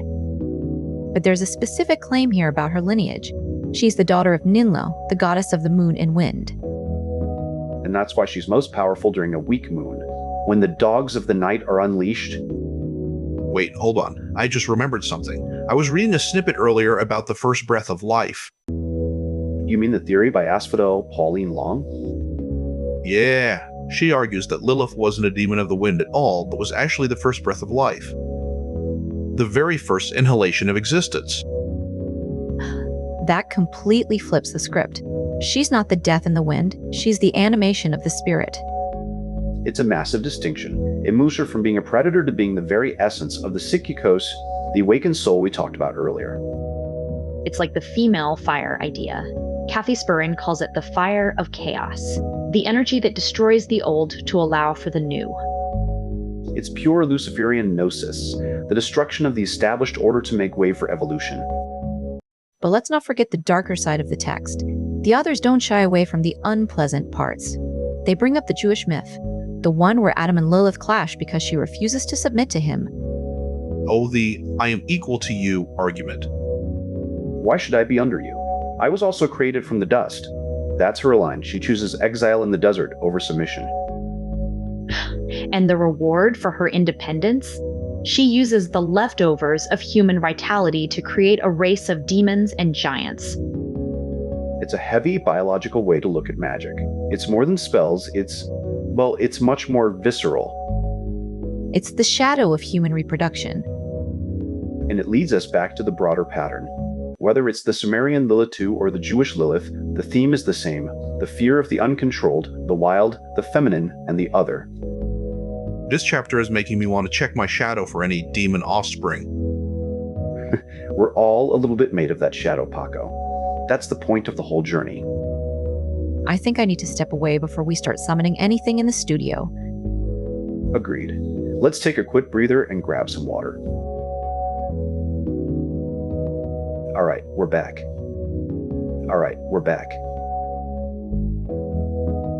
You know, I've been spending a lot of time lately with my systems theory books, trying to find the logic in the chaos, but this text, it moves us back into a much more visceral territory. Much more. It's blood and bronze and old, heavy shadows.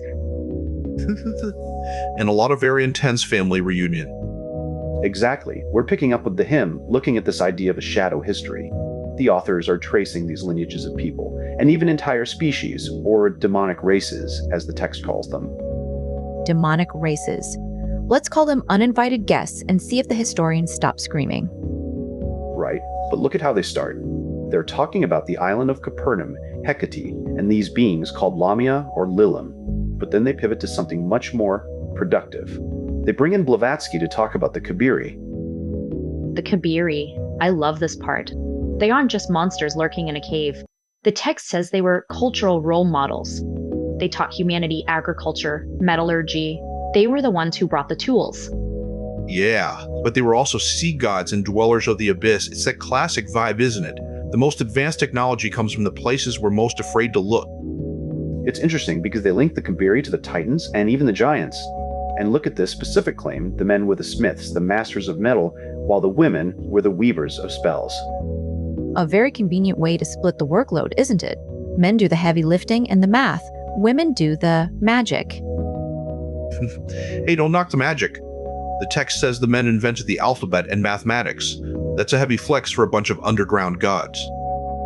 But it gets even more concrete. They list the actual artifacts. The bronze sickle of Saturn, the trident of Poseidon, even the helmet of Hades. The authors are arguing that these demonic smiths provided the very toolkit of civilization. And it's all connected to this one figure, Cain. Right. The text claims Blavatsky identified Cain as one of the Kabiri, a mentor to anyone working with copper or iron. Wait. I gotta stop you there. We've talked about Cain before in our discussions on the shadow history, but here they are linking him directly to the Persian traditions. This is the connection the authors are obsessed with. They link Cain to Arba-Uum, a Sumerian king which they claim translates to the serpent. And this is the huge leap, they link that name to Mazda. As in, Ahura Mazda, the Lord of Light? Exactly, the Serpent of Light. They're building this bridge from a biblical murderer to the very pinnacle of Zoroastrian divinity. That is a massive bridge. You're taking the villain of the Genesis story and making him the architect of the Persian light tradition? It's a bold move. It's either brilliant or completely unhinged. Well, it leads us straight into the heart of the matter, Lilith. And here's where the text gets really juicy.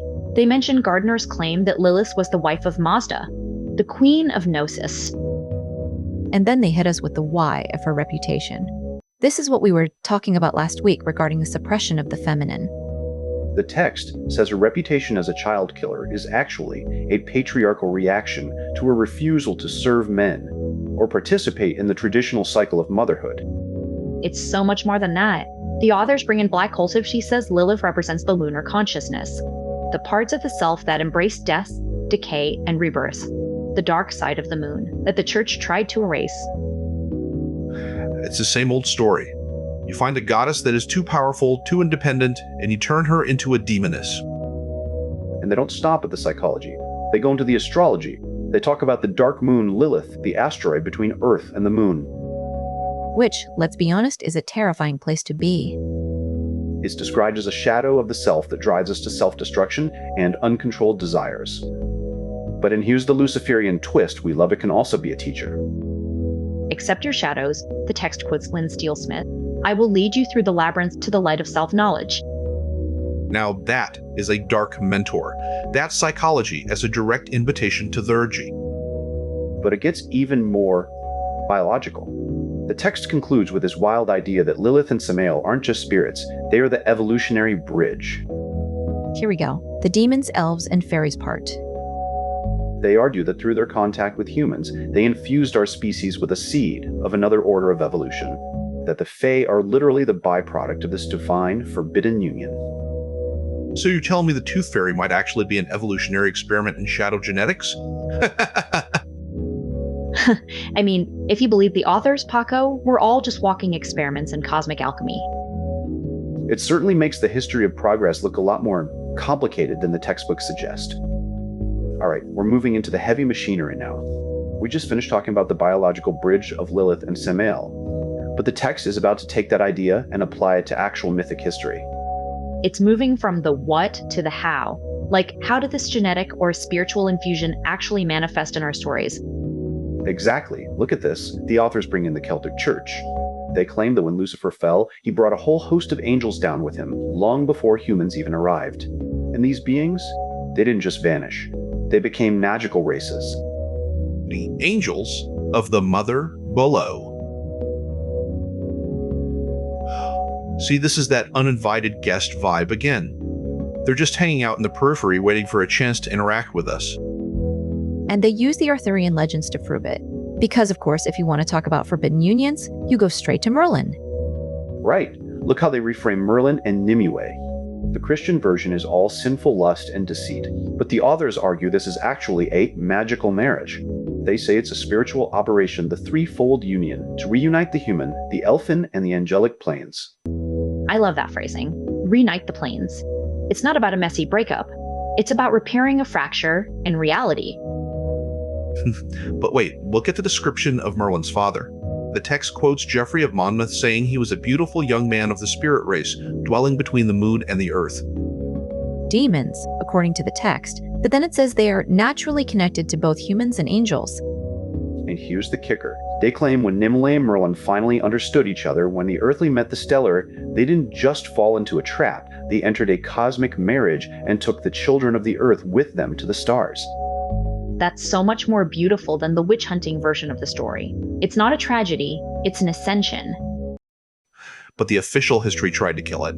The authors are very blunt here. Patriarchal propagandists spent centuries demonizing these myths, twisting these invasions of evolutionary progress into treaties with demonic forces. Well, if someone shows up in your backyard and starts teaching you how to use a plow and a microscope, you're probably going to call them a demon eventually. It's the same pattern we saw with the Kabiri. But now, the text shifts focus to something even more visceral. It moves into the craft itself. The witch blood? Yeah. They're saying that even though the symbols have been falsified or corrupted by centuries of religious conflict, the actual practice, the use of animal masks, the shamanic roots, it's still there. It's a survival mechanism. And they claim it's carried by people with a specific mark, the mark of Cain or the mark of Seth. So, if you're a good witch, you're basically part descendant of a prehistoric murderer? That's a hell of a branding strategy. It's definitely not for the faint of heart. But look at who they connect this mark to. They link the horned god of the witches, this figure of the dark satyr, to a massive global list, Cernunnos, Pan, even the Islamic Iblis and the Jewish Azazel. It's a single thread running through everything. The great serpent of light. And now get this. He's a forest god and a bull. A bull. And they go on this massive, incredible sprawl through history. They bring in the Epic of Gilgamesh, the bull of heaven, Enkidu being half bull. They bring in Marduk, the Babylonian god of light, riding a chariot of storms. Even the Canaanites had a bull god Baal. It's everywhere. It's in the golden calf of the Exodus. It's in the Indian Shiva. It's even in the Egyptian Apis. Wait, hold on. I just saw the connection. They're linking the Cretan Minotaur to this sacred marriage too. Exactly. They argue that the myth of Pasiphae and the bull isn't just a weird story about a queen and a cow. It's a hieros gamos, a sacred marriage between the solar, phallic power of the bull and the lunar, shining power of the queen. And the result of that sacred union is the Minotaur monster trapped in a labyrinth. Which, if you think about a bit, is exactly what happens when the divine is forced into a material prison. The text says the labyrinth was built by Daedalus to hide the truth. But Ariadne, the daughter of Minos, is a simple thread to lead the way out. The thread of connection. It always comes back to the thread, doesn't it? The connection between the human and the divine. It really does. Whether it's a thread of yarn or a lineage of witch blood, the authors are insisting that the path out of the labyrinth is always there, hidden in the shadows of the myths we've been taught to fear. So, we've been following this trail of breadcrumbs from the Kabiri myths, through the magical marriage of Merlin, all the way to the shadow genetics of the Fae. And now, the authors take us to the most primal symbol of them all. The bull. Exactly, but they're talking about this black bull that connects everything from ancient India to the Celtic hills of Britain. Yuk-A-Esh. Let me guess. It's a cosmic engine of destruction and creation. Precisely. Look at how they phrase it. They start with India, the concept of Parjanya, the bull as a fertilizer of the Mother Earth. But then they jump to the black bull of the north, an Altai tradition that brings fertilizing rains. It's like this global rhythmic heartbeat. They're saying that whether it's in Persia or the British Isles, this figure is the same. The bull is the Vajra, the diamond lightning. So, the bull isn't just standing in a field, he's literally striking the earth with lightning to make things grow. That's a heavy-duty metaphor for fertility. And it gets more local. To look at Roman Britain, the Druids, the white bulls sacrificed in sacred groves. They even mention this horned god with a horned serpent on his head. Wait, the horned serpent? That sounds suspiciously like the same serpent of light we were discussing with the Cain Mazda connection earlier. It is. It's the same thread, Jane. The authors connect this horned god to Kernanos, to the Gundestrup cauldron, even to a bull in Trier and Paris that has 3 cranes sitting on its back. The crane dance, they link it to the lame god. It's all these fragmented pieces of a broken mirror trying to show us one single ancient ritual. But then, and here's where it gets spooky. They move away from the agriculture and prosperity part and into the real mystery, the deep, less noticeable layer of mystery. Right. This is where the shadow history really takes hold. They claim the bull is the embodiment of the mysteries of eternity, time, and the celestial procession of the equinoxes. So, we're not talking about a ritual to ensure a good harvest anymore. We're talking about the Via Luminalis, the cult of disorder. They explicitly link this bull cult to the Sabbatic cult of the witches. They're saying that the wild, chaotic energy of the witches' Sabbath is actually a direct survival of this ancient, pre-human ritual of the Black Bull. That is a massive claim. They are saying the chaos of the witches isn't just rebellion, it's a cosmic operation. It's the descent to solution of boundaries between the human and the non-human. It's the time between times. The authors talk about the 13th hour of the Black Bull at midnight, where the clock strikes 13 and the boundaries of reality just melt. I love that. The 13th hour. It's the perfect way to describe that feeling when you're so deep in a trance or ritual that you forget where your body ends and the room begins. And they tie it back to the stars. They link the constellation of the Great Bear the Plow to the Wild Hunt. They even say that in Egypt, the plow was called the Golden Bull, the very home of Set. So the villain of Egypt, the god of chaos, is actually part of the same celestial bull-driven structure. It's all interconnected. The shadow isn't an enemy, it's the foundation. But look at the pushback. They mention the 7th century Archbishop Theodore of Canterbury trying to stop the people from wearing these masks during the winter solstice. He wanted to cleanse the Anglo-Saxons of these pagan leftovers. And yet, the authors show that the ancients survived. In the Cotswolds and West Country, the Christmas bull lasted well into the 20th century. A man covered in bull skin, parading through the streets. It's like a ghost in the machinery of history. The church can ban the mask, but they can't kill the impulse to become the beast. It's that uncontrolled ecstatic energy. The text says the black bull with golden horns is the symbol of the Saturnian mysteries, the madness of the devotees, drunk on sacred wine, beating drums under the techt, cold northern stars. It sounds exhausting, but also incredibly liberating to just let the disorder take over for a night. But the authors end this section with a final heavy pivot. They suggest that this entire sabbatic tradition, the whole wild, chaotic, bull-masked chaos, might actually have been heavily influenced by Arabic sources during the Moorish period in Spain. So, the European witch tradition is actually a Moorish inheritance? They're suggesting that the shadow we see in the West is actually a much older, much more diverse, much more globalized magic than we ever dared to imagine. It's more than a local folktale. It's a global, cosmic reconstruction. Well, if the 11th hour was the time of the king, I guess the 13th hour is where we all finally find the truth, even if it's a bit messy. Oh, hold on. I think I hear the doorbell. The Korean food is actually here. Perfect, because if I have to contemplate any more ancient shadows without some kimchi, I'm going to lose it. All right, everyone, settle in. We're diving deep today.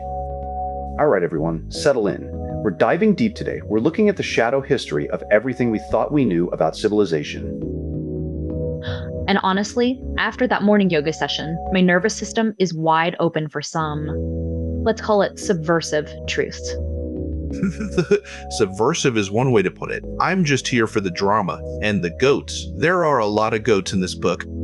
If there isn't a single piece of evidence that suggests the Crusades were actually a massive occult marketing campaign, I'm going to be disappointed. Well, Jane, you might be in luck. We're picking up in a passage that argues exactly that. Look at this first claim. The authors suggest that Luciferian gnosis didn't just appear in Europe. It was imported. They trace it back to these wandering groups in the Middle East, called the Cult of the Two-Horned. Wait, Cults of the Wounded?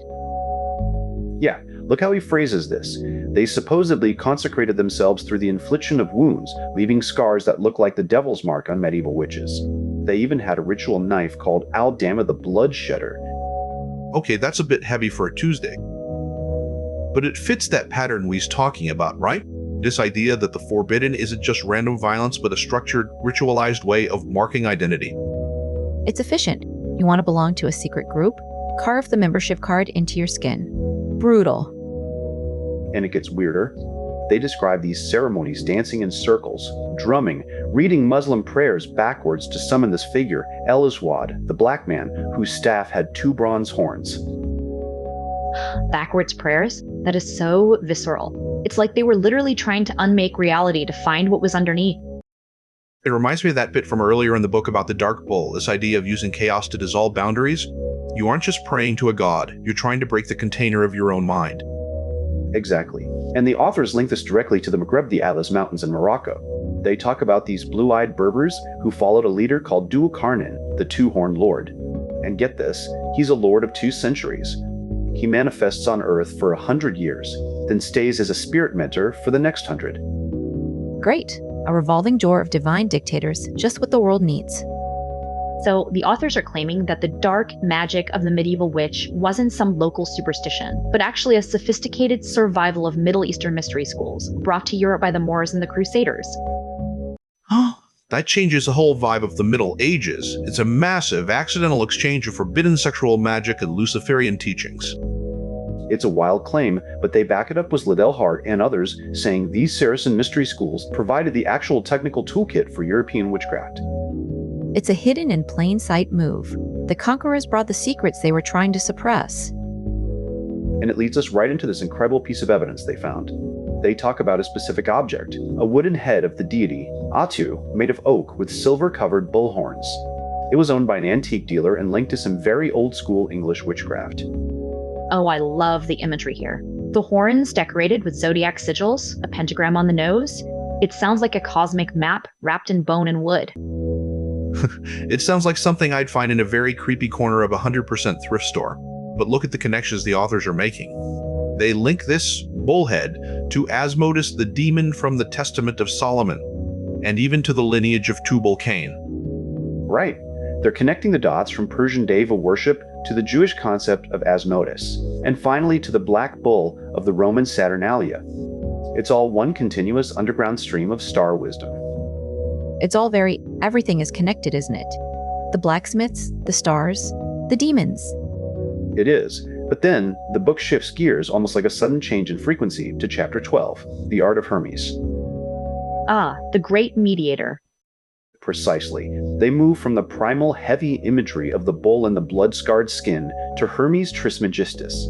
But they don't present him as this polished, academic figure.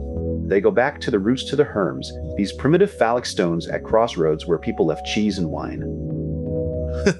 So before he was a god of diplomacy and communication, he was basically a roadside vending machine for travelers. Which, honestly, is a much more relatable version of a deity. But notice the thread here. The authors argue that this natura magica, this natural magic involving plants, stones, and talismans, is the actual inheritance of humanity from the fallen angels. So the knowledge isn't just a gift. It's a leftover, a fragment of a broken connection. Exactly. Whether it's the black man in the desert or the messenger at the crossroads, the book is building this case that our entire spiritual architecture is built on the ruins of much older, much more dangerous truths. So, we've moved from the raw, bloody ritual of the two-horned cult to something much more elegant. But don't let the elegance fool you. The authors are still looking at the architecture of power. They're looking at the caduceus, the staff. Exactly. He says the staff or the herm could be a speaking wand, passed around in a circle so everyone could be heard. But then he pivots to the esoteric side. He describes the caduceus as the very symbol of Hermes' androgynous nature. Two snakes winding around the rod representing solar and lunar energies. Or if you're feeling a bit more New Age today, Kundalini energy rising up the spine. Precisely. He actually goes so far as to say the staff is the human spinal column. It delivers this serpentine or dragon force straight to the brain to activate the third eye. Of course, because why just have a headache when you can have a dragon-induced spiritual awakening? But look at the claim he makes about the third eye here. He says in the Luciferian tradition, the third eye is an emerald stone that literally fell from the forehead of Lucifer. Oh, that is intense. So it's a metaphor for perception and a physical celestial fragment of a fallen deity? Yeah, and he links it to the mark of Cain, which those involved in the blood of witches supposedly carry astrally. It ties back to that earlier point about the mark being a way to identify the initiated. It's like a cosmic DNA test. You see the emerald flash, you know they're part of the lineage. It's also incredibly convenient for building an elite club. You're in, because you have the fallen debris of a star on your forehead.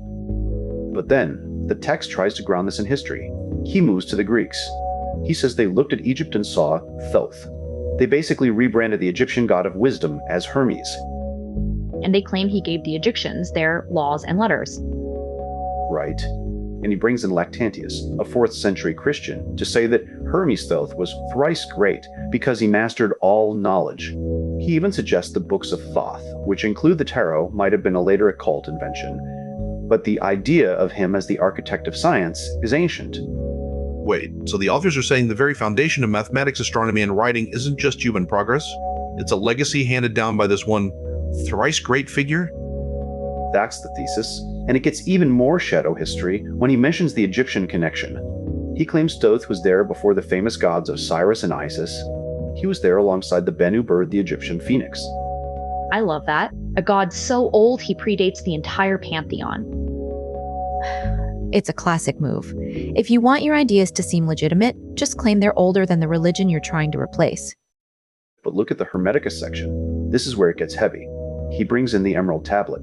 As above, so below. The macrocosm and the microcosm. A cheat code for magic. If you can change the small thing, you change the big thing. But he says the tablet wasn't just a random poem. He claims it was based on the pillars of Sif, Enoch, Noah, and Tubal Cain found in a cave. Which brings us back to that lineage of forbidden builders. And then, the authors drop this bombshell about the contents of a universe.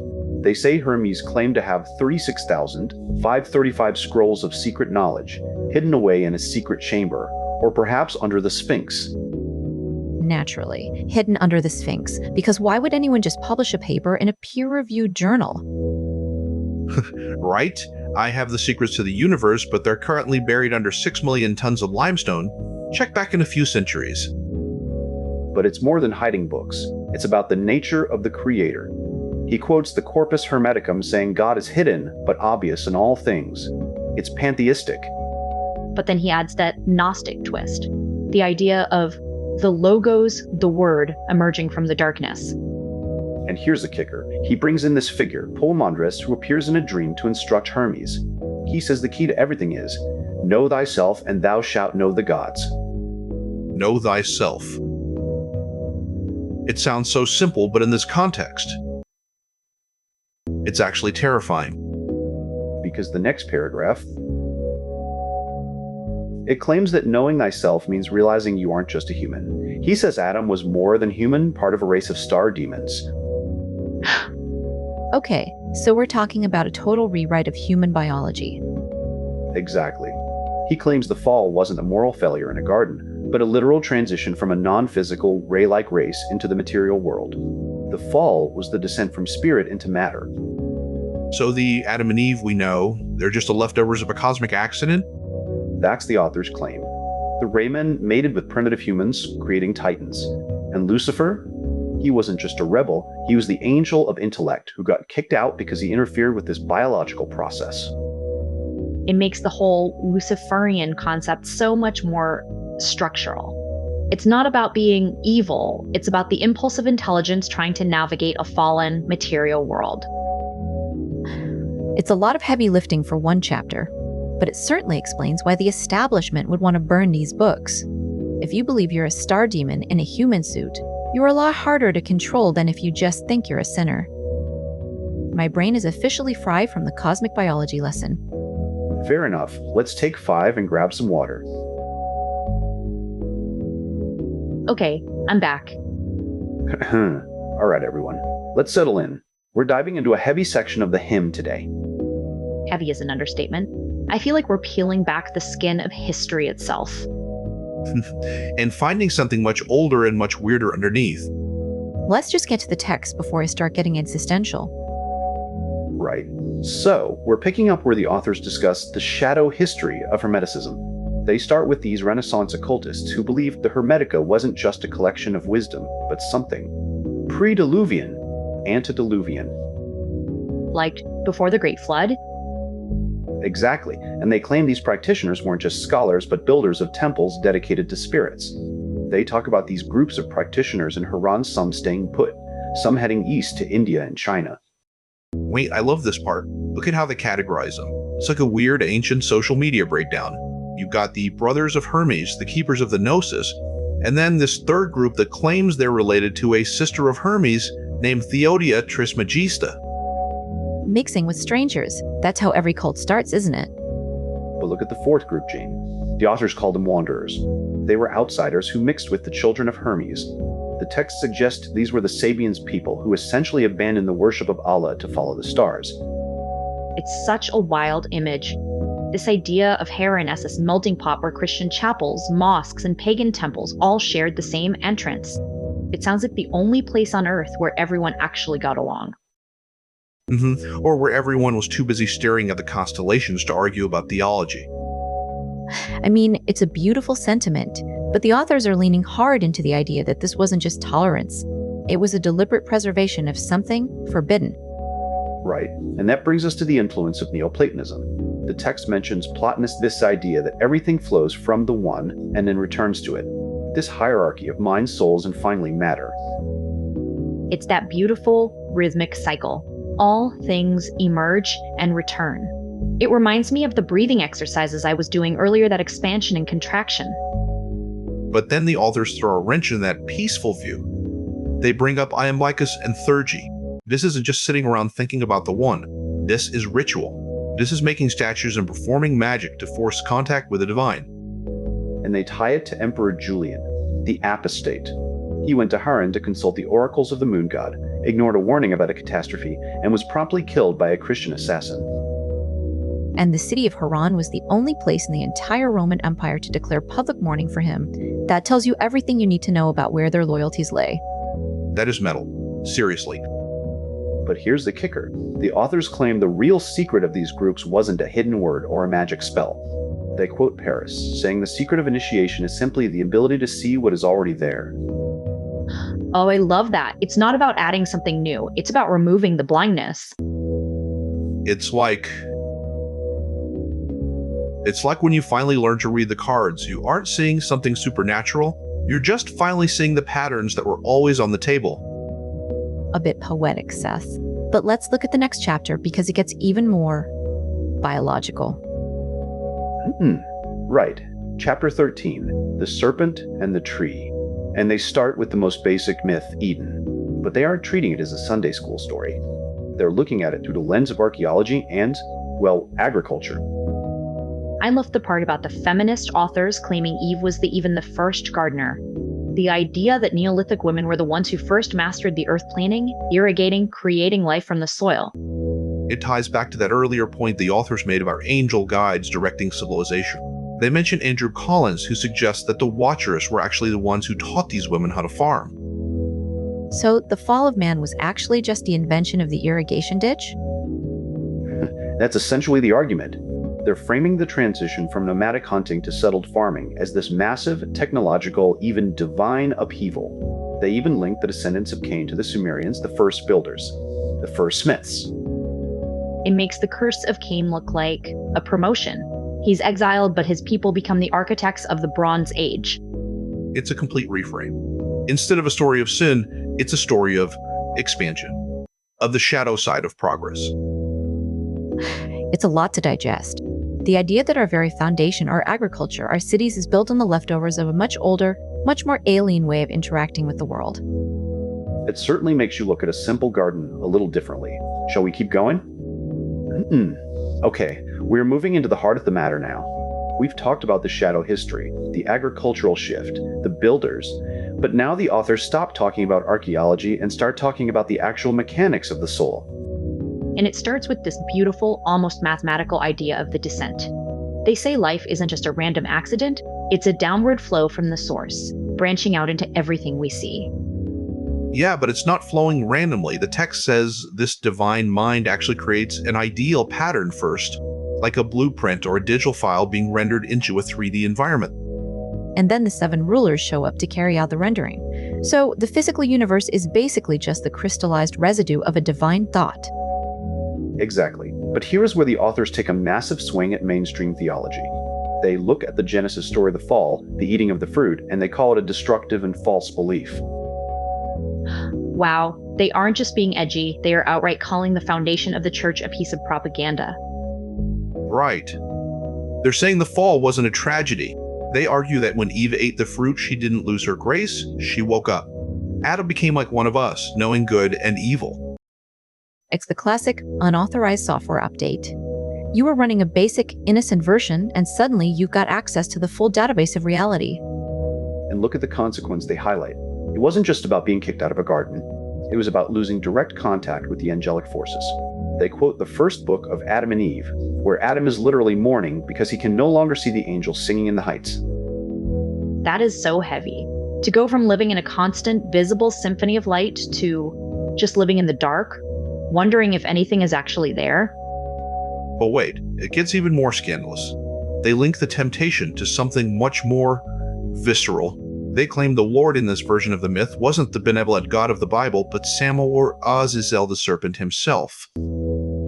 They are explicitly claiming that Cain wasn't the product of a sin, but the result of a divine union between Eve and the serpent. So the first human was actually a hybrid? A product of the serpent's wisdom and human flesh? Exactly. They're saying the sin was actually a biological and spiritual breakthrough. The serpent brought this spark of knowledge and apparently the concept of sex. So, according to this, the entire history of morality is just an attempt to suppress the moment we became self-aware? That is precisely their thesis. They argue that patriarchal religions used the myth of the evil temptress to demonize women and stifle this very evolutionary impulse. It's like they're saying the serpent is actually the cosmic teacher, the one who pushed us out of the nursery and into the real world. And they even bring in the Ophites, the Serpent Brotherhood. They believe the serpent was the great teacher and the creator of all science. It's a lot to take in. The idea that the vicious snake is actually the great educator. And they tie it to the Ouroboros, the snake eating its own tail. They call it the Kukulos Anna case, the circle of necessity. This isn't just a pretty symbol. They say it's the mechanism of the soul's evolution. We descend into matter, we endure the cycles of elements, and we undergo incarnations in leathern clothing. That's our physical bodies to eventually learn enough to return to the source. So the physical world is like a classroom? A really, really difficult high-stakes classroom? Yeah, like Madeleine Montauban said, the earth is a school where the soul moves from grade to grade. You don't graduate until you've mastered the lessons of the material plane. Which brings us to the heavy hitters, Saturn and the Bull. They link this entire process of descending into matter to the influence of Saturn, the god of time, the one who brings death and decay. The Witherer, the one with a scythe. But they argue that by mastering the Saturnian mysteries, by understanding the cycle of time and the alchemical marriage, the initiate can break the circle. They mention this incredible line about the Ouroboros: make man and woman into a circle, and when you join the head to the tail, you obtain the whole tincture. The union of the masculine and feminine, the completion of the circuit. It's all connected. The serpent, the stars, the descent, the return. It's one massive cosmic loop. It's a lot of heavy lifting for one afternoon. I think I need a moment to just sit with the idea that everything we thought was evil might actually be the engine of our progress. We'll take that beat. We'll be right back. Okay, we're back. And I think we need to take a breath, because the text just keeps expanding. We went from the Garden of Eden to the Americas, and now we're looking at this massive overlapping web of myths. It's like a fractal. You zoom in on one detail, and suddenly you see the same pattern repeated in a completely different culture. Exactly. Look at how the authors bridge this. They move from the Greek myth of Ophion, this serpent who was cast into the underworld, straight into the legend of Eurynome. And they claim that from the broken teeth of this serpent, the first humans actually emerged. Wait, from the broken teeth? That is a brutal way to start a species. No cosmic hug, no divine breath, just dental debris. Sounds about right for an evolutionary process. But look at the connection they make to Vulcan. They're saying this goddess, Eurynome, rescued the ugly, deformed child Vulcan from the sea and hid him in an underground city with the Kabiri. The Kabiri. The same ones they mentioned earlier, the servants of the Great Mother. It's like the authors are trying to show us that no matter how much we call it Greek or Roman, the underlying structural bones are the same. It's all about the service to the mother. And then they do something even more wild. They jump across the ocean. They bring in Quetzalcoatl. Now we're talking. The feathered serpent, the lord of life and death. I love how they describe him. As a myth and a cultural exemplar who taught agriculture and the arts. He's literally the bringer of civilization. And they even claim the Spanish conquistadors saw him in Jesus. Can you imagine? You show up with a cross and the locals are like, oh hey, is that the serpent returned? It's a powerful psychological observation. They're saying the symbols were so deeply embedded that the new religion could only be understood through the lens of the old. And look at this specific detail. They describe Quetzalcoatl as a man in white with a tau cross adornment. A tau cross? In ancient Mexico, that's a massive claim, Seth. That's more than cultural influence. That's a direct link. It is. And they go even further, linking him to these 13 crystal skulls that supposedly contain encoded knowledge of science and astronomy. They even throw in a pop culture nod to 2001: A Space Odyssey. I mean, if Arthur Clarke could use monoliths to evolve humanity, why not crystal skulls from the Pleiades? It all fits the theme of external guides, doesn't it? If we start discussing aliens from Orion, I'm leaving the podcast. Too late, Jane. We're already halfway there. But look, there's a pivot back to the more familiar territory. The serpent on the tree. Right. They move back to the Levant, the bronze serpent of Moses. The idea that looking at the serpent could heal the sting of the bite. It's such a beautiful paradox. The very thing that causes the death is the thing that provides the cure. It's like a piece of code. If you see the snake entwined around the towel, you're looking at the fundamental tension of the universe. Or you're looking at a very effective way to keep people staring at the altar. But they aren't just talking about aesthetics, Jane. They're talking about power. They link this imagery to the Knights Templar. They mention these Masonic gem stars surrounding a serpent on a tau cross, with the inscription, "In hoc signo vinces," in this sign, you shall conquer. That's the same phrase associated with Constantine. They're tracing a direct line from ancient magic to the heart of Christian chivalry. And they even mention the sword of Seth appearing on these Templar stones. It's all coming back to that shadow history we started with. The idea that the official history is just a thin veneer over something much more primal. Which leads us directly into the most controversial part of this section. The identity of the Earth Angel. Here we go. The Dark Angel argument. They start by acknowledging the standard view, Sandalphon, the ruler of Malkuth, the Earth, but then they bring in the subversive tradition. They claim the true Archangel of Earth is Lumiel, or Lucifer. The light of God. But they call him a dark angel. How does light of God become dark? Because of the function, Paco. They quote Dion Fortune. Here she says the title Dark Angel is given to him because he rules over karmic debt. He governs the Valley of Tears. He is the one who manages the heavy, the difficult, the material. So he's not evil in the way we think. He's just the administrator of the hard stuff. The weight of existence. Sounds like my job description on a Monday morning. Exactly. And they mention this magical square, the Table of Lumiel, designed to protect the soul from the grips of karma. So, the darkness isn't an absence of light, it's the density of the material world. It's the friction of being alive. And they end on this incredible tension that contrasts Lumiel with Metatron, the ruler of Kether, the highest point. They say the goal of the entire search is the union of the two, Kether in Malkuth, the highest point meeting the lowest point. The crown meeting the earth. It's a lot. It's a lot of heavy lifting for the psyche. It is, but it's the only way to understand the full circuit. We'll be back. If I have to process any more cosmic density before my coffee, my brain is actually going to liquefy. Let's just vibrate it out for a second, Paco. Give me that rhythm.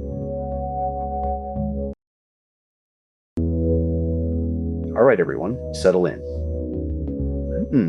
All right, everyone, settle in. We're diving back into the heavy stuff today. We're picking up The Hymn by Jackson and Howard.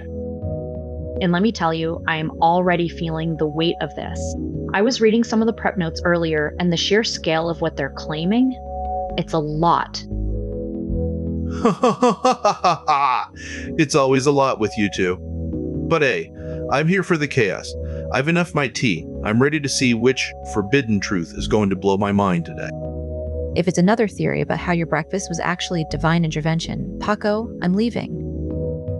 No, Jane, this is much more structural. We're looking at the shadow history of progress.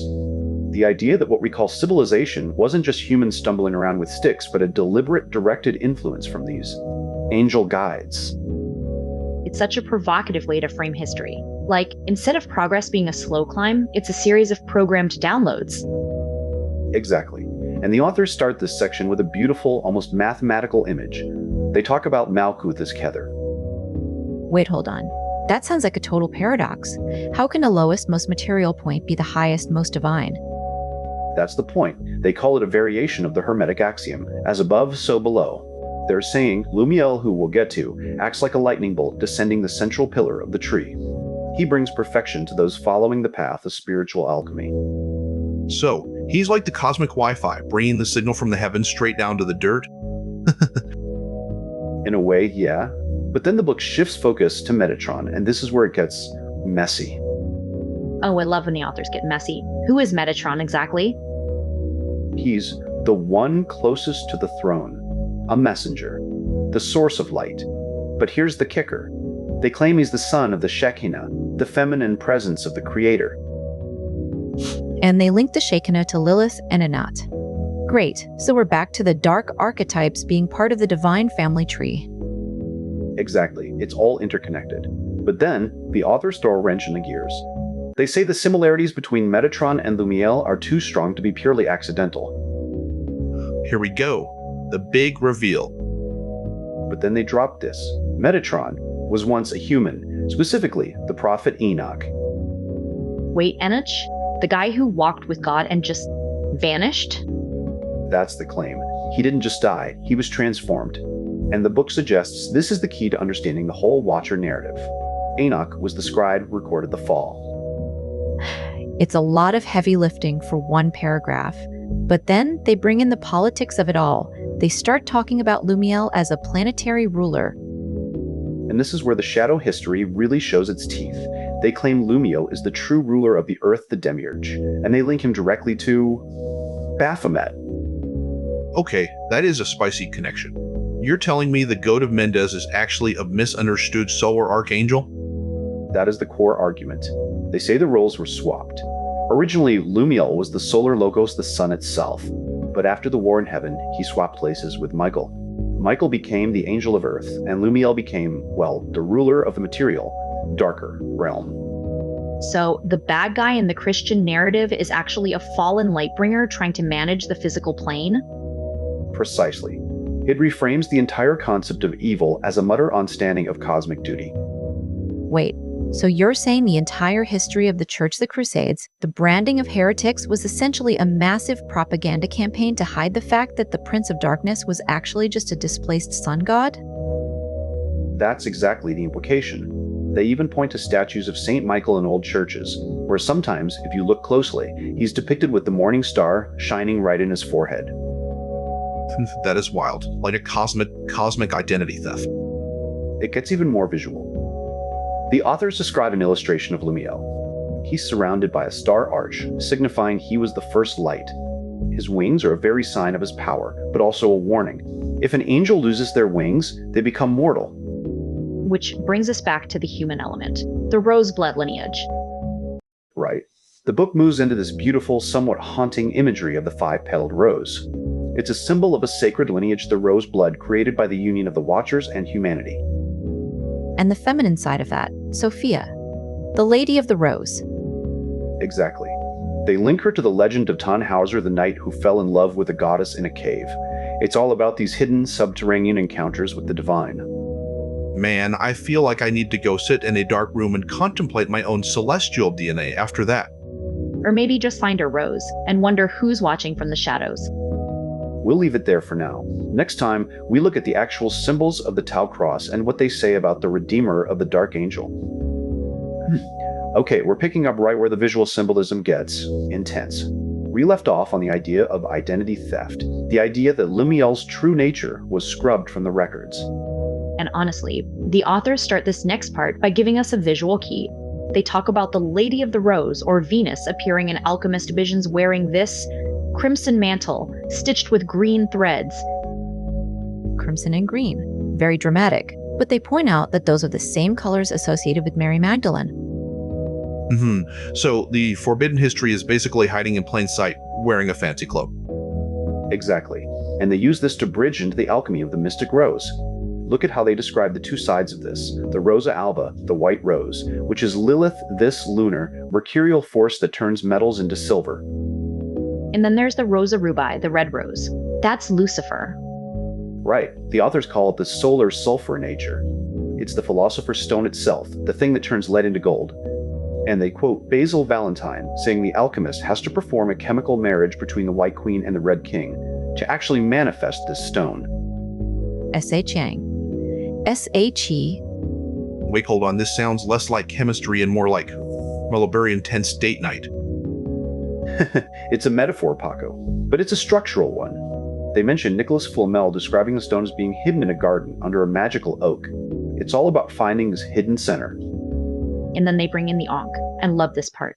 They say the Ankh on the illustration isn't just a pretty Egyptian symbol, it's the sacred marriage of opposites. They describe it as the Tau cross the masculine, phallic symbol joined with the oval, the yoni. It's the union of the red and white rose. Lucifer Apollo meeting Lilith Diana. So the Great Rite is essentially a cosmic version of what Emily was talking about with her tantric practice? Hey, don't bring my yoga into your theological debates, Jane. But yeah, actually, they describe it as a literal union of essences. The oil of Lilith and the blood of the red lion mixing to create the rosy dew. Rosy dew. That sounds like something you'd find in a very expensive, very strange perfume shop. But look at where it leads. This rosy dew, the aqua vitae, the water of life, it flows into the grail. The cup of light. And they define the grail here not as some shiny cup in a movie, but as the yoni of the star goddess, the womb of outer space. Which, if you follow the author's logic, is the center of the labyrinth. The goal of the entire spiritual ascent. Okay, but then they hit us with the seal of the Order of Melchizedek. They say this symbol, the cross with the serpent, is the mark of the priest kings. And this is the heavy part. They explicitly claim that the figure of Lumiel has been distorted and mutilated by the church. They say the enemies of truth took this Lord of the First Light and rebranded him as Satan, a demonic monster used to scare the flock into submission. So, the entire concept of hell is just a psychological cage built by the priesthood to keep people from realizing they are actually descendants of this Lightbringer? That is precisely the claim. They say the path doesn't lead to hell, but to self-realization, to moving away from crude materialism. Man, that is a massive indictment. It's like saying the entire security system of the world was designed to keep us from finding the exit. And then the book pivots. It moves from the symbolic to the historical. Chapter 15, The Priest King. And they go straight to Melchizedek, the man who appears for only 8 lines in Genesis, but apparently is the most dangerous man in the Bible. Because, as they say, if his true identity were known, his name would be immediately censored. Of course it would. Because he's the guy who brings bread and wine to Abraham, a civilized alternative to the bloody animal sacrifices that the God of the Old Testament seems to demand. Wait, so the authors are saying the true religion was much more peaceful bread and wine, and the official religion was just a way to keep the blood sacrifices and the power structures going? That's the shadow history right there. They argue that Melchizedek represents a tradition of priest-kings that the early church tried to erase because it was too close to the heretical truth. And they even link him to the Titans and the Kabiri, these ancient primordial gods. It's all very conspiracy theory, isn't it? But I have to admit, the way they connect the bread and wine to a rejection of the bloodiness of Yahweh, it makes the political motive for the church's censorship actually make sense. It's a lot to digest. We're looking at a world where every symbol is a coded message, and every demon is just a misunderstood god. Next time, we're going to look at what happens when these caste kings actually meet the human lineage. Alright, we're back. And I have to say, after our last session, I've been looking at everything a little differently. Even the way I approach my research, it's feeling less like data analysis and more like, well, tracing a lineage. I know that feeling. It's like the patterns are starting to emerge from the noise. Speaking of patterns, I saw a bee outside my very window today, and I almost tried to negotiate a trade agreement with it. Maybe you were just looking for more cosmic Wi-Fi signals, Paco. But seriously, we're picking up with the heavyweights now. The authors move from the politics of Melchizedek to his actual origins, and it's even more wild than we thought.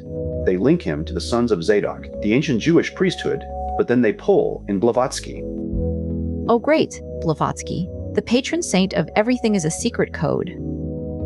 But listen to the connection she makes. She compares Melchizedek to the Roman god Mars. She sees him as a lord of death who also manages agriculture and architecture. Wait, Mars, the god of war? How does a war god end up managing architecture and farming? That's the shadow history again, Emily. It's the idea that these figures represent fundamental structural forces. And it gets even stranger. She links him to Vulcan and even Cain. Of course, because why stop at a priest king when you can bring in the first murderer? It's all one big, messy family tree. But look at what they say about his gift. This is the part that actually made me stop scrolling.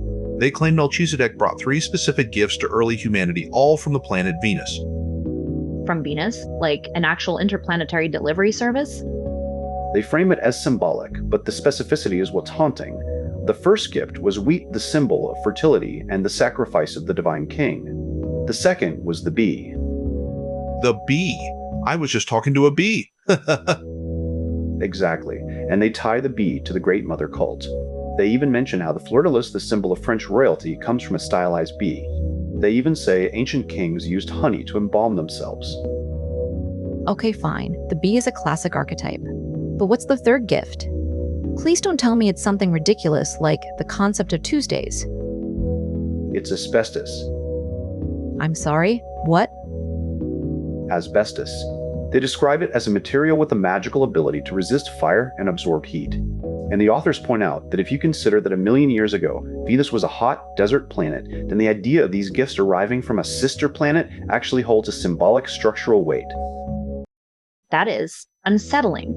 It turns ancient myth into a kind of cosmic survival manual, like, here is the stuff you need to survive the heat. It's like a planetary care package. And it's more than about survival. The book moves into the Grail. And here's that connection we were talking about earlier, the one that makes the church look like a cover-up.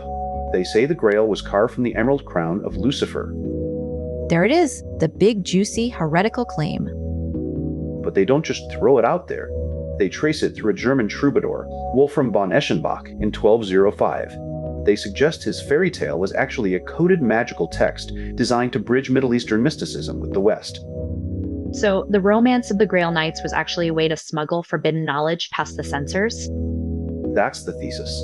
They even link the Grail to the Black Stone of Mecca. They say it was originally a white stone given to Abraham by the angel Gabriel, but over centuries it absorbed the sins of humanity and turned black. That is a heavy way to describe a piece of stone. It's like a cosmic sponge for bad vibe. And it connects to the Stone of Destiny in Ireland too, a lineage of sacral stones that all seem to be part of the same planetary nervous system. Precisely. And it all culminates in the figure of the hero Parsifal, the holy fool. I love the idea of the fool being the only one who can see the truth.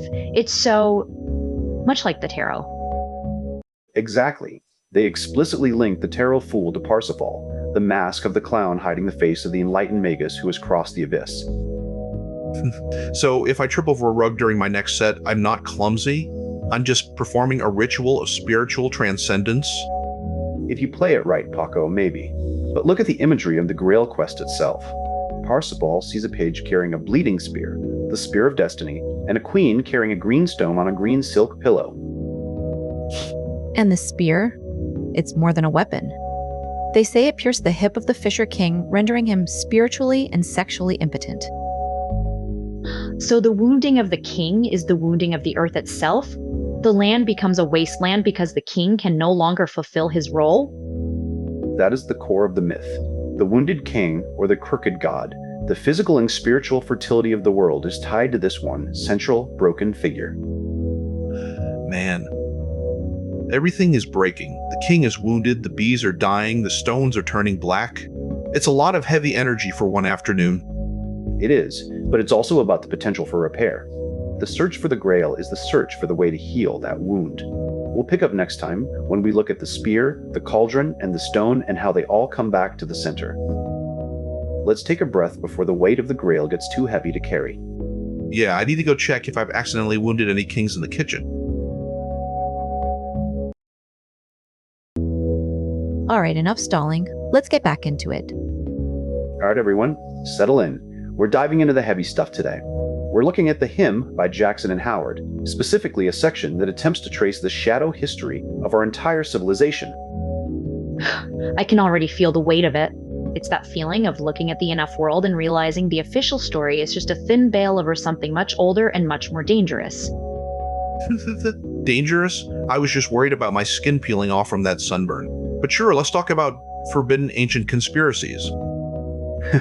Well, Paco, stay with us, because the authors are about to claim that the very symbols of our faith are actually fragments of a much more subversive Luciferian lineage.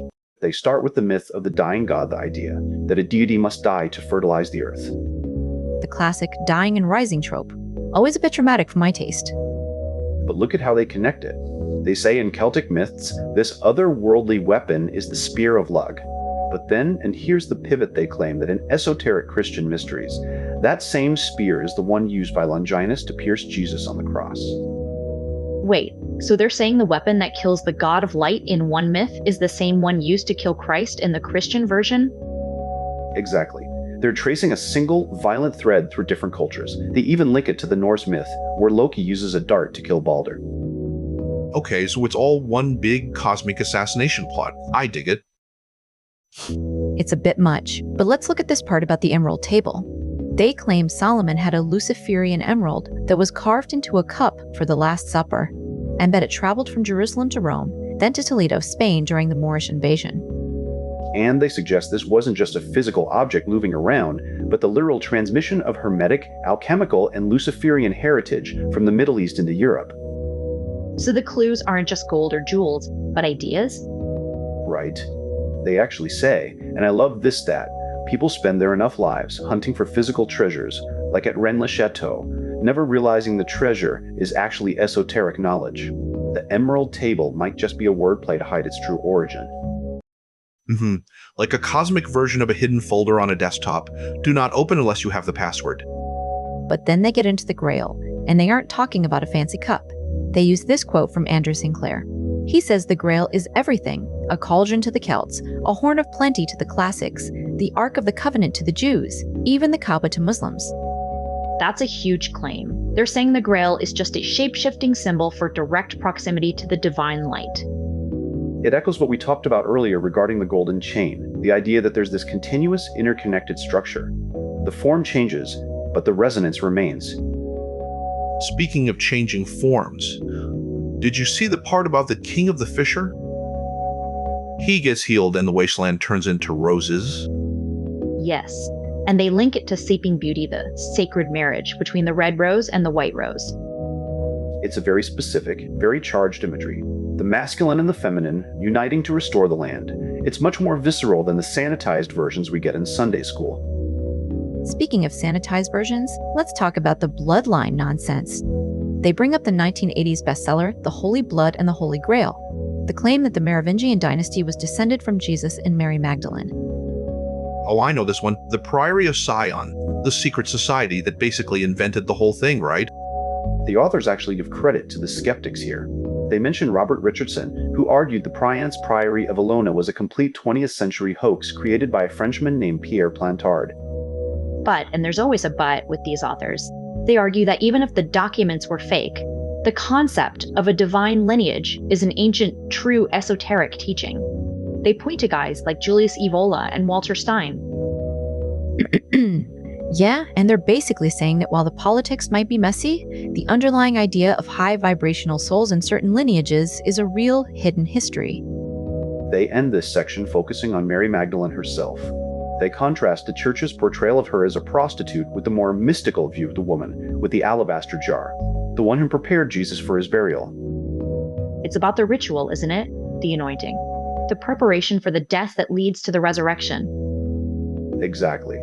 It's a historical footnote that opens a door to the idea that the most sacred parts of our history were intentionally obscured to keep us from realizing our own potential for transformation.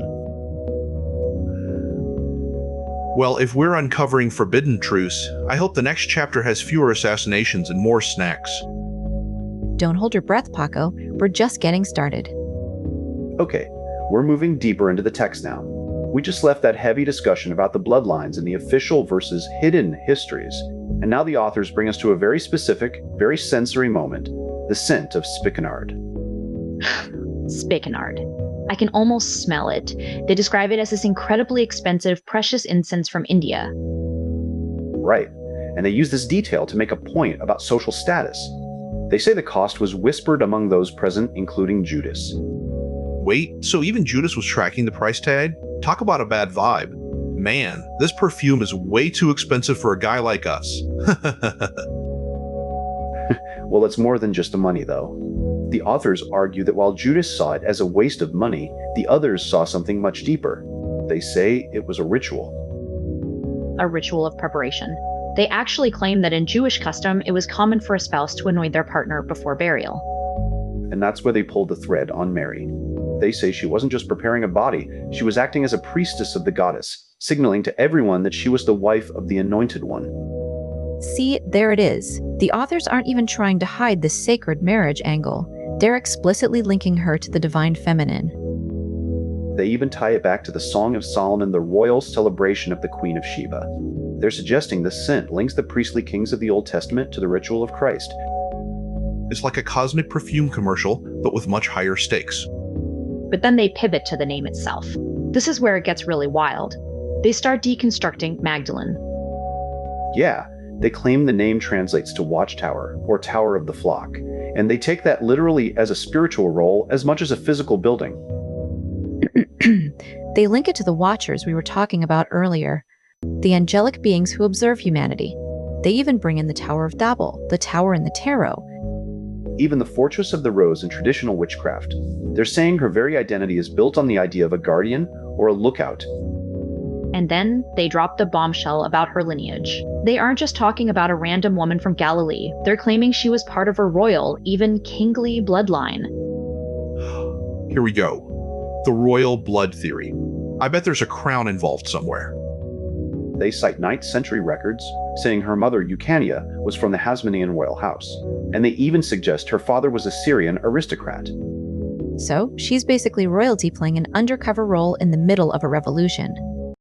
But look at how they flip the script on the prostitute label. They say that some historians think the temple prostitute label was actually a smear campaign to hide her true role serving the Middle Eastern goddess. It's a classic shadow history move. Take a figure that the church demonized and claim they were actually the high priestess of the very thing the church was trying to erase. It's like finding out the villain in a movie was actually the only one telling the truth. And it gets even more intense when they get to the Gospel of Philip. They mention the sacred sexual union. They literally call her Maria Lucifer, the light bearer, who provides enlightenment through a sexual bond. Wait, did he just say Maria Lucifer? He did, The authors claim she is the light bearer who brings illumination through the sacred union. That is absolutely wild. They are literally equating the feminine aspect of the Christ event with the Luciferian energy we've been discussing. It's a total rebranding of the entire Christian narrative. Okay, that's a heavy hitter. I think I need a drink. Or a very strong tea. Don't get distracted, Paco. We haven't even reached the part where they claim the family fled to France with the Grail. Right. They transition from the spiritual to the geographical. They talk about Joseph of Arimathea, the burial, and then suddenly, the migration to southern France. And the Black Madonna. They link the figure of Saint Sarah, the Black Queen of the Gypsies, directly back to this lineage. It's a massive, sprawling web. They're connecting the dots from the Levant to the Camargue, even suggesting Jesus might have been initiated into Druid mysteries in Britain. At this rate, the next chapter is going to tell us that Atlantis was actually located in a suburb of London. Don't give them ideas, Paco. They're already halfway there. All right, we're moving into a really dense stretch here. We just left the idea of Mary Magdalene as this light bearer, and now the authors take us on the physical trail of her escape. They mention Thomas, specifically Doubting Thomas, taking her nephew to Santiago de Compostela in Spain. Which, if you follow the text, isn't just a random road trip. They claim this site became a massive pilgrimage hub, but for a very specific reason. Right. They say St. James was the patron saint of doctors and alchemists. And because of that, they link the famous 16th century alchemist Nicholas Flamel directly to the grave of James. See, I knew it. Flamel wasn't just making gold in a basement. He was following a spiritual GPS straight to Spain. And it gets weirder. The authors claim that the early Christian tradition says St. James actually defeated Hermes Trismegistus and basically stole all his secret knowledge. Wait, so the Christian saint is actually a cosmic thief stealing from the Hermetic tradition? That's exactly the claim, and they tie it to the geography. They say the path to Santiago is symbolically the Milky Way, and the pilgrim is actually the divine wanderer, Hermes Mercury himself. So you're walking a path, but you're actually just reenacting a planetary orbit. I mean, I usually just walk to the kitchen for more coffee, but okay. Look at the claim they make about the pilgrims themselves. They say these people weren't traveling for Christian piety, but for Hermetic enlightenment offered by Moorish occultists in Spain. They were seeking to possess the star, the compass, or possession, and the stella, or star. It's that shadow history again. The official religion is the cover story. The real movement is the pursuit of the stars. And then they bring us back to Mary. They track her from the escape to Marseille, then to Aix-Morny-Masha. They claim she lived as a hermit in a cave they specifically link to pagan worship of Diana Lucifera. Diana Lucifera? That's a lot of names for one cave. It's a lot of layers, Paco. And they mention her skull, encased in a gold mask, is still carried through the streets on her feast day. But look at the dark side of this history. They bring up the Cathars. The authors say the Inquisition wiped them out specifically because they believed Mary Magdalene was the wife of Jesus. And they drop a chilling detail. The massacres in Béziers in 1209 happened on July 22nd exactly on her feast day. The author suggests the timing wasn't a coincidence. It was a targeted strike against the very idea of her lineage. That's incredibly bleak. Using a holy day to commit a massacre? It's the way to erase a symbol. You don't kill the people. You kill the date they belong to. What on earth was that? Probably just the universe trying to remind us that gravity exists. Hey, sorry, the coffee machine is making that weird grinding sound again. Do you guys need a refill, or should I just run? Just run, please. We're in the middle of a dark age here. Anyway, as I was saying, the authors conclude this section by admitting that even if the Priory of Sion is a modern hoax, and the physical bloodline is hard to prove, the myth is indestructible. The idea of the divine king marrying the goddess of the earth is a recurring theme in human consciousness that we can't just ignore. Which leads us directly into chapter 18, the mystery of Baphomet. And man, they don't hold back. They start with the Templars. They describe them as a group so powerful and wealthy that the Vatican viewed them as a direct rival. And King Philip the Beautiful, the Fair, uses the classic move. He sees an opportunity to bankrupt them and refill his own treasury, so he crushes them. The original hostile takeover. But look at the why. The official reason was devil worship and secret deals with Muslims. But the authors argue the real plan was much more interesting. They claim the 9 founding knights weren't there to protect pilgrims. They were there to excavate. To dig. They were basically high-stakes archaeologists under the Temple of Solomon. And they claim they actually found something. They found gold and book scrolls from the Library of Alexandria, Essene writings, even manuscripts on alchemy and geometry. This ties back to what we said about the treasure being knowledge. Wait, did you see that part about the tunnels? They mentioned a lieutenant named Charles Warren, a Mason, who excavated these tunnels in the 19th century. The guy who investigated Jack the Ripper. It's all connected in their eyes. The Knights Templar, the Masonic tradition, the mystery of the Ripper. It's all part of this same subterranean history. They even suggest the Templars found the process of the great work, the secret of transforming metals. They say their massive wealth actually came from alchemical operations. So the order wasn't just a bank, it was a laboratory. Exactly. And the tragedy is that the authors claim the betrayers in the order leaked these alchemical secrets to King Philip, which led to the order's destruction. It's always the betrayal. You can fight an army, but you can't fight a leak. And then they hit us with the big one, Baphomet. The accusation that they worship this idol. And the authors present all the versions. Is Baphomet a two-faced old man, a human skull that speaks prophecies, or a large black cat? A black cat? Like Bast or Sekhmet? Precisely. They're suggesting that the demon the church accused them of worshipping might actually have been an ancient Egyptian or even Gnostic deity. The Baphomet was just the mask the church used to demonize a much older, much more powerful truth. Let's take a breath before the Baphomet madness truly takes over. Oh please, you're just scared I'm going to pull a great work reveal on your ego. Not a chance, Paco.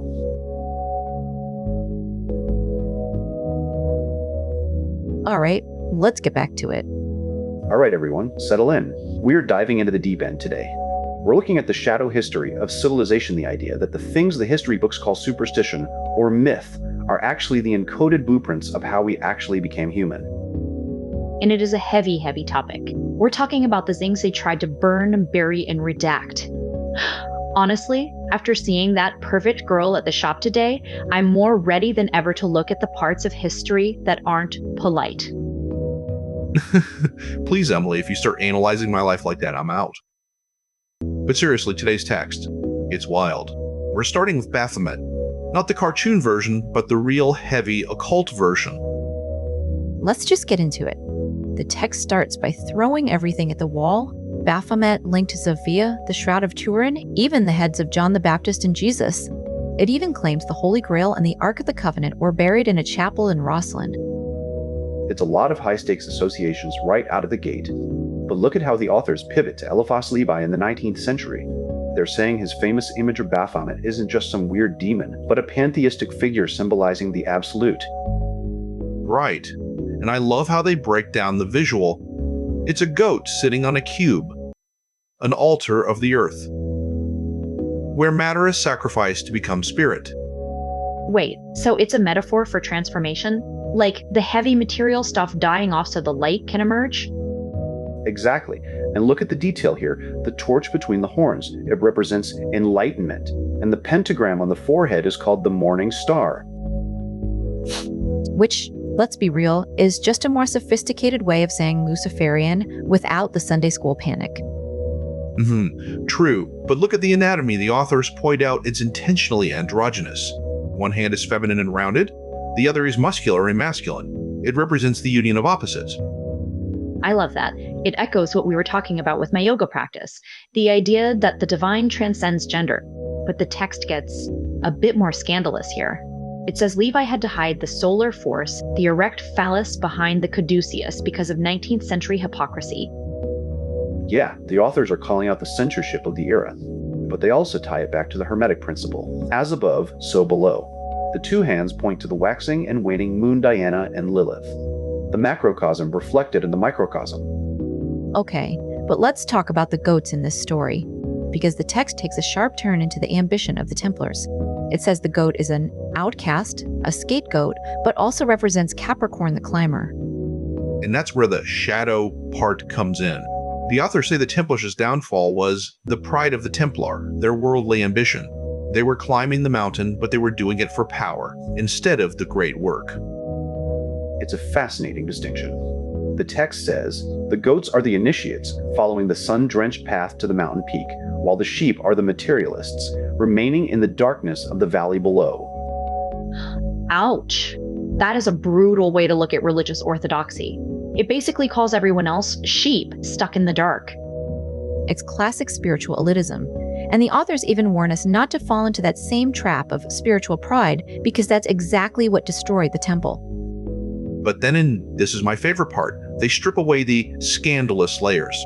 They mention the stories of ritual sex in Mendez, which sounds like a cheap tabloid, and say it was actually a distortion of something much older. Right? They move from the goat to the ram. They trace it back to the Egyptian god Khnum. He's the creator, the potter, using a wheel to shape humanity. He's even described as both male and female by nature. It's so much more grounded than the demon narrative. It's about biology, fertility, and the Nile, and the connection to Neith, the terrible goddess, the mother of Seth. It's all interconnected. The text is building this massive web.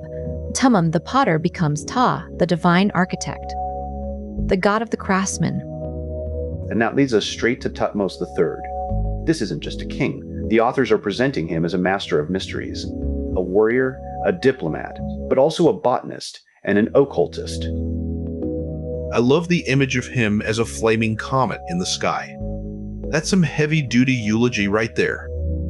But look at the White Brotherhood claim.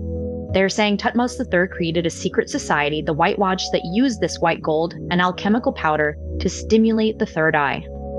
It sounds like a massive conspiracy theory, but they're framing it as a historical lineage.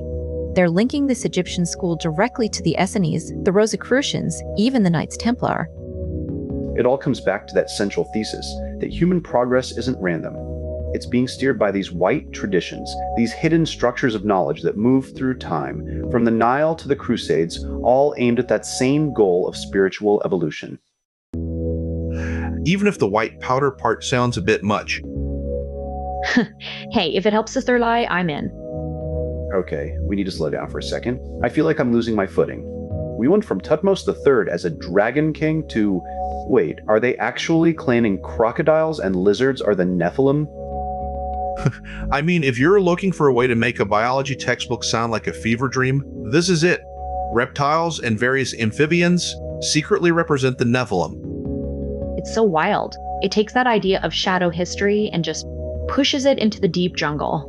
But look how they tie it back to the Egyptian pantheon. They aren't just talking about random animals. They're linking the goddess Sekhmet the lioness directly to this lineage. It's more than a list of gods, Emily. Look at the way they phrase it. They're linking Thutmose III to the dragon king of the Cainite lineage. They are literally saying this pharaoh was a piece of a much older, much darker biological and spiritual puzzle. And then they drop the Kudhumi bomb. They're claiming Thutmose was an incarnation of a theosophical master. Man, the more we read this, the more incarnations we find. It's like a cosmic revolving door. But look at the shift in a text. They move from the pharaohs to Noah and Ham. And it gets heavy, really heavy. They're bringing in Cassian, this 4th century writer, to claim that the Elohim weren't just angels, but actually the offspring of Adam and Eve's 3rd son, Seth. Wait, hold on. Let me look at this. They were seduced by the daughters of men, the children of Cain. So the divine ones were actually the result of these forbidden, corrupted unions? Yeah, and the authors are saying this is why the flood happened. It wasn't just a natural disaster, it was a cosmic reset, but because the lineage had become too much of a mess. But, and this is the part that ties it to our shadow history theme look at what Ham does. He doesn't just watch the world drown, he's a spy. He's stealing the forbidden knowledge. This is huge. He says, Ham carved this forbidden knowledge onto metal plates and stone tablets so it wouldn't be lost in the flood. So the very foundation of Egyptian, Persian, and Babylonian magic? It's all stolen, forbidden data from a pre-flood era? Exactly. The authors are arguing that the wisdom of the East isn't just ancient, it's surviving contraband. That is a massive claim. It turns the whole history of civilization into a long-running heist movie. And it's not stopping at the Bronze Age. Look at how they bridge this to the 18th and 19th centuries. They link the Memphis Mishraim rite back to Cagliostro, an alchemist, an adept, a secret agent of the Illuminati. At this point, I'm expecting them to claim George Washington was a high-ranking vampire. Don't give them ideas, Emily. But seriously, look at the connection to the OTO and Aleister Crowley. They're tracing a direct line from these stolen Egyptian mysteries through the Templars, through the Masonic lodges, straight into the sexual magic of the 20th century. It's like a single thread of forbidden energy running through the entire timeline, from Ham's stone tablets to Crowley's rituals. But there's a darker side to the Templars here. They mention the scandalous accusations, the osculum infame, the indecent kisses during naked rituals. Okay, that's a bit much, even for a shadow history. But look at how they reframe it. They're saying these weren't just vices. They were using Saracen kissing techniques, breathing on specific parts of the body to activate chakras. They're claiming the Templars were practicing an advanced Eastern-style energy work. So the Crusaders were actually doing a very intense, very naked version of Kundalini Yoga? It's a wild leap, Paco. But then the book does something interesting. It pivots from the grand political conspiracies to a single tarot card, the Hanged Man. Oh, I love the Hanged Man. It's so much more internal. But the text is being very specific. It links the card to the traitor Judas, but then pulls it back to the heretic Mani and St. Peter. It's that theme again, the social outcast. The idea that the seeker, the one who is hanging upside down, is someone who has rejected the normal world to find truth. Like a spiritual rebel. The one who rejects the normality of society and stands against the collective views. It's such a shadow position. You have to be an outcast to see the truth. And then, just to finish the thought, they end on Dionysus, the god who has to die to be reborn, like a seed in the earth. It brings us right back to the beginning, the death of the old, the emergence of the new, the transmutation we talked about with Baphomet. Man, I think my brain needs a reset. Anyone want to go play some Munchkin? I promise I won't use any forbidden tactics this time. We'll see about that. Okay, we need to catch our breath. We just went from the White Brotherhood of Egypt to the White Christ of the North, and I feel like I've been spinning in a centrifuge. A centrifuge? Seth, you're just describing the Bulb and Dawn rituals. They were literally hanging people from crosses. I mean, if you look at the text, they were. They're describing a ritual where an adeptus minor is, well, bound and suspended on a cross. Wait, so it wasn't just a metaphor for the hangman card? They were actually doing the physical movement?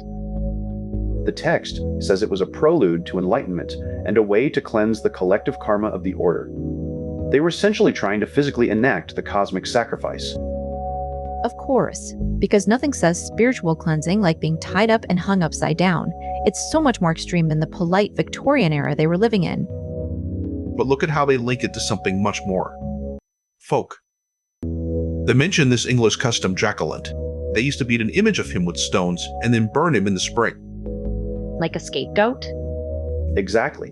The authors say this image represents the spirit of even winter and the lord of disorder. And here's the kicker. It represents the death of the sacrificial god and his descent into the underworld. So the shadow isn't just a hidden truth, it's a seasonal cycle. You have to destroy the disorder to let the spring arrive. It's the same pattern we saw with Dionysus. It's everywhere. The text says the Golden Dawn wasn't just a bunch of bored aristocrats, they were pioneers. And they were using this hidden Luciferian imagery that was invisible even to their own members. That is so spooky. Like, you're part of a club, but you don't even realize you're participating in a ritual to summon the morning star. And they actually use the phrase in their invocations, I declare that the morning star has risen and the shadows flee. Which, again, is just a very elegant way of saying Lucifer is here. But look at the fall. I love how they use the dragon, the Lucifer figure, not as a villain, but as a symbol of elemental and spiritual fire. Right. They quote Regardie, saying the fall is only catastrophic if you look at it from one perspective. But if you realize it's the ascent of the dragon, it's actually about consciousness, life, and development. It's that beautiful, terrifying paradox. The fall isn't a descent into sin, it's the descent of spirit into matter to spark life. But then they bring in the heavy hitters, the Archangel Lumiel. The description is intense. Eyes like fire, legs like bronze from a furnace, a voice like the roar of many waters. He sounds like a literal supernova.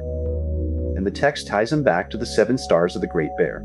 It's all celestial mapping. They are trying to bridge the gap between a person's physical body and the constellations. Speaking of bridges, they just swung us right back to the Hanged Man. And they're not even letting us off the hook with the unpleasant stuff. They link him to Azazel, the Persian angel Shemiyaza.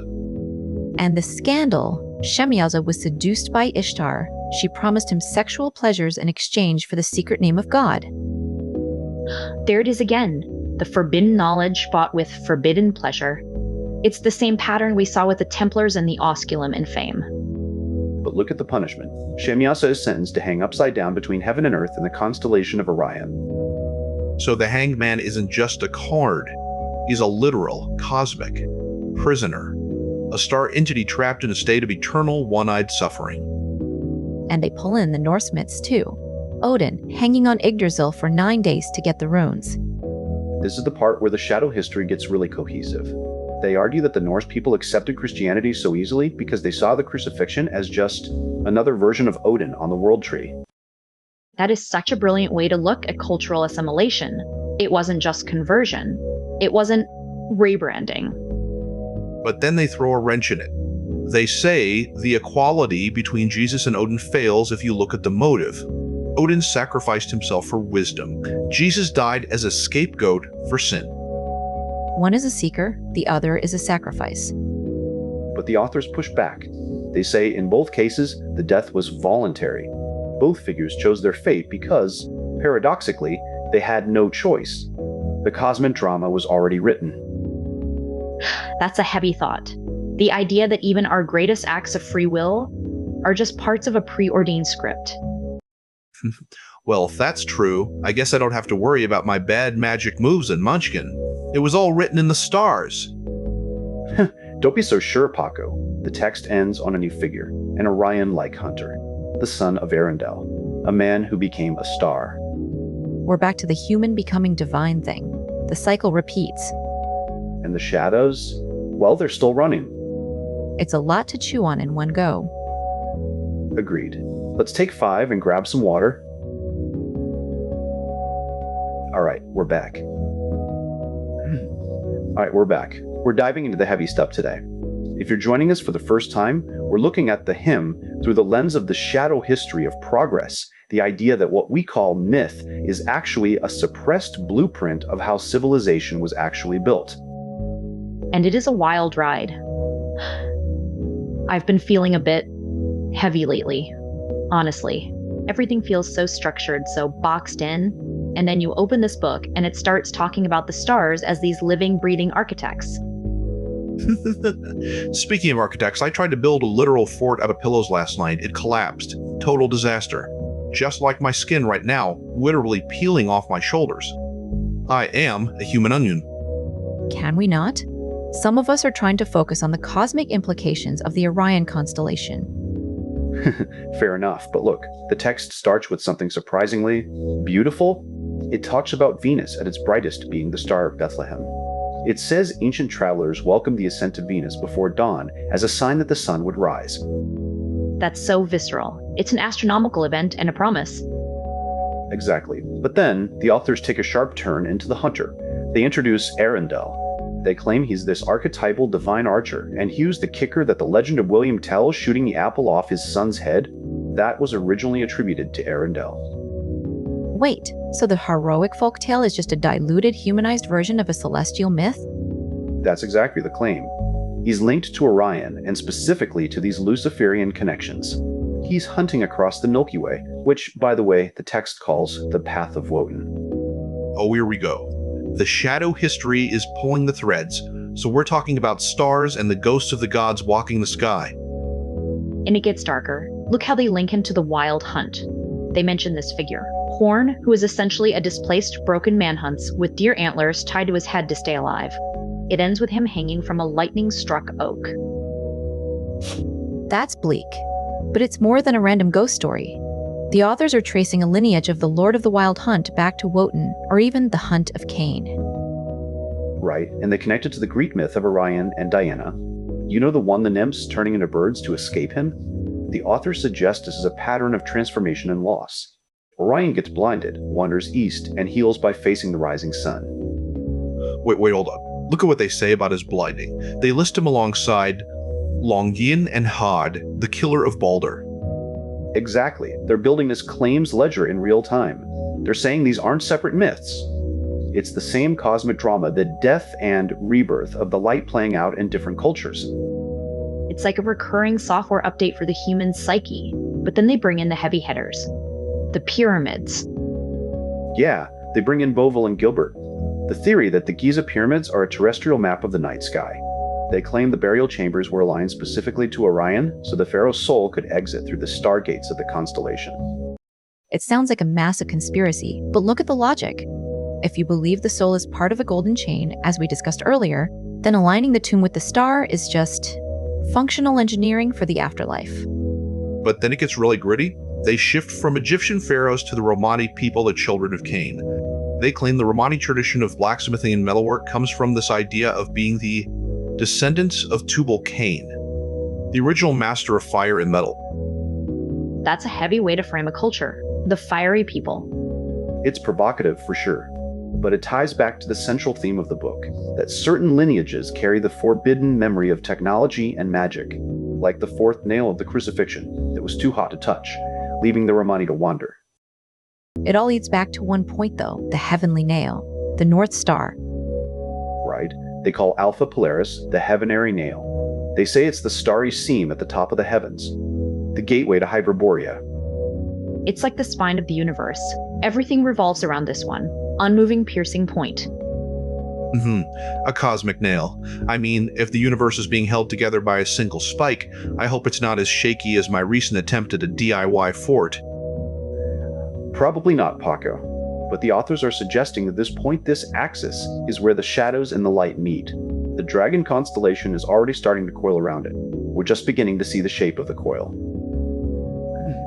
All right, we're moving into the thick of it now. We've talked about the heavenly nail, the axis of the world, but now the authors start describing the actual scenery of this cosmic landscape, and it is terrifying.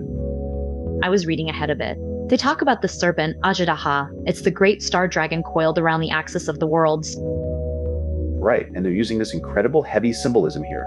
They link it to the black serpent of light, Azazel Yuvas. This isn't just a myth. They're saying this dragon is the very emblem of wisdom, coiled around the Tal Cross. Wait, the Tal Cross? What's a symbol of the craft? Exactly. They call it the sigil of the craft of the sages. And this is where it gets visually striking, they bring in this idea of Typhonus Statio, or the station of Typhon. And they mention colors. They say in the Egyptian maps, Typhon is depicted as this crimson and green dragon. Red and green, Actually, I was just thinking about that. I saw some old occult illustrations recently where those two colors were even used specifically to denote the balance of the Luciferian tradition, the blood and the life, the fire and the growth. Let's not get too carried away with color theory, Paco. Look at what they do with the constellations. They move from this terrifying dragon to the big and little dippers. And they're calling them pretty stars, Jane. They're calling them the stellar chariots of the Lord and Lady, the gods and goddesses of the witches. That's so beautiful. The idea that the stars are actually vehicles, carrying the spirits of the divine. I wish I had a stellar chariot. It would be a lot faster than walking to the grocery store when my skin is peeling off like a sunburned tourist. They say the Big Dipper is the chariot of St. Gabriel. But then, and here's the shadow history twist, they claim it's also the Funtingdrag that carries the souls of the dead. And it gets even more specific, and, frankly, a bit unsettling. They link the Big Dipper to the Wild Hunt. They mention these rattles of Gabriel, the hounds of the hunt. But then they pivot to the Persian Jewish Gnosticism part.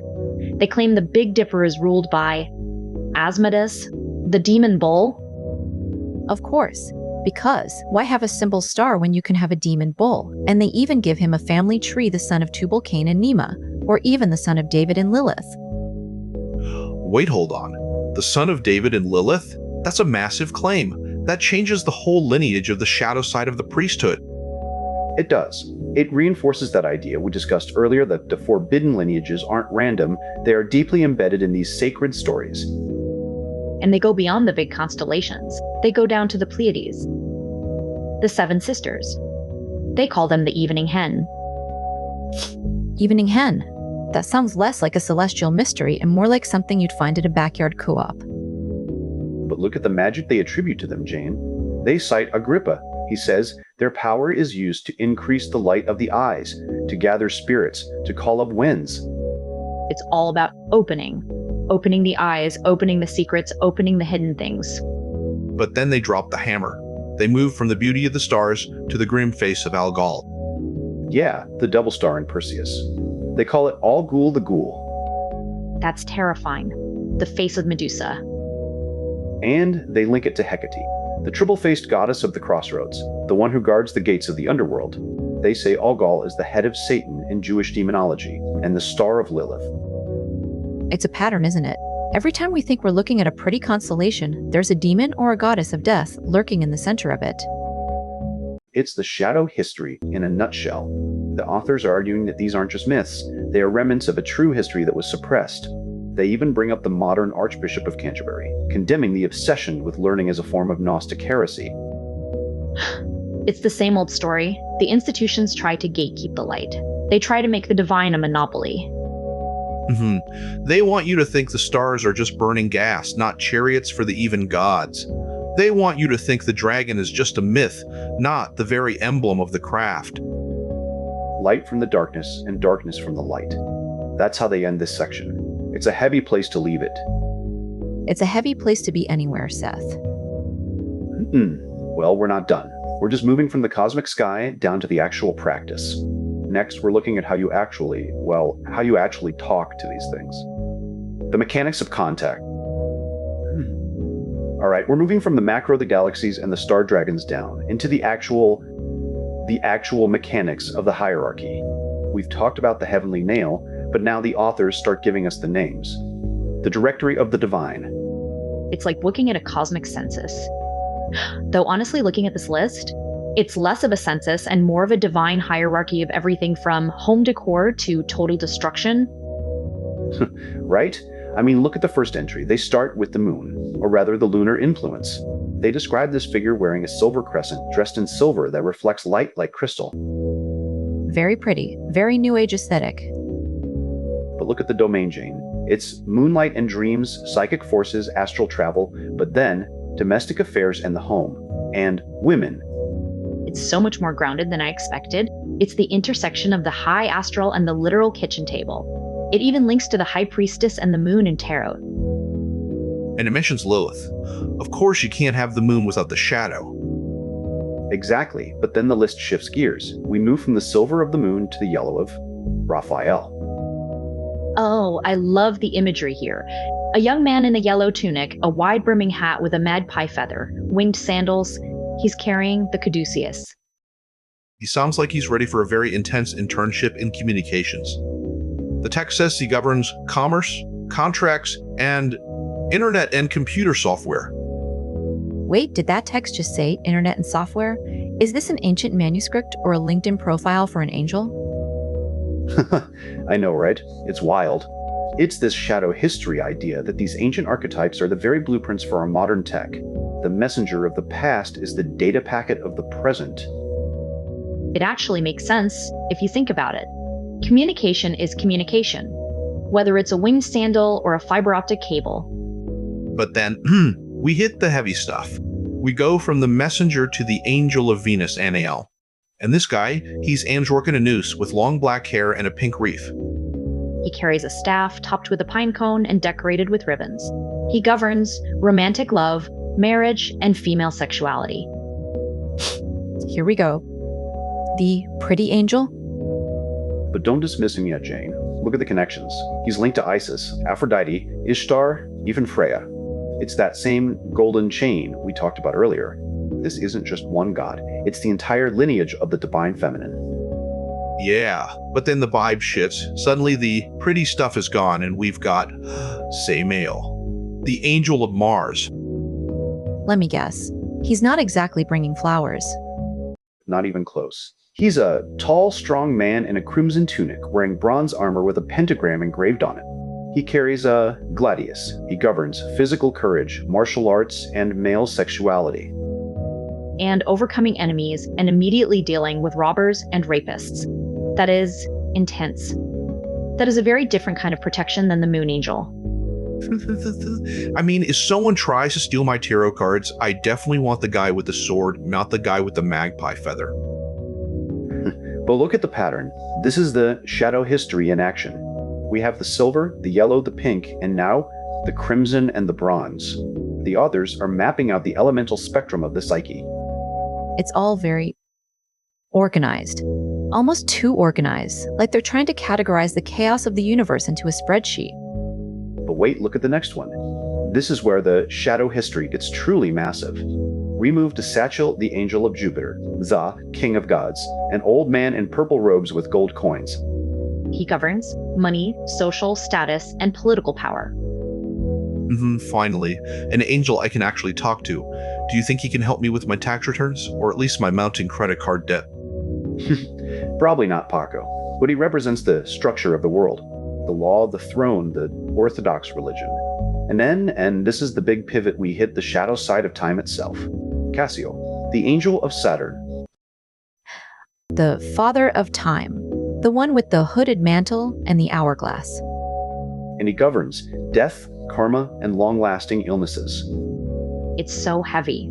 The whole sequence is moving from the light of the moon and the messenger, through the heat of Mars and the power of Jupiter, down into the darkness of Saturn and death. It's like the sun setting on the entire universe. But there's a glimmer of something else. Look at the very end of this section. They mention Uriel, the angel of Uranus.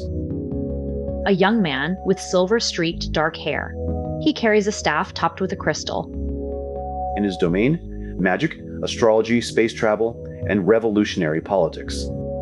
So we go from the father of time to revolutionary politics. No wonder the world feels like it's spinning out of control. It's all connected, Jane. The old structures of Saturn are being disrupted by the new electric energy of Uranus. The authors are suggesting that the cosmic weather is shifting. Well, if the weather is shifting, I hope it doesn't rain on my new skin. I'm already halfway to being a pile of scales. We're seeing the map. We've seen the players. But now, we have to see the ritual. How do you actually call these forces into the room? The hymns, the ceremonies, the peacock moon. Exactly. Let's look at the invocation of Hermes. I think we've hit the limit of how much cosmic tension we can handle in one go. Oh, please, you're just scared of a little astrological upheaval, Professor. All right, let's take a breath and come back to the ritual. Welcome back, everyone. We're stepping into some heavy, beautiful, and frankly, quite subversive territory today. We're looking at the shadow history of our evolution, the idea that what we call progress might actually be the residue of a forbidden celestial interference. And subversive is an understatement. I mean, looking at these opening lines, it's like we're eavesdropping on a ritual that was meant to stay buried in a desert cave. Or a very intense basement in 19th century London. Honestly, the vibes are already high octane.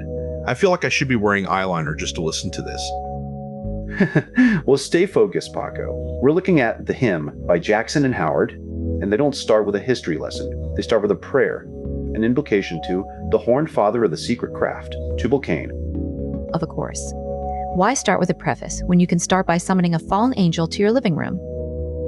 Because Jane, according to the authors, this isn't just myth. It's a direct lineage. Listen to how he describes Azael or Tubal Cain descending like a lightning serpent to bring sacred fire to humanity. The master of primary fire. It's so visceral. It's about transformation. He says he came to consecrate humanity with sacred heat. Wait, hold on. He calls him the angel goat of the golden horns. And then he lists all these names. Samiaza, Armaros, Barhiel. Sounds like a roll call for a very dangerous cosmic heavy metal band. Exactly. And look at the claim here. He's more than a teacher of metallurgy or the arts of creation. The text says his very presence blended the fiery seed of the Watchers with the good daughters of men. So the whole foundation of civilization is basically an interspecies experiment, a celestial scandal? That's the thesis, the shadow history. This isn't a random cultural drift. It's a deliberate, biological, and spiritual infusion from the other. And it gets even more intense when the prayer moves to the practitioner. I am of the children of Tubal Cain. Your mark burns upon my forehead. It's so identity-driven. It's not asking for a blessing. It's claiming a bloodline. Awaken the burning serpent in my blood. Man, if I tried that during my yoga session this morning, I think I'd just end up with a pulled muscle and a very confused instructor. But that's the point, Paco. He's talking about the inner fire. This connects back to what we've discussed about the Hylikos and Psychikos stages. This isn't external. It's about the daimon genius inside you. If you can call it a daimon and not just a massive psychological complex. But okay, let's look at this Gospel of Cain section. This is where the authors really go off the rails. The head of the heavens cast a lord of light from the throne of the sun. Wait, so the fall isn't just a loss of grace? It's a physical displacement? A precious emerald from his crown falling into the caves of the world mountain? It's a cosmic catastrophe, and look how they frame the creation of the human race. They claim an angel of the third heaven entered the body of red clay to become Adam. And the angel of the second heavens entered the clay to become Eve. It's so mechanical, like they're just plugging celestial software into biological hardware.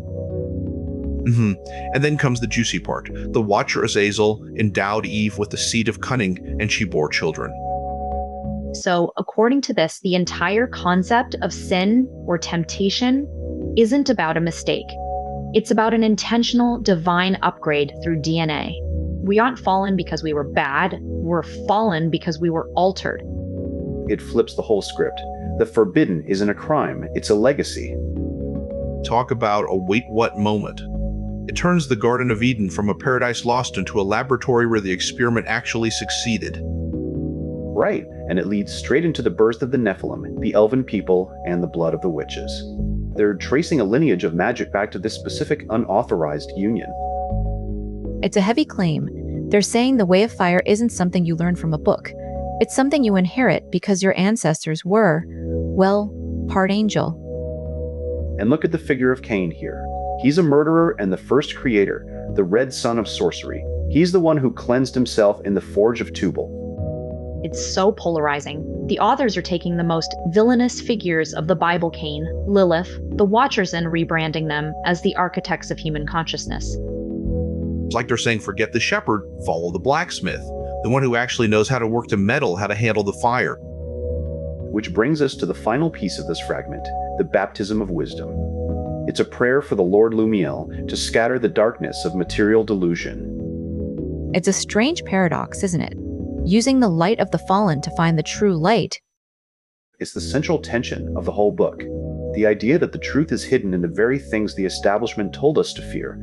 The unauthorized light is the enough one that can actually wake us up. It definitely leaves you feeling unsettled. Like you're looking at the world through a cracked lens, but suddenly you can see the light leaking through the cracks. Well, I'm just hoping the inner fire doesn't set my carpet on fire. But I'm in. Let's see where this shadow history leads us next. It's a heavy place to leave it, but perhaps that's the point.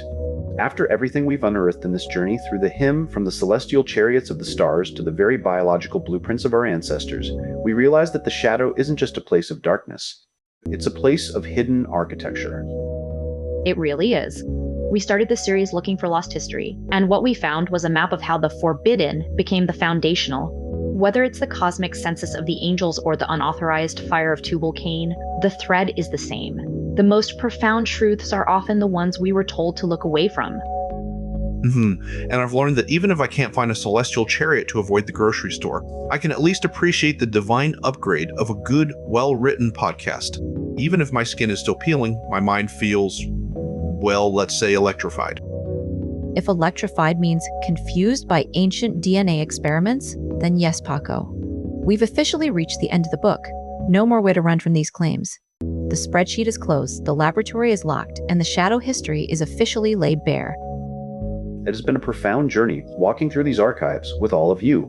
We've lived at the light, we've lived at the dark, and we've tried to find the connection in between. I think, for me, the lesson is that the structure of the universe is much more fluid and much more daring than we are led to believe. It's been a beautiful, intense ride. Thank you for being here in the trenches of history with us. Yeah, thanks for listening. Now, if you'll excuse me, I have to go see if I can find a ritual to fix this sunburn. Or at least some aloe. Don't forget to check the stars, everyone. You never know which one might be a chariot. Good night, everyone. Keep seeking the light, even in the shadows.